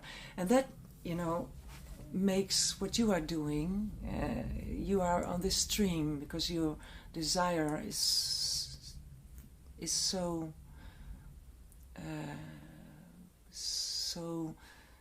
huge, actually, to grasp this all. But you already, of course, it is. I don't know. Perhaps I can sit in your place and ask you the same questions to you, and I'm curious what you are answering, and that in your answers, it already you show that you already know this awareness. Well, I had a taste of it, and that's because I love doing these interviews so much. It's a reason, because if you had a taste of that honey or whatever you want to call it, you want more. You want to taste it more and bigger and. Yeah, but the taste already, when you have tasted it, you know already that it is that. Yeah. It is not something you imagine. It is, as long as you imagine. Oh, well, it has to be this or that, or even I have to see gold. Everything I have to, when I open my eyes and everything is gold, or there is an angel coming to me and say, people have imaginations about this. So this is also like stones, that you have to just forget about these things and leave everything, and just pop in and step out of your name and feel it. Feel the total awareness, and feel the silence. Feel the eternity that you really are. It has no beginning, it has no end. And it is very big, and it's also very tiny, tiny, tiny, tiny, tiny, small. This is this power in its essence as well. So it's beautiful. Yeah. And especially how you talk about it, it brings me to that place, or whatever you want to call it, immediately, because it's a recognition. Yeah. It's the most intimate thing you can be with, because it's what you are. So what we're talking about here is what we are in essence. Lenny, have you ever thought about leaving your name all behind and thinking, well, just like another famous singer, I can't remember his name, but he took on a new name. Yeah. Ever thought about that? Or wasn't it necessary? I didn't think about it. But I can imagine that changing a name can be important, because your name is connected to your story also. Yeah. And the Indian masters do it also. They give people a new name. Yeah. But I don't know the name in English, but you have to translate it for me, please. Yeah. Ik vind het een beetje aanstellerig overkomen. Als het, you think it's a little bit exaggerated. Pretentious. Pretentious. Exaggerated. Exaggerated. You see? You say Sri Lenny Kaur Madrati. No. But as deep inside, I'm not connected to my name, and so it's not necessary. But I can imagine that it can help you. Yeah. Yeah. You perform still as a singer. You go to theaters in Holland, and I can imagine that almost every lyric you sing now has this quality. Yeah. And tries to give how do you call it? Points to this. Yeah, it's an expression of it. Yeah. Everything, everything I do is an expression of it. Because you cannot do anything else. Because if you don't do it, if you feel like you're not truthful, you're not. If you're lying or something, it doesn't feel good inside. So whatever I do, it's constructive. It is, because oneness is when you are silent, you don't do anything. You just sit there and you don't have to do anything. But when you are living and you're expressing yourself, then you're moving, of course. Eh? So then this oneness is the essence which is moving you, like in a stream.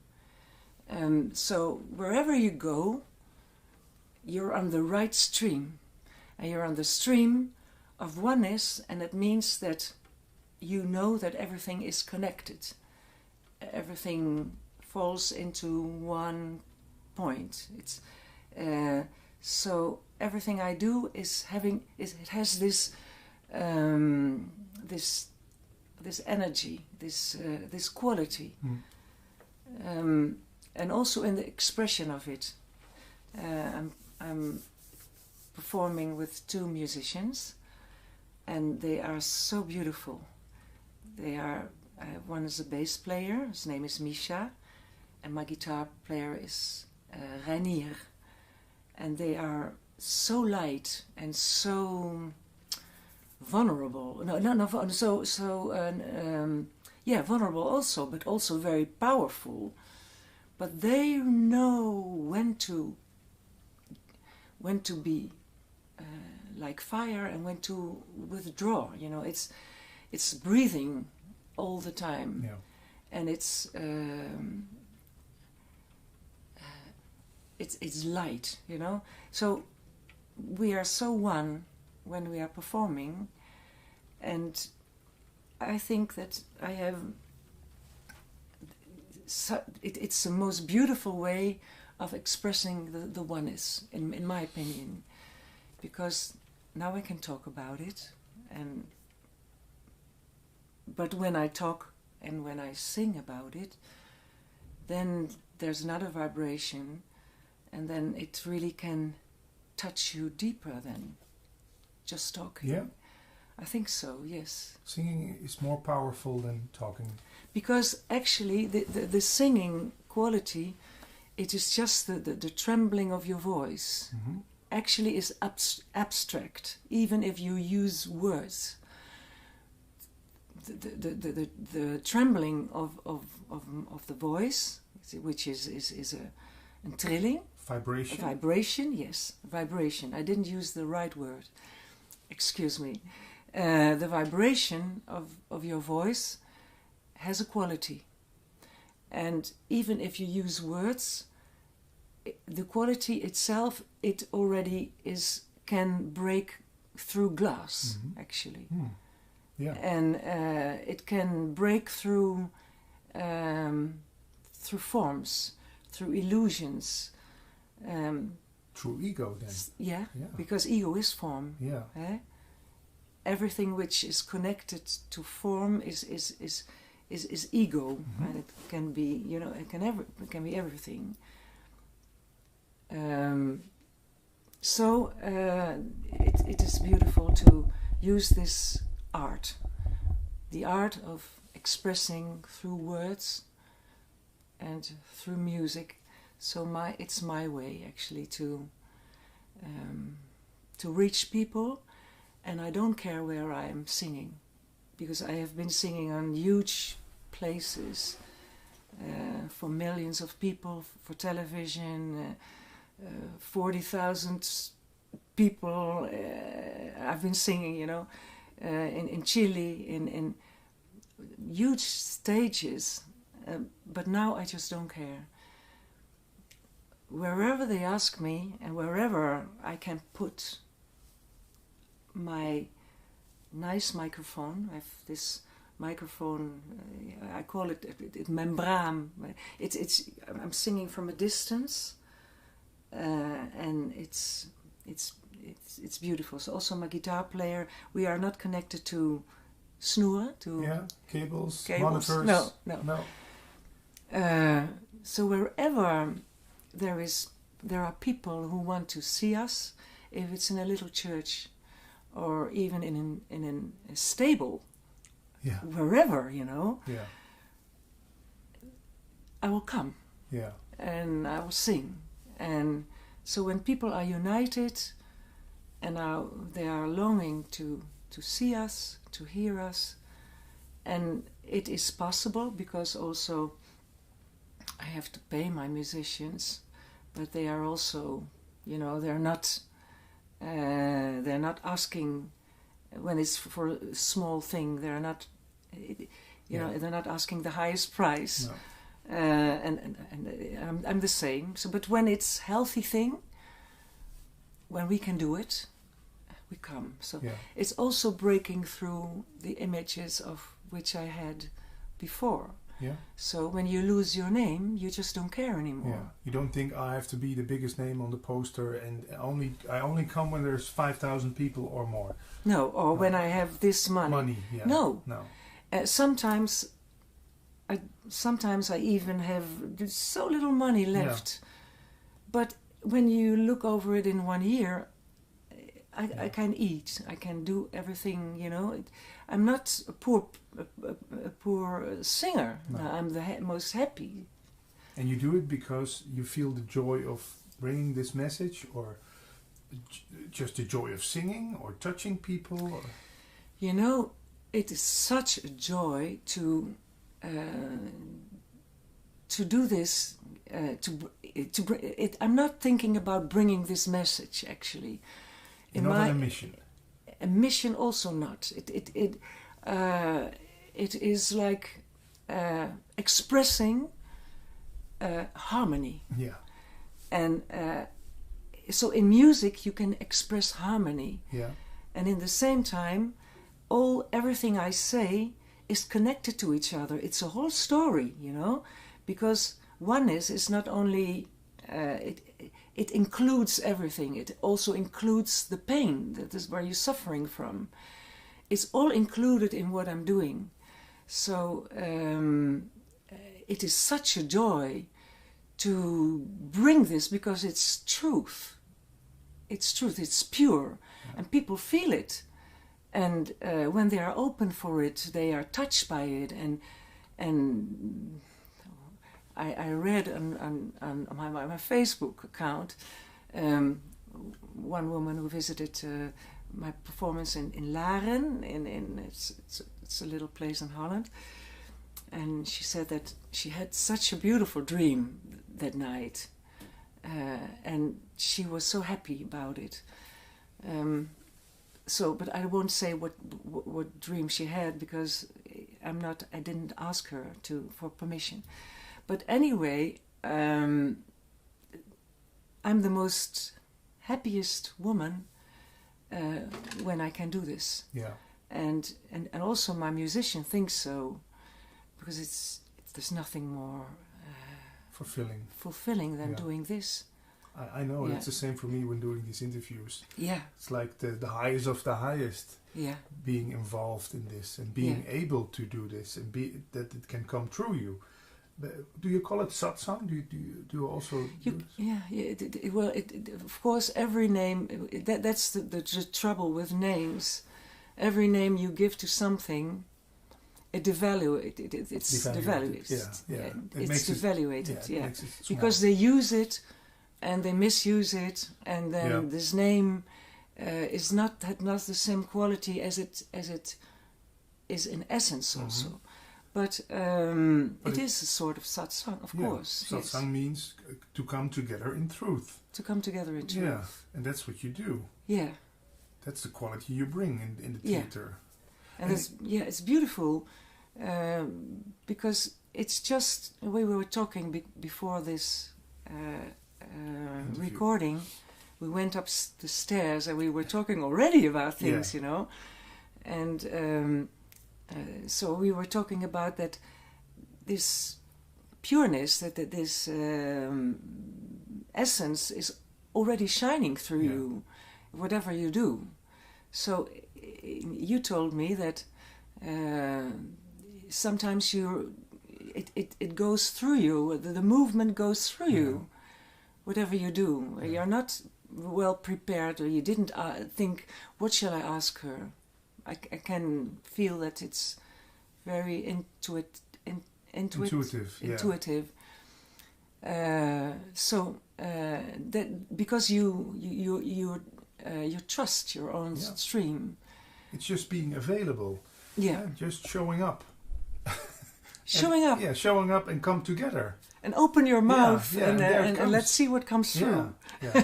But you develop a certain kind of trust then, I think, that it will come. Trust is the most important thing in everything. You know, to trust is actually surrendering, because you don't know what you trust, if you can trust, you know. We're sitting in the car, you know. You don't know if somebody comes who has been drinking, and you know, you have to trust that it's all right, or whatever. It reminds me of an anecdote by Osho. You know him. He didn't have a driver's license, and he was just driving around and going through red lights. Then a police officer stopped him and asked him, "What are you doing?" And he just said, "I trust existence." Yeah. That's it. Yeah.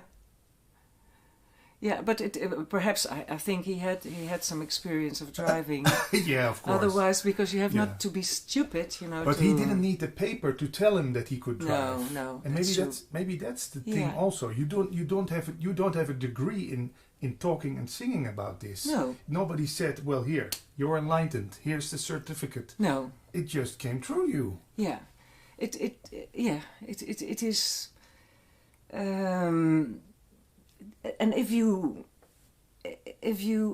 have this awareness, and you carry it always in you, then you know that it's working for you, and you cannot fall. Actually, I came here and I never speak English actually, or well, I sometimes speak English because my children live in Israel, and so I'm speaking Hebrew, but not 100%. So easily you continue your conversation in English. So, but I'm not so used to speak English, and I never used.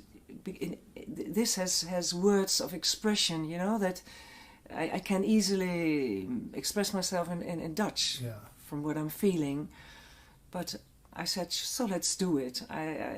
My vocabulary is limited, but of course I can express myself. But you're not sitting here like someone who's very nervous about this. When you open up, there it comes. Yeah. There's no. That's the strange thing about this. Yeah. There's no doubt about what you are saying. No, because it's so easy, because you know the point where everything is connected. You know the illusion, the play, where we are in, Mm-hmm. and you know the place where you are Coming from, and also where you are still in. Yeah. Yes, so you balance with these two things, but you always can bring things back to the middle, to where everything is connected, and where everything comes from. So it's Could you call that the source? Is that the beginning and ending of everything? Just to give it a name.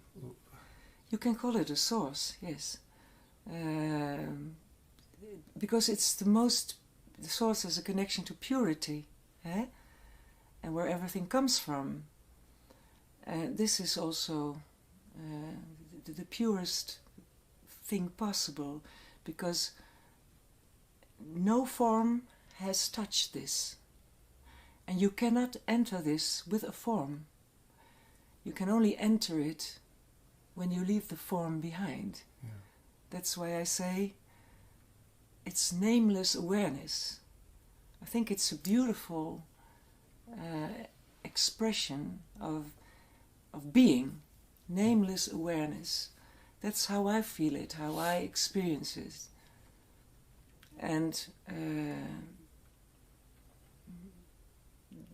that's what you're carrying also, and together with your name. Yeah.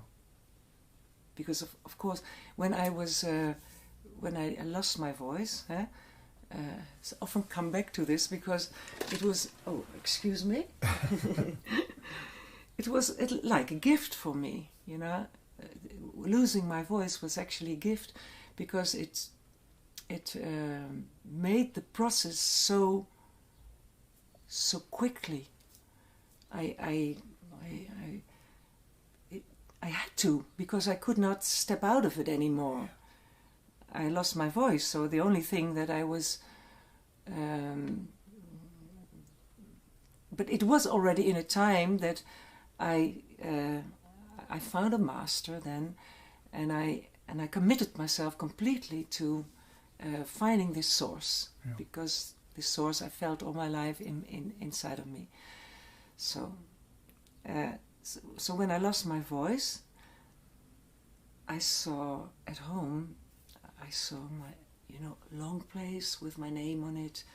I saw magazines with interviews with my name on it.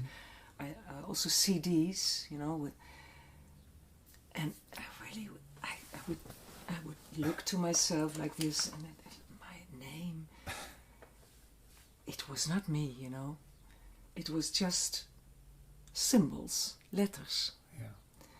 It was not me anymore. So that was so good to see. Not frightening? Not that you think, oh my God, what is... Of course, in the beginning, I was really afraid, because when you're losing this, that's why I have this compassion with a lot of people, and I understand their fear, because losing this houvast, the thing you cling on. The thing you cling on, It is difficult. Of course. Because you don't know what is next. Yeah. What is next then? It feels like dying, I guess. It feels like losing everything. It is true. It is like dying. And when you have a master and you believe him or her, then you dare to surrender more.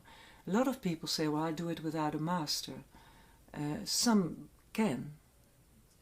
But this last piece, is difficult.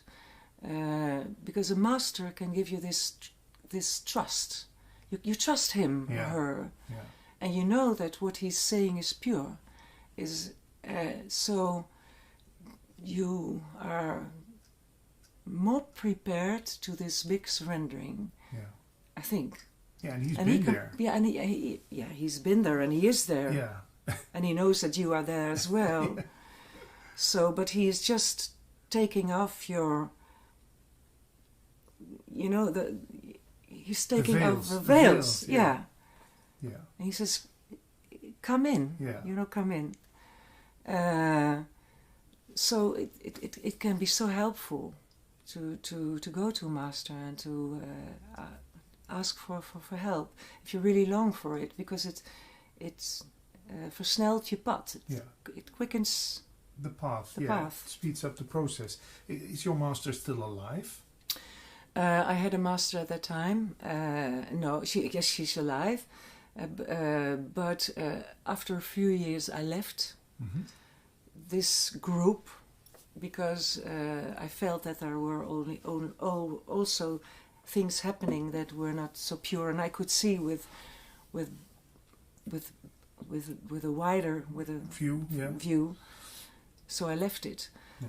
I have to say that when you have experienced this awareness and you leave a certain group or you leave your master and everything, it's not so easy, because you really have to understand that all the time you go back to this inner place, and you can do that.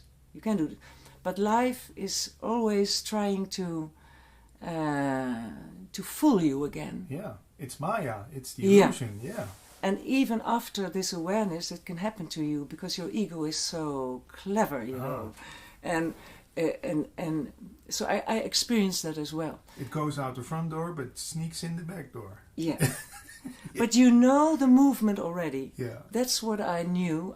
I knew what movement I had to make, just to surrender, to be small, to go back there, and don't put attention to what your mind is telling you or something. It's not the end of your journey. Actually, it's the beginning, and then the time comes that you have to get it through all the layers we have inside.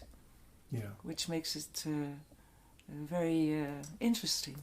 So enlightenment is not just one moment and then everything is okay and everything is good and done and no work more. No, enlightenment is you understand, what it is. Yeah. And then you have to trust this. And I can remember that I was grace. I received a lot of grace during this path, by all things, visions, but there can be a time that you think, where is grace, But grace you received already, and the book I wrote, Kissed by Eternity. Yeah, kissed by eternity. So when you are kissed by eternity, this is an everlasting kiss, This kiss, when eternity kisses you, then it's an eternal kiss. It cannot be just a kiss, So this eternal kiss, you are yourself, and you realize yourself. It comes up by yourself, You don't. So you realize every time again. You get more realizations of the same source, but there are so many expressions of it all the time, and it just doesn't end. Yeah, beautifully said. It's an everlasting kiss. Yeah, you kiss yourself. Yeah. Yeah. And so don't think I'm missing something. You don't miss anything. If you know the silence, and if you know that silence is full of energy, some people think, silence? It's not annoying, silence? No. Because silence is full of this bundled essence, that we are. And it has all the power and the potential of expression that is not being expressed yet. So that's why you feel so much love. It's potential. It's potential, yes. So, but it has no form, and you carry it always in you. It's like what I just said. It's like you're carrying a newborn child, which has all the wisdom and love inside and everything. And you are that child, but you always stay this newborn child. You always carry something inside of you which has never been expressed, because you cannot. This is the power that you carry inside. That is also this non-duality that you are into, because this is when you feel the timelessness, there can be any judgment, and then there can be no duality. Yeah. You mentioned Israel. Ever felt the yearning to go over there and to talk as beautiful as you are talking now in a little place there or something? Or do you think that would be possible? Are people in Israel open to this? Oh, well, I think spirituality in Israel is very big because of the need also. People understand that they feel that the suffering of not being together, and beautiful things happen in Israel, There are a lot of people that feel that, you know, politics, wherever you go, if you go to, in Holland, it's the same, in America and everywhere, politics, I even didn't know what to vote for, you know, the last time, because everything was, you know, I don't have anything really with politics, but I do have everything with human movements, and I see that in Israel there is a longing for bonding. Arab Israelis and Jewish Israelis, they're doing beautiful things together. They're making things up together because they know that in the root they are connected. Yeah. And wherever there are connections remade, this gives such a happiness. You start to cry. I always, you know, when I see people, they lost and then they found each other again, it makes you cry. Of course, yeah. And which has torn apart and comes together again, it's such a happiness. And this is happening in Israel. And I'm connected to an organization, Givat Aviva, it's called. And it's an organization in Israel that that is doing all these things, bringing children together in knowing each other, you know, beautiful things that, and also work situations where there is no difference between Arab Israelis and Israel. An Arab Israeli can be the boss of a Jewish Israeli, and they are really looking for it because they want to live like this. In the music as well. My son-in-law is a musician as well, and he is writing for music for Arab theater, you know, children theater.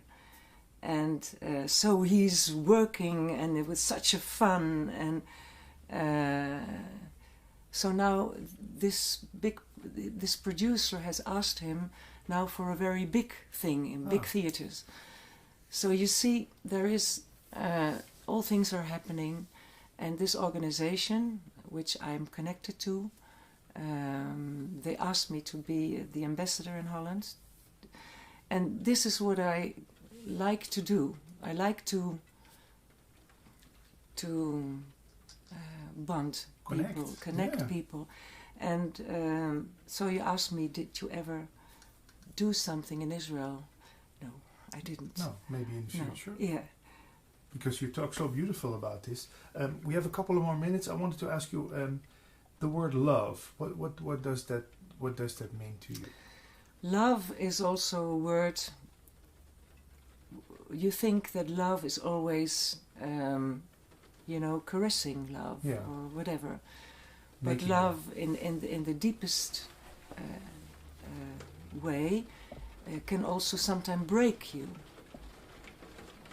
What happened to me when I lost my voice? That's also love. That's also love. Yeah.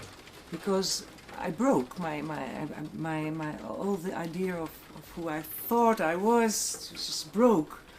And this is love from the highest level, actually, because I was longing to step out of my name, and they just broke my name by taking my voice, and nobody took my voice. It is not something apart from me that say, let's take her voice. Then, no, it's in the highest quality of myself that this I made this happen. I think. Yeah.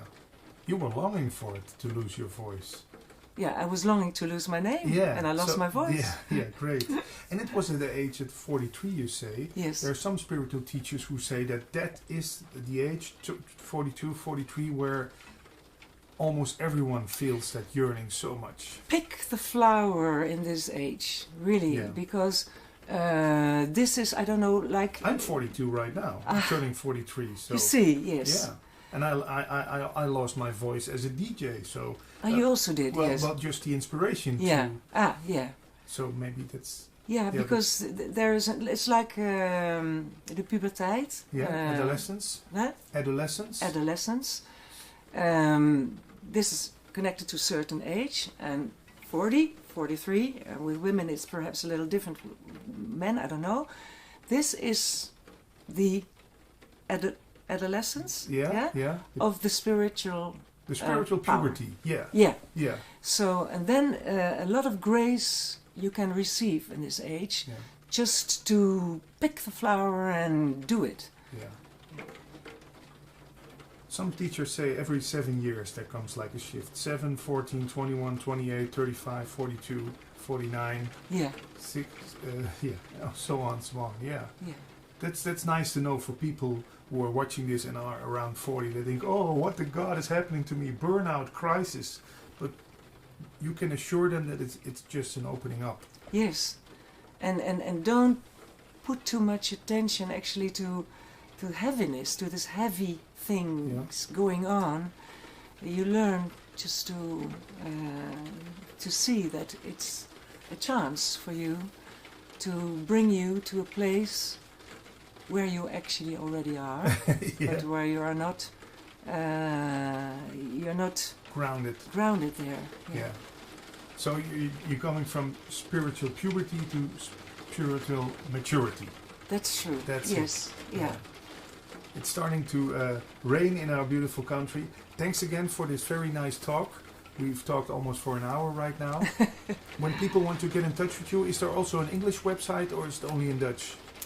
It's www.lennycour.com. Okay. Now, www.lennycour.com. Okay. I'm going to find you on the internet. Thank you very much. It was such a pleasure again. Yeah. Yes. Very nice.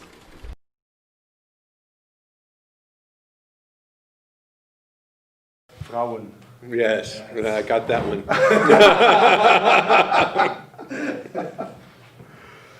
So, we're here in Amsterdam. A lot of beautiful women. Yes. Is that the reason why you love to come to Amsterdam? I love Amsterdam, the city, for all of its delights. And apart from the women, what are the delights of Amsterdam? It's a beautiful city. Beautiful city. It's so vibrant and alive and open. Good energy. Excellent. Yeah. Excellent place. Yes. In America, do you live in a city like Amsterdam, or there is no city like Amsterdam in America. I live outside of Los Angeles, by the sea, and it's a very beautiful spot. Quiet, or? It's quite heavily populated, but the sea is always quiet. Okay. And in the town you live in, or the city? Yes. Are people interested in this message? A few, everywhere in the world. Mm-hmm. Always a few. But sometimes when you go shopping for groceries, someone stops you in the aisle of the milk and says, Mr. Lickerman, can I ask you a question? So and so, or is it not something which is talked about at the supermarket? It is not something that is talked about at the supermarket, and I certainly don't offer it anywhere. I go where I'm asked. I answer when I am asked, but I am not here to tell anyone how to live, what the truth is.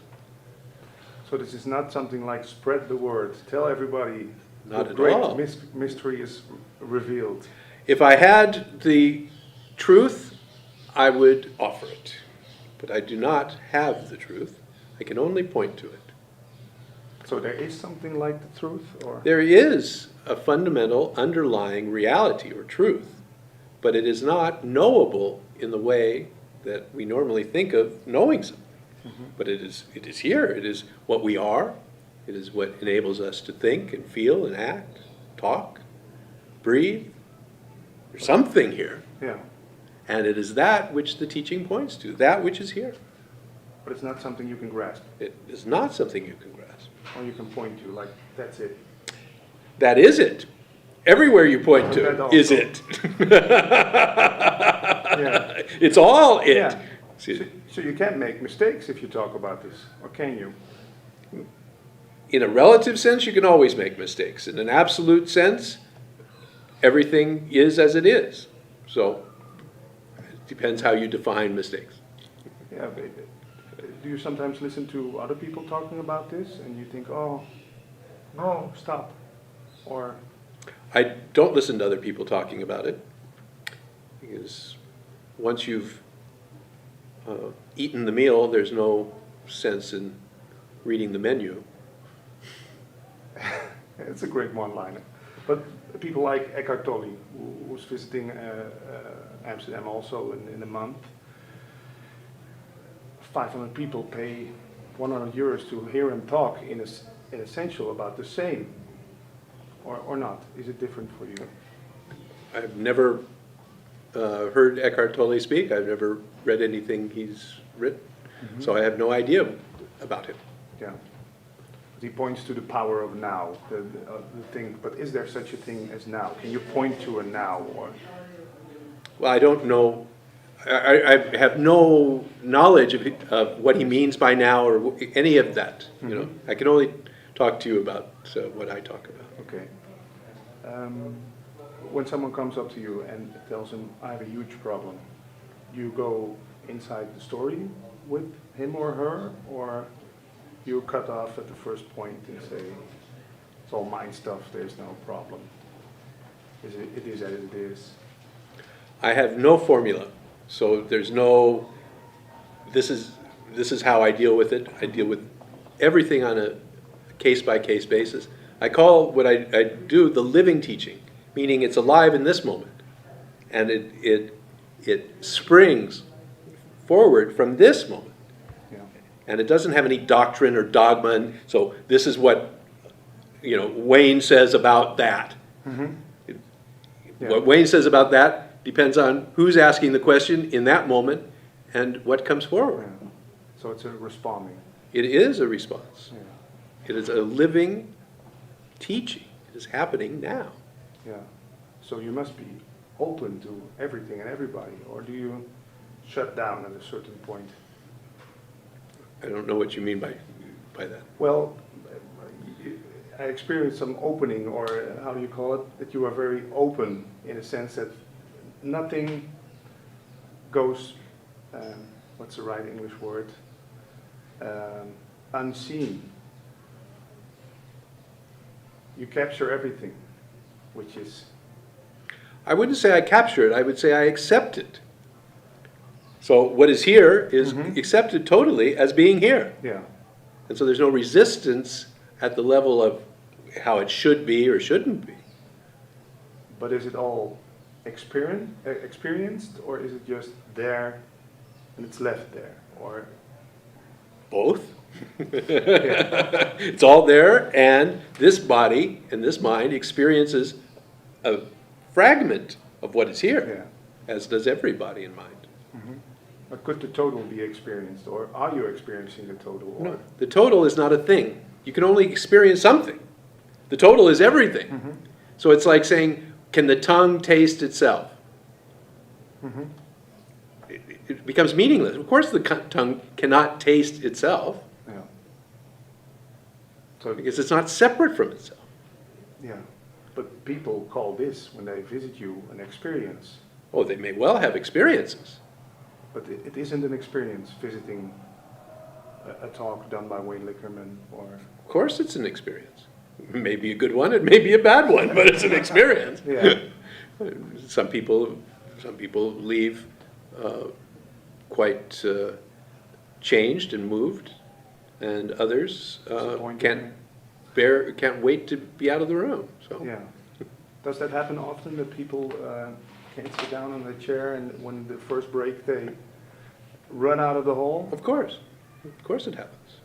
And what is that? Is that the mind resisting this message, or we can give it? We can tell all kinds of stories about it. What we can say is that that person was certainly not interested or ready to hear what was being said. Yeah. And I have no judgment on that, on them. And certainly don't characterize it as some kind of spiritual retardation or... Yeah. You don't say, you're wrong, I'm right. Absolutely No. not. Absolutely not. Because it could be very painful for the ego. I've been at your talk about 2 years ago, and there was one guy sitting in front of me, and he was getting very, very angry by the minute, and then he just left. He said he's just being a popular guy there. He couldn't take it. But what I've experienced with some people, they realize that the ego isn't the one doing it all. It's just thinking that it's doing, and that is a very painful thing for a lot of men and women, I think. Mm-hmm. Mm-hmm. So maybe that's one of the reasons that a lot of people don't like hearing what you are talking about. Well, it's always been a teaching that is for, a relatively small percentage of the people, traditionally. And this all can change tomorrow, but so far, that has always been the case. And my guru, Ramesh Balsekar, he was, when he was alive and for the last 20 years, was the premier living master of this particular teaching by general agreement. Not everyone agreed, but most people would agree that he was the guy. And at his talks that he gave every day in his home, the most ever that were there were 70 people. And then, at the height of the spiritual tourist season in December, there's 70 people there. And during the rains, 5 or 10. All right. This is the premier teacher of Advaita in the world. This is the premier teacher of Advaita in the world. Yes. And this is what, this is what's there. So, as long as it's kept purely that, its appeal is to a lot fewer people. Now, when you mix it with how to live your life, how to manage your relationships, how to have good sex, how to be happy, how to do this, how to do that, how to meditate, how to be in the now, how to be there, how to be here, then you can broaden the application to it, and many more people will come. But when it's focused purely on this question of who is authoring, what is it that is actually at play in the world, what is it that makes you do what you do, what are you at bottom, what is the essence of your very nature. When you're involved in these kinds of examinations and questions, the audience and the appeal is always quite small. But still, there's a recognition in this time of YouTube and internet. A lot of young folks they feel there's a truth or something. Yes. So yes. Could you call it a recognition which can be explained, or if you want to put a word on it? I would say that always there is. I mean, the YouTube and the internet, of course, makes the teaching available quite readily, and so it's accessible to whoever might have some interest, and that has changed things a lot. Mm-hmm.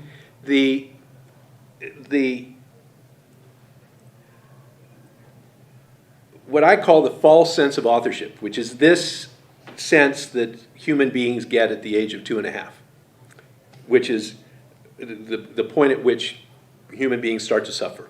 At 2.5, the sense, I am a authoring entity, meaning I can make things happen from my own body, mind, mechanism. I am the source of things. That sense that develops at the age of 2.5 has to work itself out. And for most people, even when they start to get a glimpse of a spiritual awakening, a spiritual opening, that they have some kind of insight, be it through drugs or through meditation or through yoga or through talking, whatever, they get a glimpse of it, and an interest is kindled. As long as this false sense of authorship is present, it will want to know what it can do. What can I do to reach it, to make it happen? And there's a lot to do. There's all of these teachings and meditations and methodologies and processes to do, and which have their impact and their effect, all of them. So when you're young, particularly, the attraction, and there's a lot of energy also. You want to learn stuff. You want to learn, you want to do, you want to be there, and you want to develop community around it, and all of that. And it's there in those things. And so most young people get, I'm not going to say siphoned off, but I'll say siphoned off, get siphoned off into all of those pursuits. And then you work through them over the years. My observation of the people who generally get to me are older. They've done the meditations, they've been to the teachers, they've been to India, they've been to the ashrams, they've done it, got the t-shirts, done it again. You know? And now have exhausted the doing. You know, they give up. The giving up happens. Yeah, of course. The giving up happens not because they've come to some conclusion. It's just they're exhausted. There's just like, I can't get it up to do another retreat. I can't get it up to do another, sitting session. I just can't, I mean, and so the fact is that they've extracted there's a lot of juice in that stuff. There's a lot to be learned. There's a lot of insight to be gained. There's a lot to know. There's a lot to feel and experience.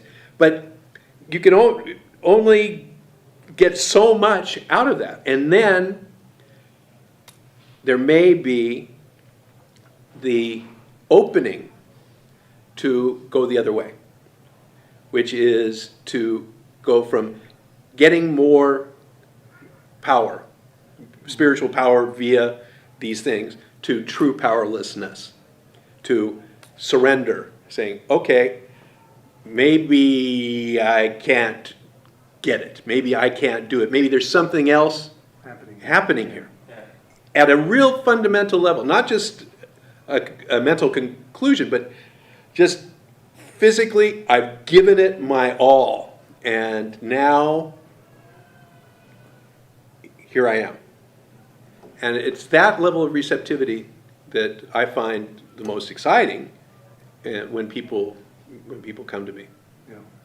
Would you say that spiritual search is the same search with getting a lot of women, earning a lot of money, thinking I have to have a bigger house, bigger car? Sure. The same mechanism? Yes. There was a old yogi, quite a character, Chongyam Trungpa, as I recall. I may have mispronounced it. But he wrote a wonderful book called Overcoming Spiritual Materialism, I believe. And it was a very interesting premise, because what he was basically saying was that most of us approach spirituality in the same way that we approach the world, which to acquire something, to get spiritual understanding, and to get really spiritual power. Because when you come to a point where you realize that you can't control things. I mean, you try and control them, and you can't. So the conclusion is, well, if I can't, but God or consciousness or source is controlling everything, what I need to do is align myself with the power. Then with my brains and God's power, we can really do something. You see? And so, I mean, then that's a very strong motivation for trying to get this spiritual thing. I got the whole cabinet at home with all the books, the DVDs, and I never look at them again. But it seems that what you say, getting stuff getting knowledge about this. Uh-huh. So what I'm saying is that is often the first step in the process. That most people can't circumvent that. Some Stay can. inside there. So what I'm saying is they can't go around it. They have to go through it in order to get beyond it. Yeah. And of course, some never get out of it at all. But that activity of spiritual materialism is a very normal and usual stage in the process. Of course, because when you grow up and you want to be a good soccer player, you have to practice a lot. Right. After years of practice, you'll be a good one. Yes. And now you think, I've got to be enlightened. What should I do? Yeah. It's a really normal question for a human being to ask. That's right. Yeah. Of course. Then you are there to tell them it's the other way around. Would you say the message gets smaller and smaller, or the message disappears? Because you get a lot of practice. Watch your breath, stay in the moment, visualize the secret, stuff like that. And then suddenly the message is, this is it. That's nothing you can think about. Right. Well, I'm not really interested personally in a message at all of this, that this is it, surrender, be here now, accept. I'm not interested in delivering a message as much as inviting people to look for themselves. I'm not interested in delivering a message as much as inviting people to look for themselves. Say, okay, look here. This is, and pointing the way of a place to look to see perhaps where the truth lies. And No certainty. no certainty, absolutely not. There's no certainty in the phenomenal world at all. The only certainty is change. Yeah. So. But could you say that's just love, what you're bringing here to Amsterdam? If you're being kind, you can call it love. You can call it openness, acceptance, peace, truth. There's a million words for it.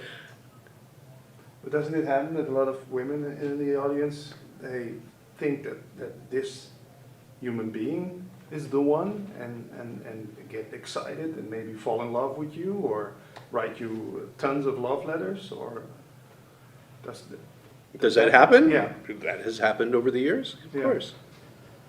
So the mind tries to grasp it and says, he's the one, or... There's all kinds of explanations and stories about people's relationships, men and women, with the guru. And it takes many, many forms. Sexuality is simply one form, but we as human beings have a sexual component to our nature. So it's only natural that be part of life, part of whether it's your spiritual life or your daily life. But isn't the search always the search for love? For oneness, wholeness, love, whatever you want to call it? Certainly we could call it that. So you could say you bring love to Amsterdam. I don't think Amsterdam was lacking in love prior to my getting here, actually.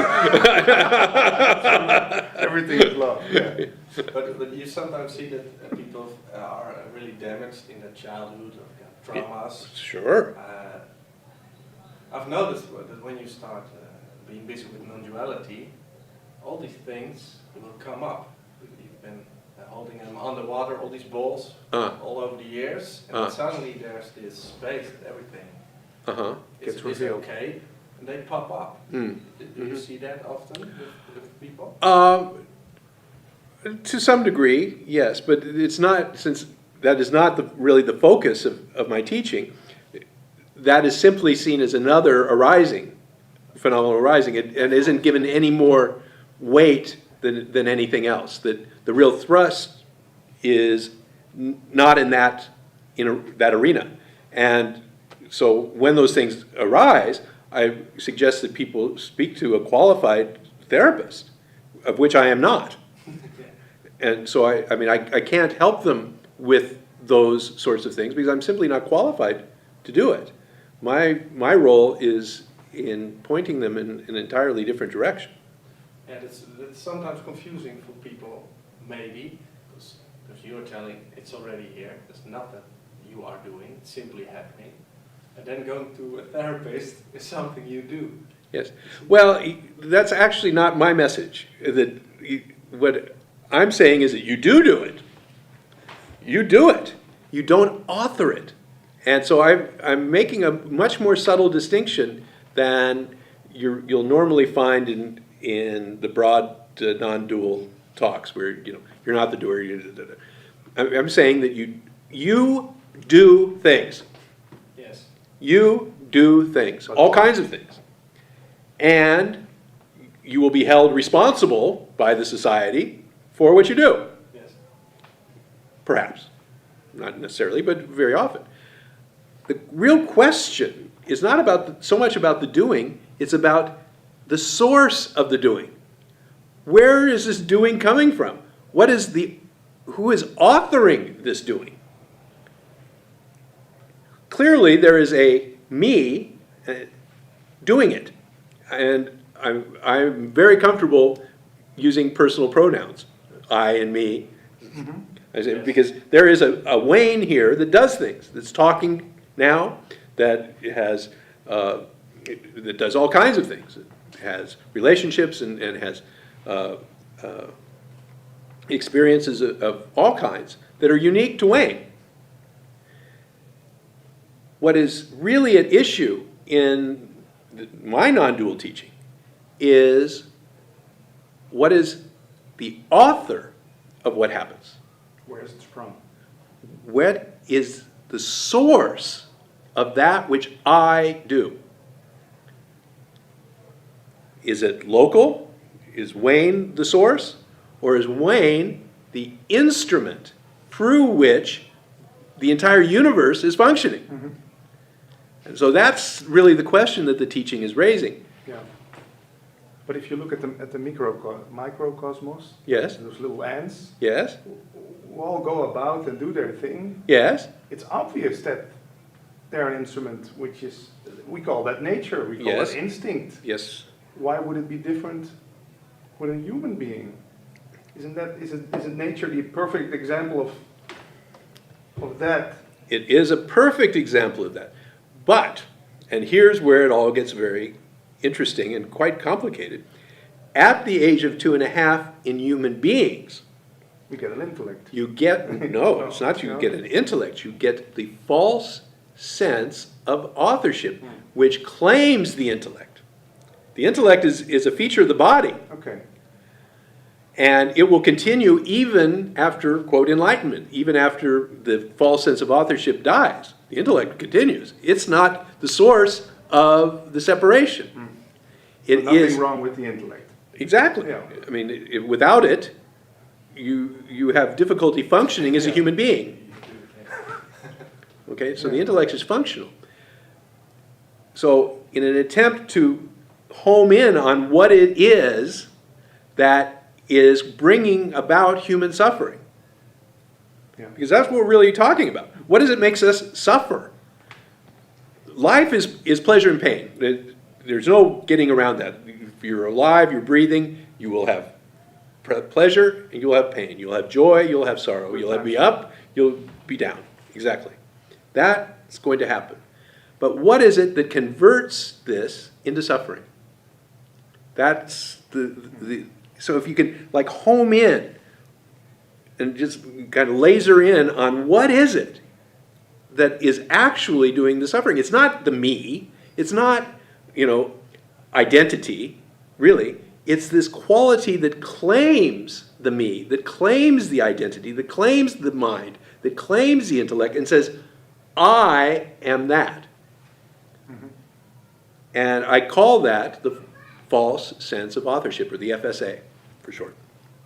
So when you begin to see that it is this FSA, this false sense of authorship, that is where the suffering is coming from, this is a huge first step in having that whole mechanism disappear. Because first, you got to see that it's even there, because it is so insidious in its claim on your identity that for most people they're just one thing. Yes. You see, it's not seen that they're two. It's thought to be one thing, and that's why so many teachings say you must be rid of the me. The person. Yeah. Because they're just saying, okay, this is where the suffering is coming from. So you got to get rid of it. You can't. But you can't. You can't unless you're going to be sitting drooling someplace without any sense of identity, any knowing who you are, where your house is, you know. Yeah. So what we're really talking about is somehow seeing that there are two components in the me.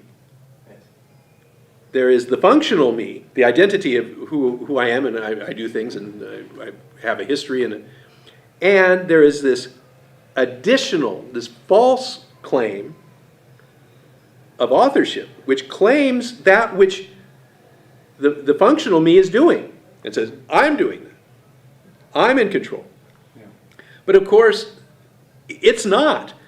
The functional me, which is an expression of the universe, through genetics, through the conditioning of the organism by its environment, all of which is happening through countless influences. Through genetics, through the conditioning of the organism by its environment, all of which is happening through countless influences. And is constantly happening, constantly changing. That is what's doing everything. But it's this false sense of authorship which is claiming that doing. Yeah. And this is what this teaching is pointing at. And when that is seen? When that is seen, it is the first step in the weakening of the claim. First, it has to be seen that there's a claim there at all. Then, as it is exposed for the imposter that it is, its power to claim is reduced. Yeah. And that process is one that is quite mystical, quite magical in how it unfolds. But within these kinds of talks and these books and these kinds of things, which this is where that is exposed. And then we see what happens. And then someone puts up his finger and says, yes, but what about the responsibility? That's the question that always comes around. That's always the question that comes up first. Yeah. Because the false sense of authorship says, I am the one who is making you good. I'm responsible. I'm the one who's making you get up and go to work even when you don't want to go to work. It's good that I'm here. Yeah, exactly. Without me, you'd just be a lump laying in your bed to be unkind to them and to yell at them and be impatient with them. And we are all the time. It still happens. It still happens even though we know it's wrong. So how is it that we do this if we are in control, if our sense of responsibility is keeping us on the straight and narrow? So maybe this activity, what we do, is a product of something else. That's just maybe. And this is what the teaching introduces, the possibility that what motivates us, what moves us, what activates us to act as we act and do what we do is something far broader than our own egoic selves. This claiming me. Yeah, the claiming me. It's a good pointer. So then it's seen. Wayne is still there. Still acts the same, or can you Wayne is in constant flux. Wayne is changing all the time. You can't say, "Oh, that's typical Wayne," or Well, typically Wayne. There are certainly behaviors that over a course of time someone would say that's typically Wayne.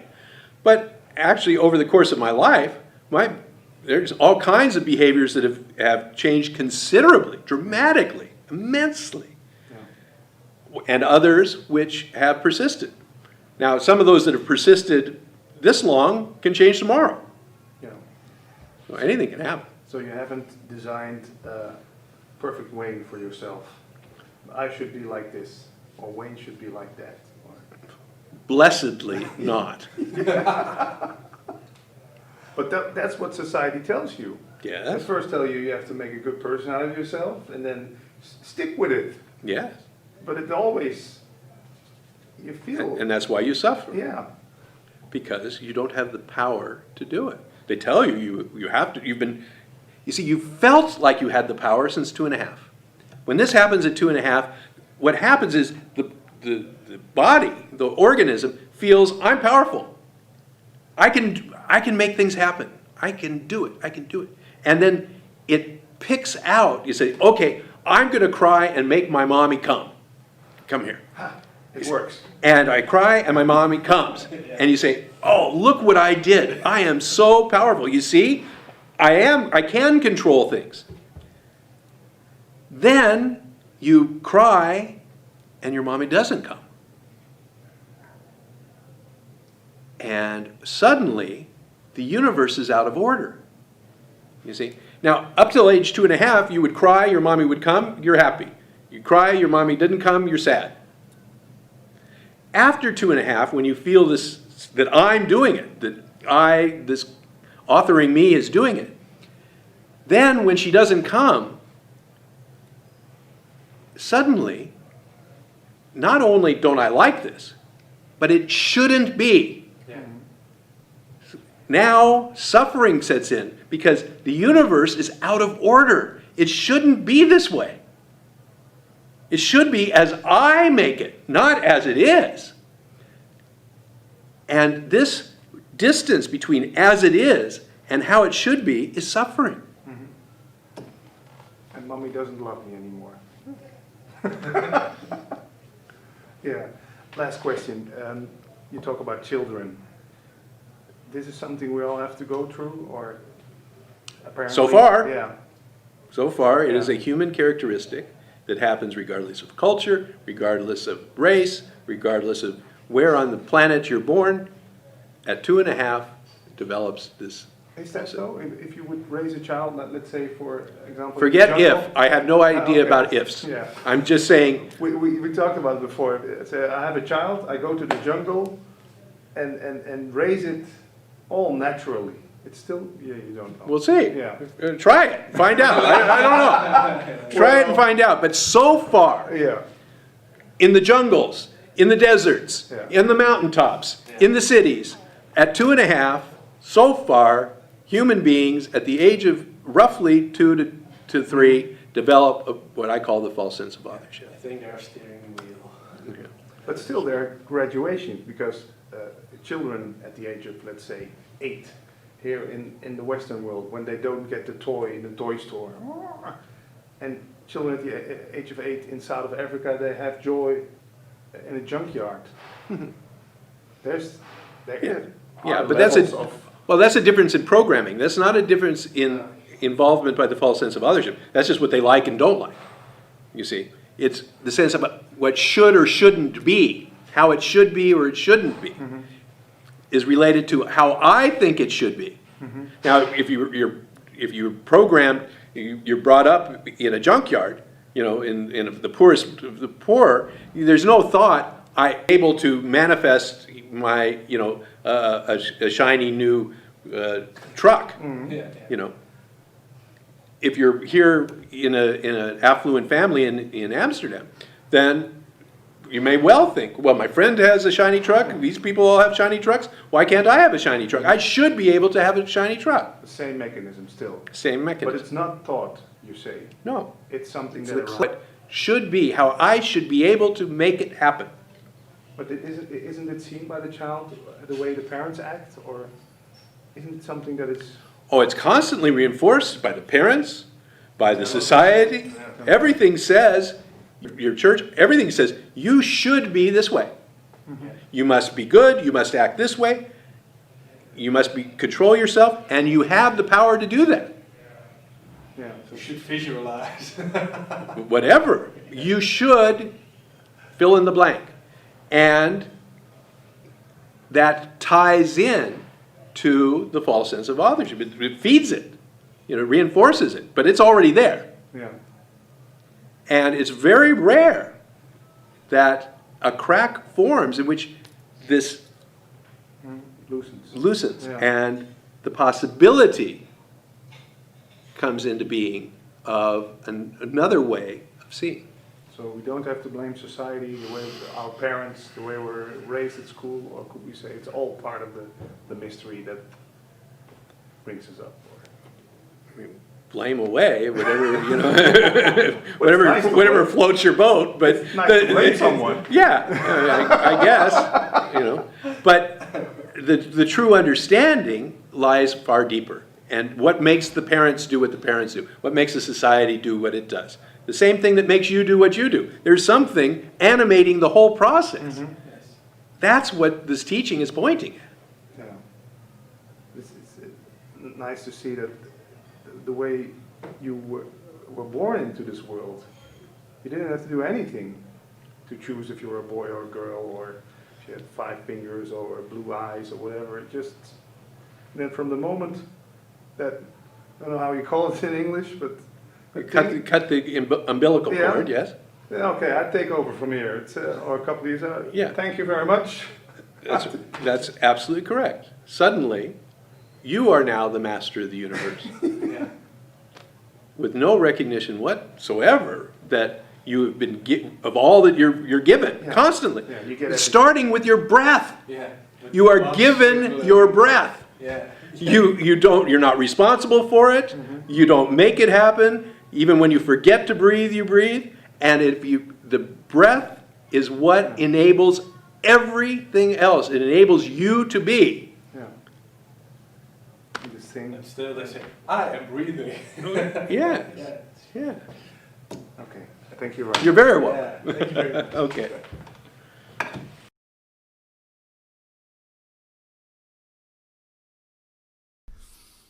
Sitting here at the house of Giovanjali with 2 of her students, I may call you.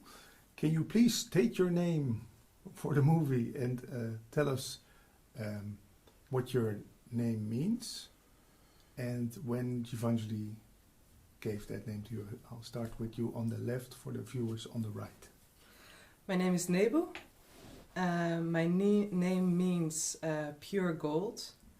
And it's also one of the names of one of the lionesses that we met in South Africa when we made a trip with Giovanjali to meet the white lions. And the first night that we visited the white lions, we made a tour in 2 groups. I think there's a family of white lions, and they're separated in different areas. And when we made the trip and we came back, we gathered around a camping fire and we shared our experiences. And that was the moment that Giovanjali told me, your name is Nebu. And how did you react? I froze. Yeah? Yeah.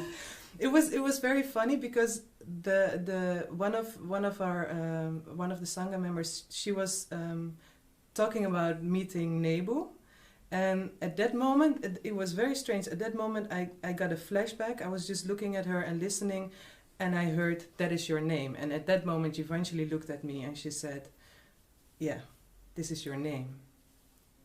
And were there tears or laughter or joy? No, it was really, like I said, like frozen. It was no emotions. I felt like crying, and at the same time there was joy, but I didn't know really how to react or what was appropriate, so I just sat silent and took it in. And how long is that ago? How many years ago?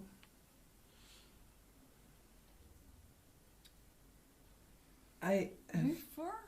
Yeah, 3 or 4 years. Yeah, no, maybe now 4 years. Yeah, it was May or June. Yeah. And do you still use your old name? Yeah, also. Okay. At work I do. Yeah. And with family? No, with family, they know that I would like to be named or called Nebu. Mm-hmm. So they do that, but they also use my other name, so they switch.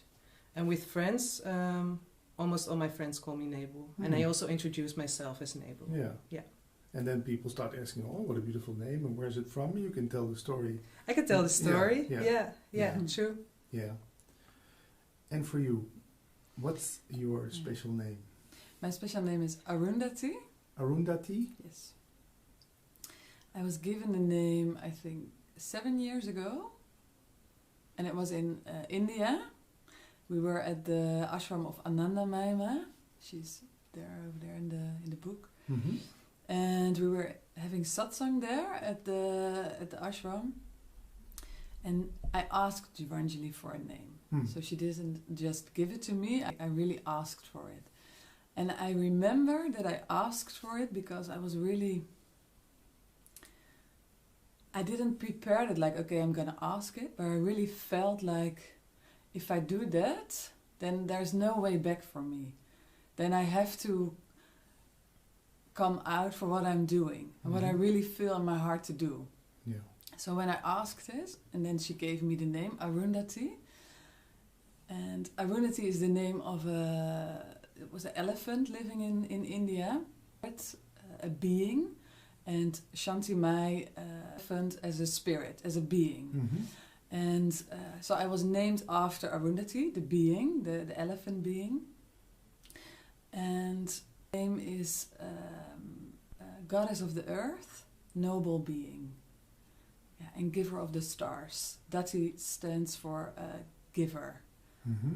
And I remember when I got happy and excited that I asked for it, but I also remember that everybody was laughing because I was named after an elephant.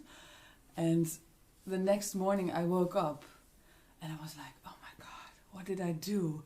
Now my name is Arundhati and I have to tell that to my family and my friends. I got really scared. Like, oh my, what did I do? And on the other hand, because of the scaredness and the fear, also something fell off me. Like, okay, so there's no way back. I can't hide for anything. This is it. So it really felt like also freeing. Yeah. Is that the function of such a special name, that the old can be left where it is and you get a blank sheet of paper which can be filled in again or will never be filled in again? I talked to a singer who also changed his name, and that was his explanation. He said, for me the old didn't work anymore. Well, it feels like that. Mm-hmm. Yeah, it does. How I experience it also is to see that even with the name that my parents gave me, there's so much attachments and memories, and with a new name, it starts afresh. Yeah. And how I also experience it as a quality, like Jivanjali, how I experience it, she sees something, or that is a quality of my being, or a quality everywhere, I don't know. And then to really how do you say that? Also, that it's possible to live that. Yes. That you can live that quality. Yeah, to embody it. That's the word. Yeah, to embody it. Yeah. It's a strange thing that we give babies a name when they are born. We don't know what they're gonna. Maybe we should just wait for 4 or 5. Yeah. So I can see the quality of that. How did you meet Jivanjali? How did she come on the path of both of you? Maybe you can start. I was born in the south of Holland, in Zeeland, and I remember that I wanted to go to Amsterdam, to live there, to study there, because I was really afraid of Amsterdam. And I thought, okay, it's a big city and I'm afraid and I really want to experience that. It was always in my life like, okay, if I'm really scared of it, then I have to do it. And when I went studying in Amsterdam, I really thought, okay, if I go there, then I want to go for meditation. At which age? I was 19, I think, or 20. 19, yeah. And I don't know why, but I really thought, okay, if I go and live in Amsterdam, then I will do that. in Zealand it was not, I don't know, it was not so famous or not so many meditations clubs. I think they were there, but I didn't know them. So I really thought that. And I thought, okay, then I go to Amsterdam and I will study psychology. I thought that's nice, and I get to know about the human mind, and I was interested in that. And then I went to Amsterdam, and at the university where I studied, they have the wall with the brochures of people who want to sell some things, or maybe some clubs that you can join. And there was a little leaflet of a person who gave meditations. So I took it and I thought, great, I'm going to do that. I would like to know what that is. And I went there, and a woman gave that, and her name was Akasha, and she gave meditation lessons, and I went to her, and I remember that I was there, and I felt like peace and relief, and I thought, this is it, I want to do this. And she traveled with Givenchy. She was a student of Givenchy. And she went to India like almost every year with Givenchy. And then there was a time that I thought, I want to go traveling. We already traveled to Africa. But I thought I want to go to a country that I don't know, and that I will go there and I will be totally alone. And again, I want to see what happens. If I'm afraid, what I will do. And Akasha said to me, you can also do that and come to India, because I will be there with my master, with Givenchy. Then you can come and meet her, and you can also have your travel. And I thought, oh, that's nice. Then I won't be so afraid, because I know she will be there, and I have a mission, something like that. And then she said, you have to meet Givenchy. She will have satsang, and I didn't know about her. And so I went to a satsang to see her, and I was like, wow, this is really great. So what struck you? What did you feel there? I remember the first time that I saw her, that I only remember myself like, this is what I really want to know. This is really what I want to know. This is what I'm searching for. Yeah, I remember you inviting me, because it was in Amsterdam, the satsang, and you called me and you said that you were going there and if I wanted to join. And I didn't do meditation, I lived in Leiden. So I joined her, it was on a Sunday afternoon, and I remember the quietness. There was, what I remember is there were many people, maybe 15 or 20, and in the beginning we were sitting in silence. Givenchy was already in, she already entered and had sat down, and we were sitting for a long time in silence. And when we opened our eyes, I remember Givenchy asking who heard the plane flying over, and I hadn't heard the plane. And I was like, what is this? Wow. That was the moment that I realized, there's so many things going on. I didn't even hear anything. I was just, that is really the investigation and the experience that I wanted to experience. Yeah. Was there so much trouble in your life at that moment? No. So it was not a trying to flee something or escape some mental business problems, studying too much, burnout. You were completely at peace with yourself when you... No, it wasn't. I don't know for you, but I'm curious to hear you. But I was quite... What was the biggest problem then in your life? Thinking. Yeah, the mental activity. Oh my God, I remember getting crazy. Yeah, I remember so well. I was worried about everything. Like if you would see me, you would think that everything is fine because I was studying, I had my house, I had a job, I had friends. And in the meantime, I was worrying about everything. You were scared shitless. Oh, yeah. Being in groups, how to behave, how to react. I remember even in classes that I would choke and Panic attacks, maybe? yeah, and Yeah. get so nervous, like, oh, I should ask something, I should be very clever, I should be wise, I should know all these things, because most of my colleague students, I thought they were so intelligent and they would connect all different theories and different books together, and I would be like, I don't know. You were studying psychology also? No, I study in Leiden anthropology. Okay. Yeah. Cool. Yeah. Almost. Yeah. It's Yeah. quite the same. Yeah. Yeah, and I also remember the unstoppableness of my mind.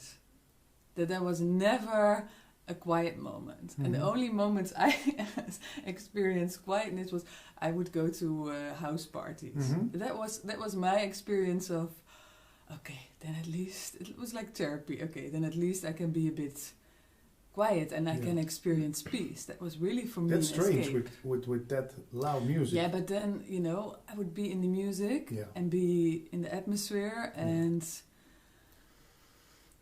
Yeah. That was your moment of peace at a house party. Yeah. Did you have something like that? Maybe going to the movie or drinking a lot or... What would you do? What would I do? Sporting. Well, no, it is true. I would also go to dance parties, only psychedelic trance, Goa parties. And what I really like there is to just dance.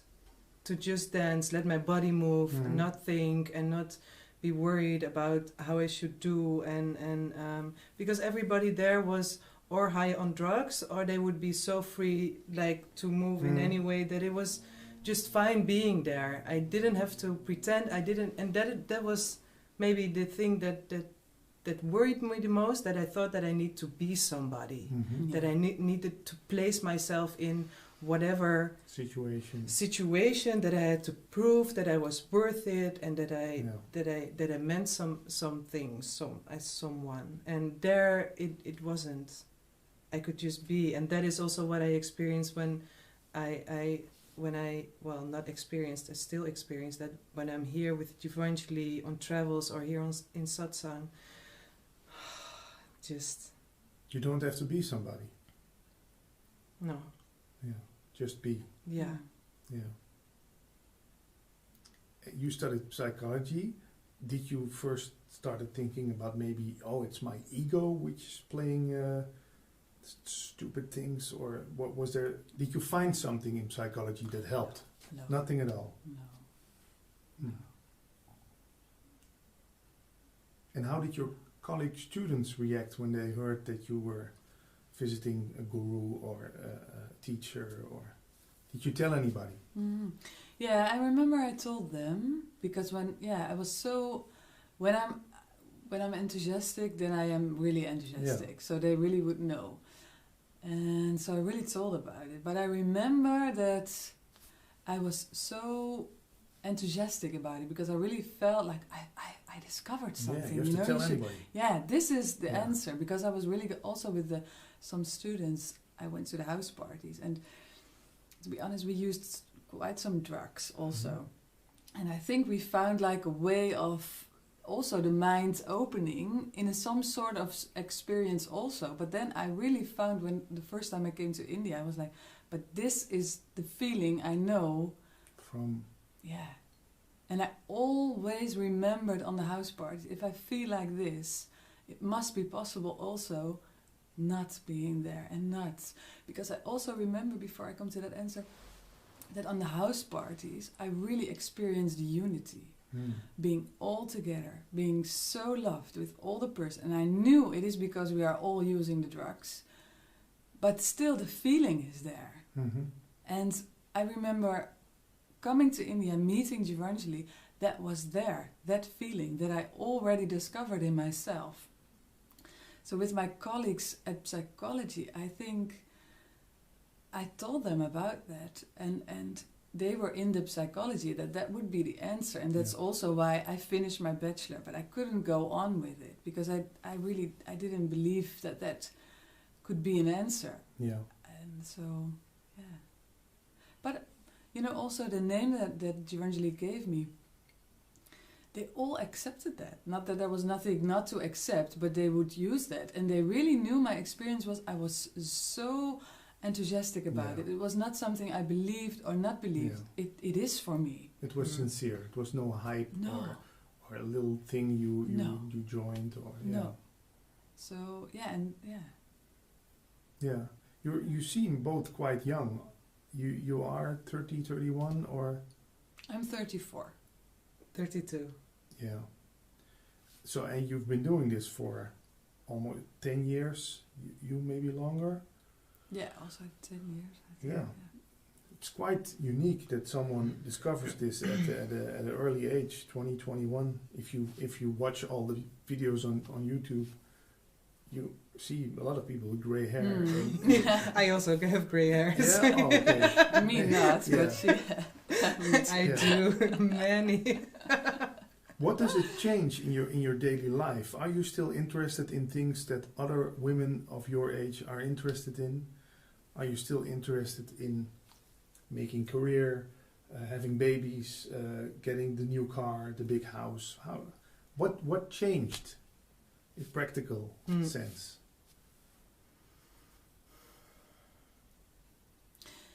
For me, in practical sense, what really changed is that, like with many French, things changed actually. Yeah. But one thing that is coming up in my mind is like also being with friends. I used to be really like, who's my friend, who is not, really like controlling. Mm-hmm. I still control a lot. But this is a thing I really saw, like, I can't control people. That I have like an orchestrated life with family, and I have friends, and I have social things, and I was always really orchestrating that, controlling that, and not doing things that I really liked to do. Yeah. And that really changed. I don't go for birthdays or not like I don't want to do that. Mm-hmm. Like I'm against that, but I don't feel like doing that. And being with Givenchy, it's not like the person Givenchy tells me what to do, but I feel more committed to what I really feel and like really doing that. And I don't feel alone in that. Yeah. So I have friends, but I don't go there many times. Or that I go to birthdays, or that I do that because I have to do that. You don't confirm anymore to not that what much. Society tells you to. Well, also to keep on looking at situations and well, for example, the news or at my work, there's many things going on. To be able to look more with a distance, to see my reactions going, my tendencies to control or to make strict rules or to have it all figured out, and to be able to more look at like the change, the constant change, and to see that, like you say, that I can't control anybody, and I can't figure anything out. I really want like to have a list with dots that says, okay, if you do this and this and this, then it all works out. And by realizing and seeing that there is no such list, and that even I change the whole time, and that I cannot even depend what I feel in the morning if it will be the same in the afternoon or in the evening. It makes it so much more relaxed in a way, and softer also, to be not so strict with myself. I think that is one of the biggest changes, to be more kind to myself, and I see that also works in the rest of my life, and also to have more fun, to have a lighter life, in that sense that. Yeah.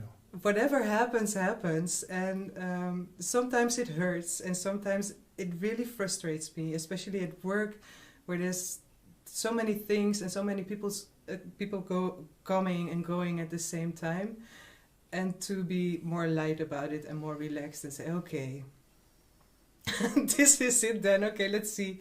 Like, for example, last year, one of my colleagues, one of my immediate colleagues, she got a burnout, and we were in quite of an emergency situation, so she needed to be replaced immediately.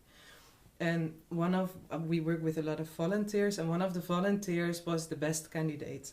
But for a year or so, we didn't connect very well. So there were struggles, and we sometimes had fights even. But he was the best candidate, and that was one of the moments that I saw, okay, there's nothing that I can do. This is what's going to happen, and instead of really fighting it or wanting to change it, to in a way embrace it and be with it. And well, we're 4 months later, and it's going really well. So that is nice to see that changes. Yeah. Yeah. So this man was maybe one of your teachers then? Yeah, definitely. Definitely, yeah. And that's great about Giovanni. Well, she's not sitting there, but I'm pointing at her chair where she sits normally. That she tells also you and me, go out in the world and have a life. So don't go sit on the mountain and don't talk to anybody. Because to really experience it in daily life, And how did it change things for you with maybe family? Are there people you maybe see more often, or you get a better connection with, or colleagues maybe also? No story that comes to mind? Yeah, I'm thinking, it's not really like with my family, but I Neighbors? No, yeah, but you know what comes to mind is like, I have a child and he's 5, and I had a husband, but we separated. That comes to my mind. That, you know, being with Evangeli, it really demands from me like really listening to my heart and really No excuses anymore. No. No. No, and that, you know, it's nice to be in a family life, and I had a really nice husband. He's really loving and really caring, and I get tears if I talk about him because he's really a sweet man. But I knew it was not good anymore. It was not good to be in that. And I, of course, don't say that if you will be with someone like Giovanni or go on this path, if you can call it like that you have to divorce or do things like that. I really don't think that is necessary. But for me, it was so demanding that I can't do any concessions, even also not on that path. Yeah. You know, it's not possible. No. So in that sense, it changes a lot. Yeah, things will change inevitably. Inevitably. Good word. Yeah. Really nice. Yeah. Inevitably. Inevitably. I see it now. Inevitably. Inevitably. So, what do you guys do with Giovanni? Is there a lot of meditation going on? A lot of chanting, laughter? How does like a weekend, which is coming up in a couple of weeks, how does that work? Giovanni sits there. He gives satsang. You sit there together under the blanket. It will be like that. And do you? Is there still something new and fresh about what she tells you? Yeah. You know, it's nice to because every time I go to see Giovanni, I think, especially when I'm in my modus of being in work and being busy, and I can really think, sometimes I have to go there. Yeah. But when I come there, it's like, this is it. Because it's home. It's home. Yeah. Every time it's new. Yeah. Every time it's new. And that's what I also think, that if you don't go for a long time, I have seen that happen with people. And that's good for everyone. Seen what happened? That people don't come for a long time, or, you know, and you can make things in your mind of everything. You know? That's also, it's maybe not an answer of your question, but I remember what comes up in my mind is like people asking me like, well, what does she bring you? What does it bring you to do this? Maybe this is really crazy. How do you know if that's the truth? And then I said, but I don't know if that's the truth. But nobody else gave me any other sincere or meaning in this life. What they say is even more crazy. Then at least I would rather be crazy here, feeling that it feels good and that it makes sense, than believing what they all say. And that's also always what struck me and what keeps me going there. And every time I am there, and it blows my mind, and it opens new doors, and it every time I think, oh, whoa, this is and also possible. How it feels for me is that when we have satsang or meditations, I have never heard Jivanjali say, you should do this, you should be like that. What I heard you say just now, like, go out and experience it. Go and don't take my words. Don't look for me for answers, or that's how I heard it. Go out and experience it and find it out yourself and do research, and that is what brings the adventure for me also. So every time is new, and every time there are some stories that I've heard before, and then when it comes up in satsang or in meditation, it is anew again, because I hear something new, or if I listen back, I hear something new, because every situation is new. And then if people ask me, okay, what to expect from satsang, I don't know, because I don't even know what to expect. It's even the weekend, like there's this program, like this is what we're going to do, but if that doesn't mean that we have a fixed schedule, like at 8 o'clock we stand up and we do meditation, and then it unfolds. And that is what I really like also with traveling with Jivanjali, that she shows me that to completely let life unfold, and then these beautiful things happen, or people that we meet that have like these beautiful stories or connections that bring us somewhere else to, and that it goes in a stream that is to tap into that and to really follow that, instead of making ideas with my mind and, well, we had this program today, so we need to follow it, and if we don't are there at a certain time, then it doesn't work anymore. And she shows that at every moment you can make a choice again, and every moment you can look at the situation again and see what is there to meet. And that is what I really like, to be invited to experience how life can be and how I can be, and to I can say go deeper into it, or go higher, I don't know, but to make it unfold and unfold and unfold and unfold. So there's a lot of improvisation going on, a lot of improvising.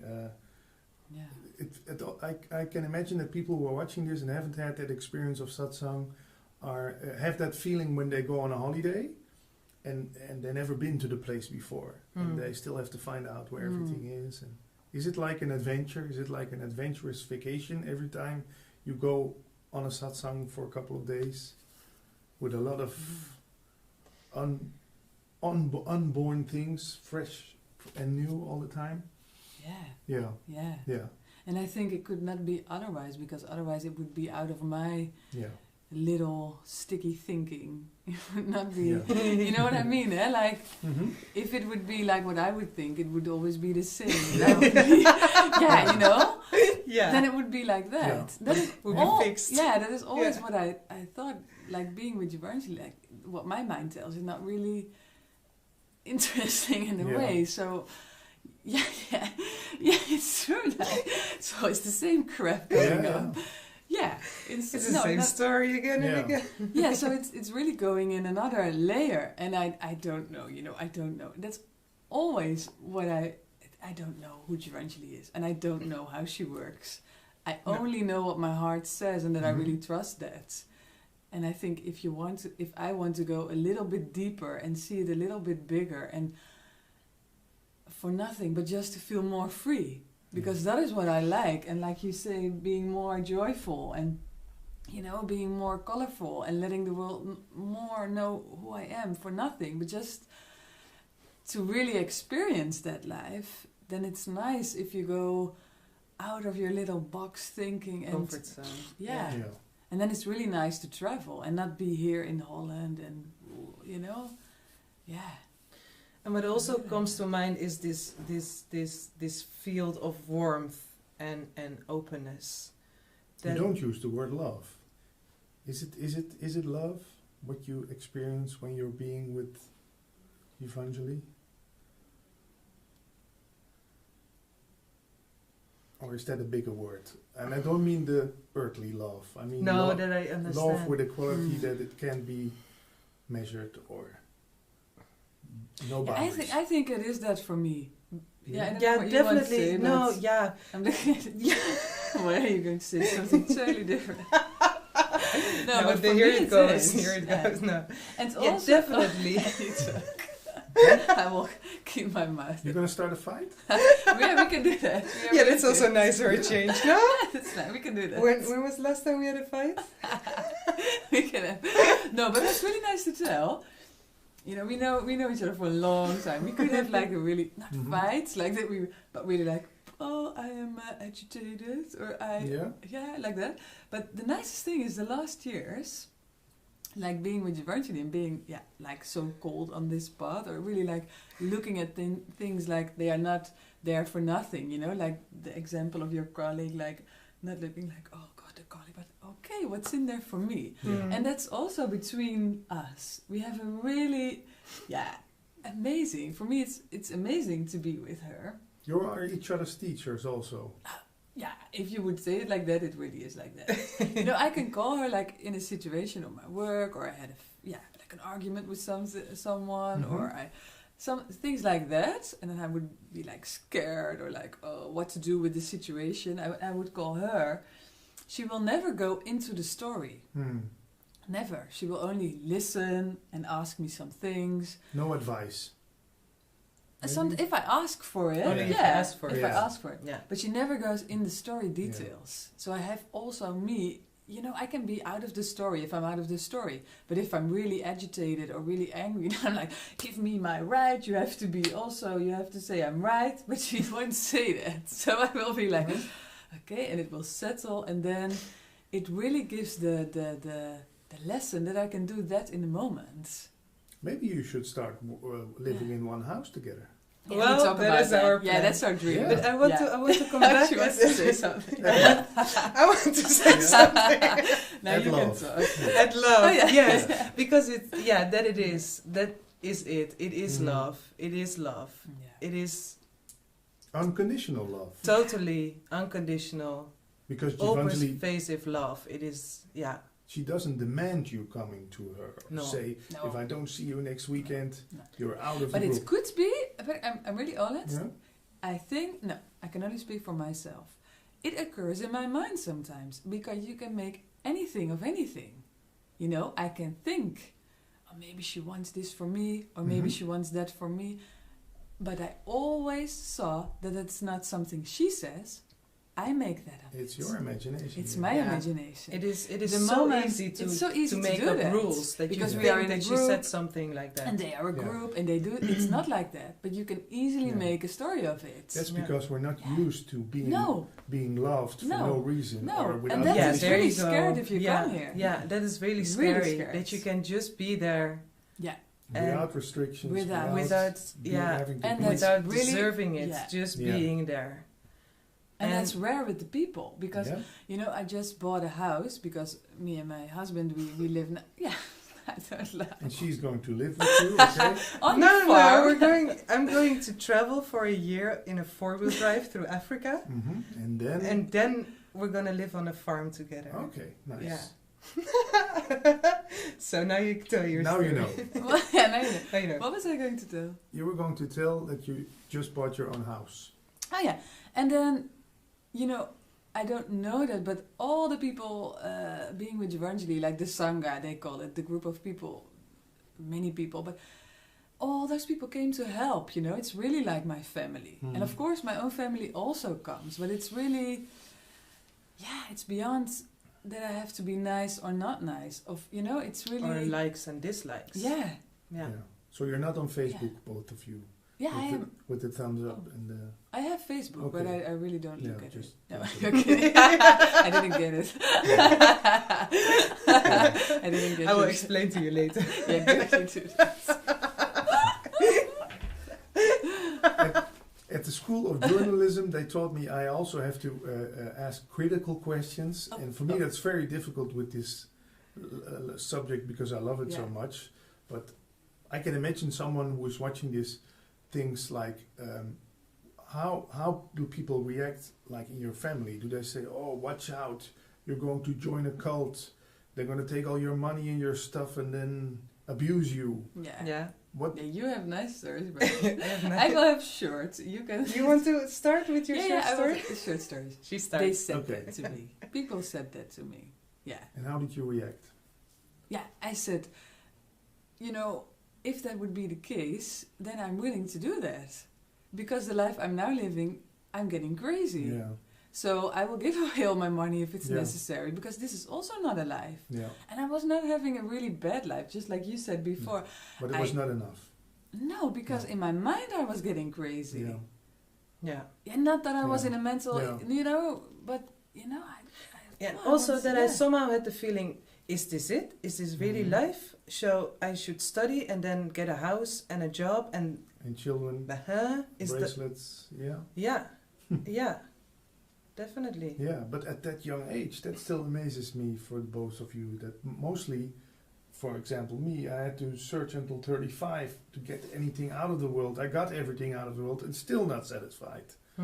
But I never had the feeling to be a career. No, it never had. You knew it wasn't to be found in the world, in stuff, gaining stuff. I never had that. I never had the attraction also to, like I was thinking about it this weekend, because I know I heard stories, let's say it like that people know when they're in high school, they know, okay, this is the career that I'm going to make. They can see really their life path ahead of them, that they go to study in this school and then they find a wife or a husband and they make children. And I never had any idea. I was interested in life, in the experience of life, in meeting people, in exchanges. Really looking into it. And so I would like, I'm single, so I would like to meet a man, and I would. So man. Hello. And I would love to have children. So I keep on looking at that. So what is the priority? But this is my first and foremost priority. This is what really burns. This is what really. You think you're going to get rid of this sometime, somewhere, or is this something that sticks with you with the rest of your life? What? The path. The path, the truth you tasted. I don't think that you can't go back. No. I don't know how it will unfold. Yeah. But there's no way back. But there is a teacher that once told me that it's like a virus that you can't get rid of anymore. When you and it would mean in somehow to forget everything that you've seen and experienced, and then it's not possible. You can't put it back in the box anymore. No, there are too many things getting out already. So that's not possible. Yeah. And I don't, you don't know. I never know how it will be. You never know how everything will be. Yeah. But in that sense, and I was also thinking about Africa. That we met. I will talk for. We met in Africa. I was going to tell the story about my parents. You go. We still have time. Okay. Now we're in a hurry. You were like, oh. We'll cut this part out. Tell us. No, this isn't. No, it's nice. This is a good part. We cut it out. You know those two old men with the Muppet Show? You have a couple on your couch now. But we're laughing. Yeah, they're grumpy, old grumpy men. Yeah. This is the new version. This I will be quick, okay? You said that before. And I never be quick. Yeah? I always say I talk a lot. And then I say, I will be quiet, but she knows I won't be quiet. No. We take turns even, so sometimes we go together to Satsang. She lives in Haarlem, I live in The Hague. And I will meet her in Haarlem, and then we drive together for an hour. And we'll be like, I have a story. And then she'll be like, I have it too. Two stories. So we take turns. Yeah. Okay, are you done now? Okay, I want to talk now. So Okay. So I take my turn, huh? Go ahead. go. No, but I was thinking about Africa because we met in Africa, in Ghana. And I don't know how it was for you, but that was also for me a really big experience how much bigger life can be. Being out of the Contraction. yeah, that's the word, contraction here, and then being out in Africa with happy people that I could sing. Yeah. We had a lot of adventures, like really being alone in buses in the middle of the night. Yeah. You were really living. We were really living. And my most experience there was that I experienced that everything would be all right. We really had experiences like being alone, not taxis coming. In Africa, everything happens. Life takes care of you. Yeah, really that experience, that you can trust it. Trust existence. But when I came back, I don't know how it was for you, but I toeschrijven. You thought it was because of Being in Africa. that. So I thought I have to go back to You Africa. have to live there. Yeah, because that is where I feel that way. Yeah. And that was really when I also met Giovanni, that it is also possible here. Mm. Is it more difficult here with all the rules and the signs on the road and the traffic jams and no? I think it's difficult here that the people don't have really much fun. If I look at my job, everybody's really serious. Yeah. And everything is it's really easy in to get rules. into the comfort zone because it's easy to get food, it's easy to get a phone, it's easy to watch the news and talk about the latest technologies, I don't know what. So you're feeling more numb when you're in Holland, maybe? But it has changed because being on this path. It has really changed to see the challenge and also being in a job that maybe is not my enormously favorite wildest dream. No, not at least. But that I can see it as, okay, I have the job and I have, how do you call it, your job? I like that so much. I call learning it, place. I call it my work learning place. Work learning. Like seeing it like experience. that. Yeah, that every experience is there to, okay, what can I see in that? And then it's even more, for me, more nicer and more challenging than, okay, I will live abroad. Yeah. Yeah. Yeah. Okay. Yeah, and that I was also a short story. That was short. It was a short story. Yeah, you did very well. Yeah. You told 2 in 1 actually. So that's even more beautiful. So now it's I your remember turn. I traveled a lot in Africa, also for work and for my masters. And what I also saw is the resilience of human beings. Resilience? Resilience. Another word for that? That they're very strong people. Very strong. The inner core is very strong, because I did research about war-affected youth in northern Uganda, because there was the Lord's Resistance Army terrorizing the population there. And I interviewed a lot of youth, they were younger than me, who had experienced and seen the most terrible things happen. And there they were. They were still living, they were still smiling, they were still making the best of it. And it made me feel in a way so humble that I know that I can go back also to Holland, where there's enough food that I don't have to worry, and still there's this mental thing going on. So how is that possible, How is it possible? So it also encourages me, especially being with Giovanni, to really make the best out of living here and not searching for it anywhere, but here within my heart, in the life that I am in. Yeah. A story that comes to mind from Africa, which tells me that there are very smart people over there. When someone gets diagnosed with a mental illness, with a distortion, here we would give them pills. There they throw a party for that man or woman. Wow. They start hugging him all the time and dance and give him food, and he cures in maybe a week. Wow. Yeah. Wow. They just put love into the embracing it and not separating him or her. Yeah. And here we put people in mental hospitals and go away, you're strange. Yeah. Yeah. And that is also what I felt being with a man in a house, again with a really nice person and a really loving person, but being really isolated and separated. And that's also what I feel like. Being with people like this is so much more nice than, oh, I have to call you every week 2 times because otherwise we're not Yeah. friends. You know, everybody not being in their natural being and being on birthdays, and everybody would be like, what's that? You know, Still, I think when people are watching this, 2 attractive young women, very Thank you. very spontaneous. I'm not flirting. I'm just making the remark.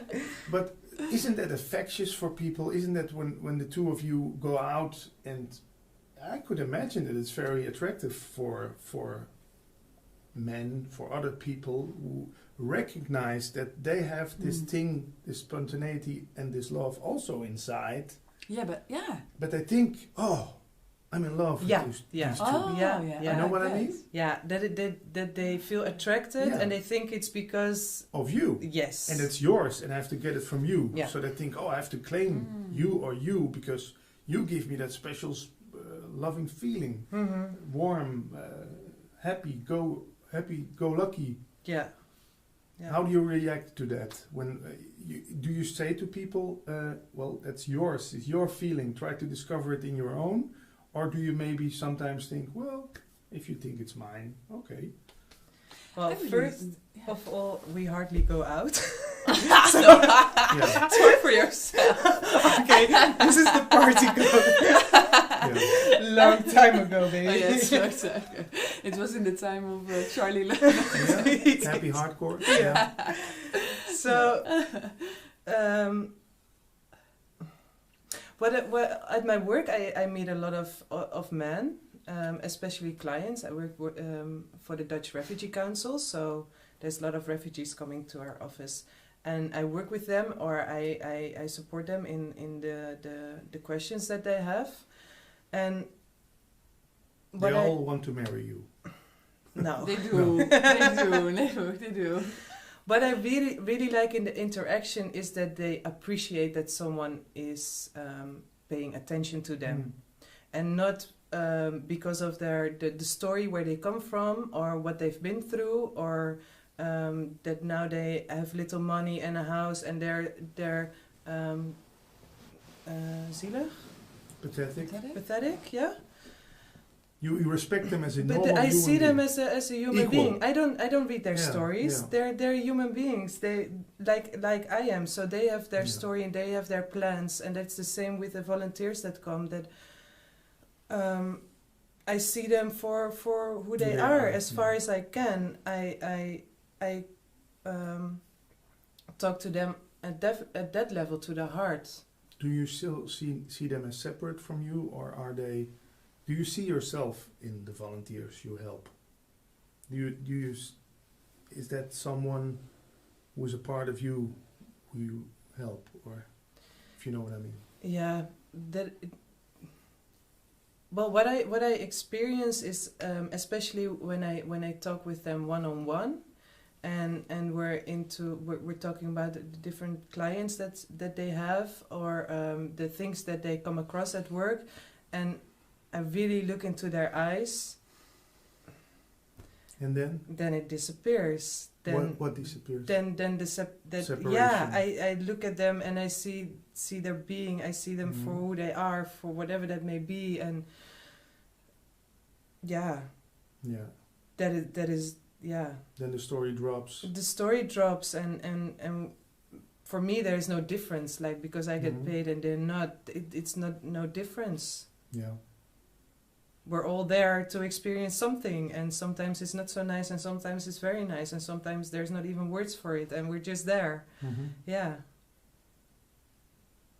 You still were about to tell us a story about how people reacted. I thought you wanted to say something about work also. No, I don't have anything. Don't you want to talk about it? No, It's yeah, okay. no. Because you were quite young. You were 20, 21, 22 when you first started... 21. 21 when you started visiting Givangeli. Yeah. And then your father said to you... He was very careful. Watch out. Yeah, he was very careful. And that's also loving. It's nothing wrong with that. Yeah. It's a normal reaction. It's very beautiful. Yeah, especially when I look back at it. At that moment, I experienced it quite difficult. I had a relationship then, and I lived together, And my boyfriend also thought, oh, what are you getting into? Why are you going there? And you're going to France and you're going out on weekends. And after we went to France for the weekend, I really felt that in December I wanted to go to India with Givenchy. And so I called my mother and I said that is what I want to do. And I don't know how many days later my father called me and he said, I'm worried. I don't know what you're going to do, and I don't know if you will return, and I don't know what you're getting yourself into. So he was in that way very protective. And my boyfriend also, he said, why are you going there? That is what I hear more from people, like, how come you want to go to Givenchy and be there? You can live your life yourself. Why do you need someone talking to you about it, or why do you need someone to ask questions? What do you give for an answer then? Is there an answer to that question? I can't answer that. So when my father said that to me and my boyfriend said that to me, I got really confused. Because I couldn't explain, like theoretically or mentally, I couldn't give like proper reasons why I wanted to go. I just felt like going, and it really got me confused because I was so attracted of going there, and I felt so peaceful and loved and seen. And at the same time, there was my father and my boyfriend that were very important that are very important people in my life, and saying why.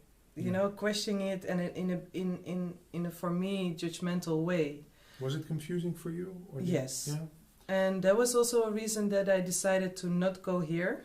And that was the moment that I broke up with my boyfriend then, to really take distance from all and to really feel, okay, what do I want? And not listen to others and not go because I think I need to go to Givenchy, but really feel, do I want to go, and is it really my heart speaking? And you went to see Givenchy again after 2 or 3 years. Yeah. So the fire kept burning. You couldn't. I dreamt so much about her. It's amazing. Yeah, I dreamt so much about her. Yeah. And is it really about let's say the person Givenchy? Is it that because she is so special? Or is it that thing that we cannot name that shines through her, that touches your heart? Yeah, the last. Yeah. So you are fond of horses, I heard. Mm-hmm. I had a girlfriend once who was also a big horse, how do you call it, fan, girl? An horse groupie. A groupie of the horse. Pennymeisje. Yeah. And she once yes, I am a pennymeisje. Yeah. And she once told me that you can communicate with the horse without words. How does that work? Is that for you also the case? It's true. Is it for me the case? Good English. Good question. Now I will tell you. Do you have your own horse? No, not. I ride a horse for my lady. How does that work? Yeah. Is a horse enlightened? Is a horse an enlightened being? Is a horse an enlightened being? I don't know what an enlightened being is. I could not tell you what that would be or how it would look like. I don't know that. But what I experienced when I was young, I think I was 10, that my parents gave me my first riding lessons. Mm-hmm. And I remember my parents are really loving, but they were not having a lot of money, or really, we didn't have a farm or anything. But I really, really, really, really loved horses so much. If you talk about power of mind, I don't know what that is, but I could only dream of having a horse. And I got a horse. And now, when I'm a bit older and having a son myself, I asked my mother recently, like, why in God's name did you give me a horse? Mm-hmm. I mean, you didn't have that much money or anything. But she said, that was not an option. You needed a horse. You wanted a horse so badly. And if you talk like, are they enlightened beings or can you talk with them? I think I could talk with them. It was just naturally to be with horses for me. Yeah. And to talk with them. For me, it was really, I think, I don't know, but it feels like that they saved my life. Like in a way, like it prevented me. I had horses from the age of 10 till 21, 22, till I met Givenchy, I think. And they prevented me from being in groups, from being somebody. Because I didn't do that. I had to go to my horses, always. And how is it when you're riding a horse? Is it like the same with a dance? Is it like when you're riding a horse, is there no you and no horse? It's just the riding? Absolutely. It's just the activity of... Yeah. And that's always, I always found that really amazing. Yeah, and I had horses who were really teachers. I know that for sure. Yeah. I had a pony and we only... And then I was My Little 12. Pony. Yeah, it was really, but he was really angry, and I was also really angry. Okay. So if you say like that, they really reflected in me what was there. I couldn't see it then. I was only angry, and the horse was also really angry. And then after that, I got a really big horse, and she was like really my mother. Yeah. And I think she gave me everything what my mother couldn't give me that great. moment. Yeah. And she taught me how to be patient. She taught me everything. And I was small, I was like 13, 14, and it was a big, big horse. And then I got a horse who was really young and really big and really blah, blah, blah. Yeah. And then I could handle that. So it taught me a lot of being, being everything. Yeah. Yeah, it did. Nice. Yeah, really nice. Yeah. But then when I was 21, 22, I stopped. I really was so sick of the horses because that was my life for more than my whole youth. I had horses. So I went to school, I worked, and I went to my horses 2 times a day. So it was really a job, you know. It was like, I was so sick of it. I was like, I have to breathe. I want to go out. I don't want to have any responsibilities right now. So I stopped, and that was a moment that I went to Ghana. So that was also, amazing. And the horse I had then went to a friend of mine. She went moving and she said, I want to take him. And I was like, oh, great. So I can go. And then with eventually like 5 years ago, we went to South Africa. And then we met Leon and the horses. And I don't know his name anymore. no, I was also thinking. No. The horseman there, I don't remember his name now. No. And I saw then that you can work with horses on such another level, such another way of doing. Yeah. But I saw that what I did when I was young, I did it like intuition. No thinking. No thinking. No. No one taught you how to treat a horse. The horse taught you. Yeah, of course I had lessons, but now I'm really... again learning things, and I see what I learn now. At that time I did it like for my intuition. So that's really Christo. That was the man in South Africa. We're talking for 1 hour and 1 minute now. I'm thinking maybe that's nice to do as an ending. You can choose. Say something to Givenchy in camera, or say something to the version of you who will watch this in 10 years. What would you like to say to her?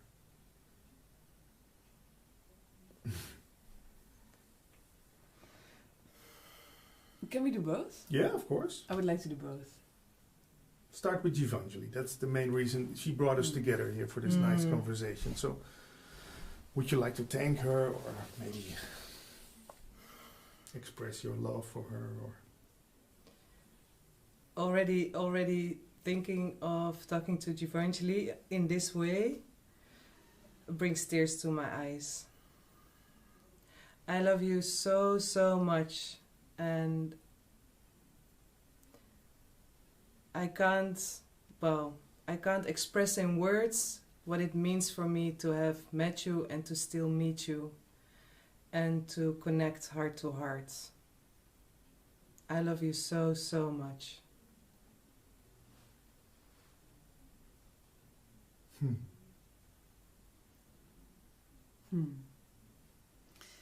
And I would like to say to Giovanni that I'm so thankful to give me this opportunity to live this life, meeting you, and to have this experience, and that I know that it could not have been otherwise. It could not have been otherwise that I would have met you, and that we met. And I thank you for that. Ha. And thanks for the nice biscuits. Oh my god, the cake. Pastry. Don't talk about it The because I pastry. get a bit nauseous. The pastry we got with the coffee. Okay. The whipped cream. Yeah. Okay, and now the version of you when you're 42 years old. 42, eh? Yes, yes. If we're still alive. You will never know. You're not gonna leave me alone. No, I'm not leaving you. What do you hope for? Are there still hopes? Or is that all gone? No, I have a lot of hopes. Yeah? Yes. Take the floor. Yeah, I will take the floor. Hello, Arunati, you will be? 44. My dream is to really live without fear. And to really that you will have your farm, and that you will live in nature, that you will have your horses, and that I will relive my youth and then being 44. And to have a farm where people can come and experience the horses as I want to experience them. And share with people what they have taught me and learned me, and to really enjoy that life. Put me in it. And there will be Nebu will be in the farm. Yeah, that's my dream. Yes. So if there are any people who have a farm left and some horses, then I will be willing to donate. Yeah, they have to donate. Oh, donate to you. Okay. Yeah. You have to be clear about your dream. Yeah. So if you know a farm, a nice farm. Yeah. Without the farmer. Or with a farmer would if be he's a problem. young and he's single. Yeah? Farmer searches for a wife. Oh, there you go. No, I want a farm. Okay, just a farm. Yes. If you don't want to say anything, it's okay also. I really like it. I really like the proposal, but I was curious about what you were going to say. Well, in 10 years, I'm 42. Yeah, you're watching this now as a 42-year... Say hello to yourself. Dear Nebo, it's so nice to meet you. Yeah. Who could have thought that, oh my God.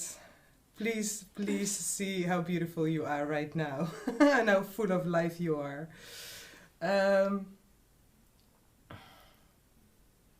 I wish that you truly look into everything that comes across your path, and that you experience everything, your life to the fullest, fearless, open-minded and heartful, and I wish for you to keep on living your life that way, full of adventure, full of experiences, full of joy, and maybe also sorrow. And I hope that by now you've traveled through Africa in your four-wheel drive, and that you came home with your husband and a baby, and that you could live on the farm together with Arunati, where you can have your practice in coaching, meditation, and systemics. So, I'm so curious. I can't wait. Okay, thank you very much, both of you, Yes. for this nice talk. Thank you so much. Sitting here with my friend Ramon. Ramon. Better known as, under his artist name, Charlie Lonois. Yes. Of the famous duo Charlie Lonois and Mental T.O. Mm-hmm. For people who don't know you, you scored a lot of big hits in the happy hardcore segment of the world. In the 90s. In the 90s. Yes. Now it's 2017. Yeah. And you are still playing as a DJ. Yeah. Yes. How come? Because I like it. I still feel that my heart is in it. For instance, when tonight we were talking just before about it. Yeah, when I go to a performance, then it might be in the middle of the night, or just as it is today. We were traveling to the south of Holland, and we were before, and afterwards we go into a hotel, and we sleep a little bit, and then we go to the club, and we have to start at 2 o'clock tonight. Yeah. But then we make a kind of a holiday, a short holiday of it, and that's good. That feels every weekend. And what about you could imagine some food, like a breakfast, and for instance, at that moment, the whole Schiphol airport was turning around me. Like I began to feel very dizzy, and exactly the same as I had back in the 90s, also in a club in The Hague. So I went on my knees there, and the people were looking at me. What is this? What's going on? Yeah. Yeah. So I felt really terrible, and at that moment I thought I had to do a article. In 2005, wrote my book, autobiography of a DJ. A documentary was made out of it? Yes, yeah. Charlie Lono's YouTube channel.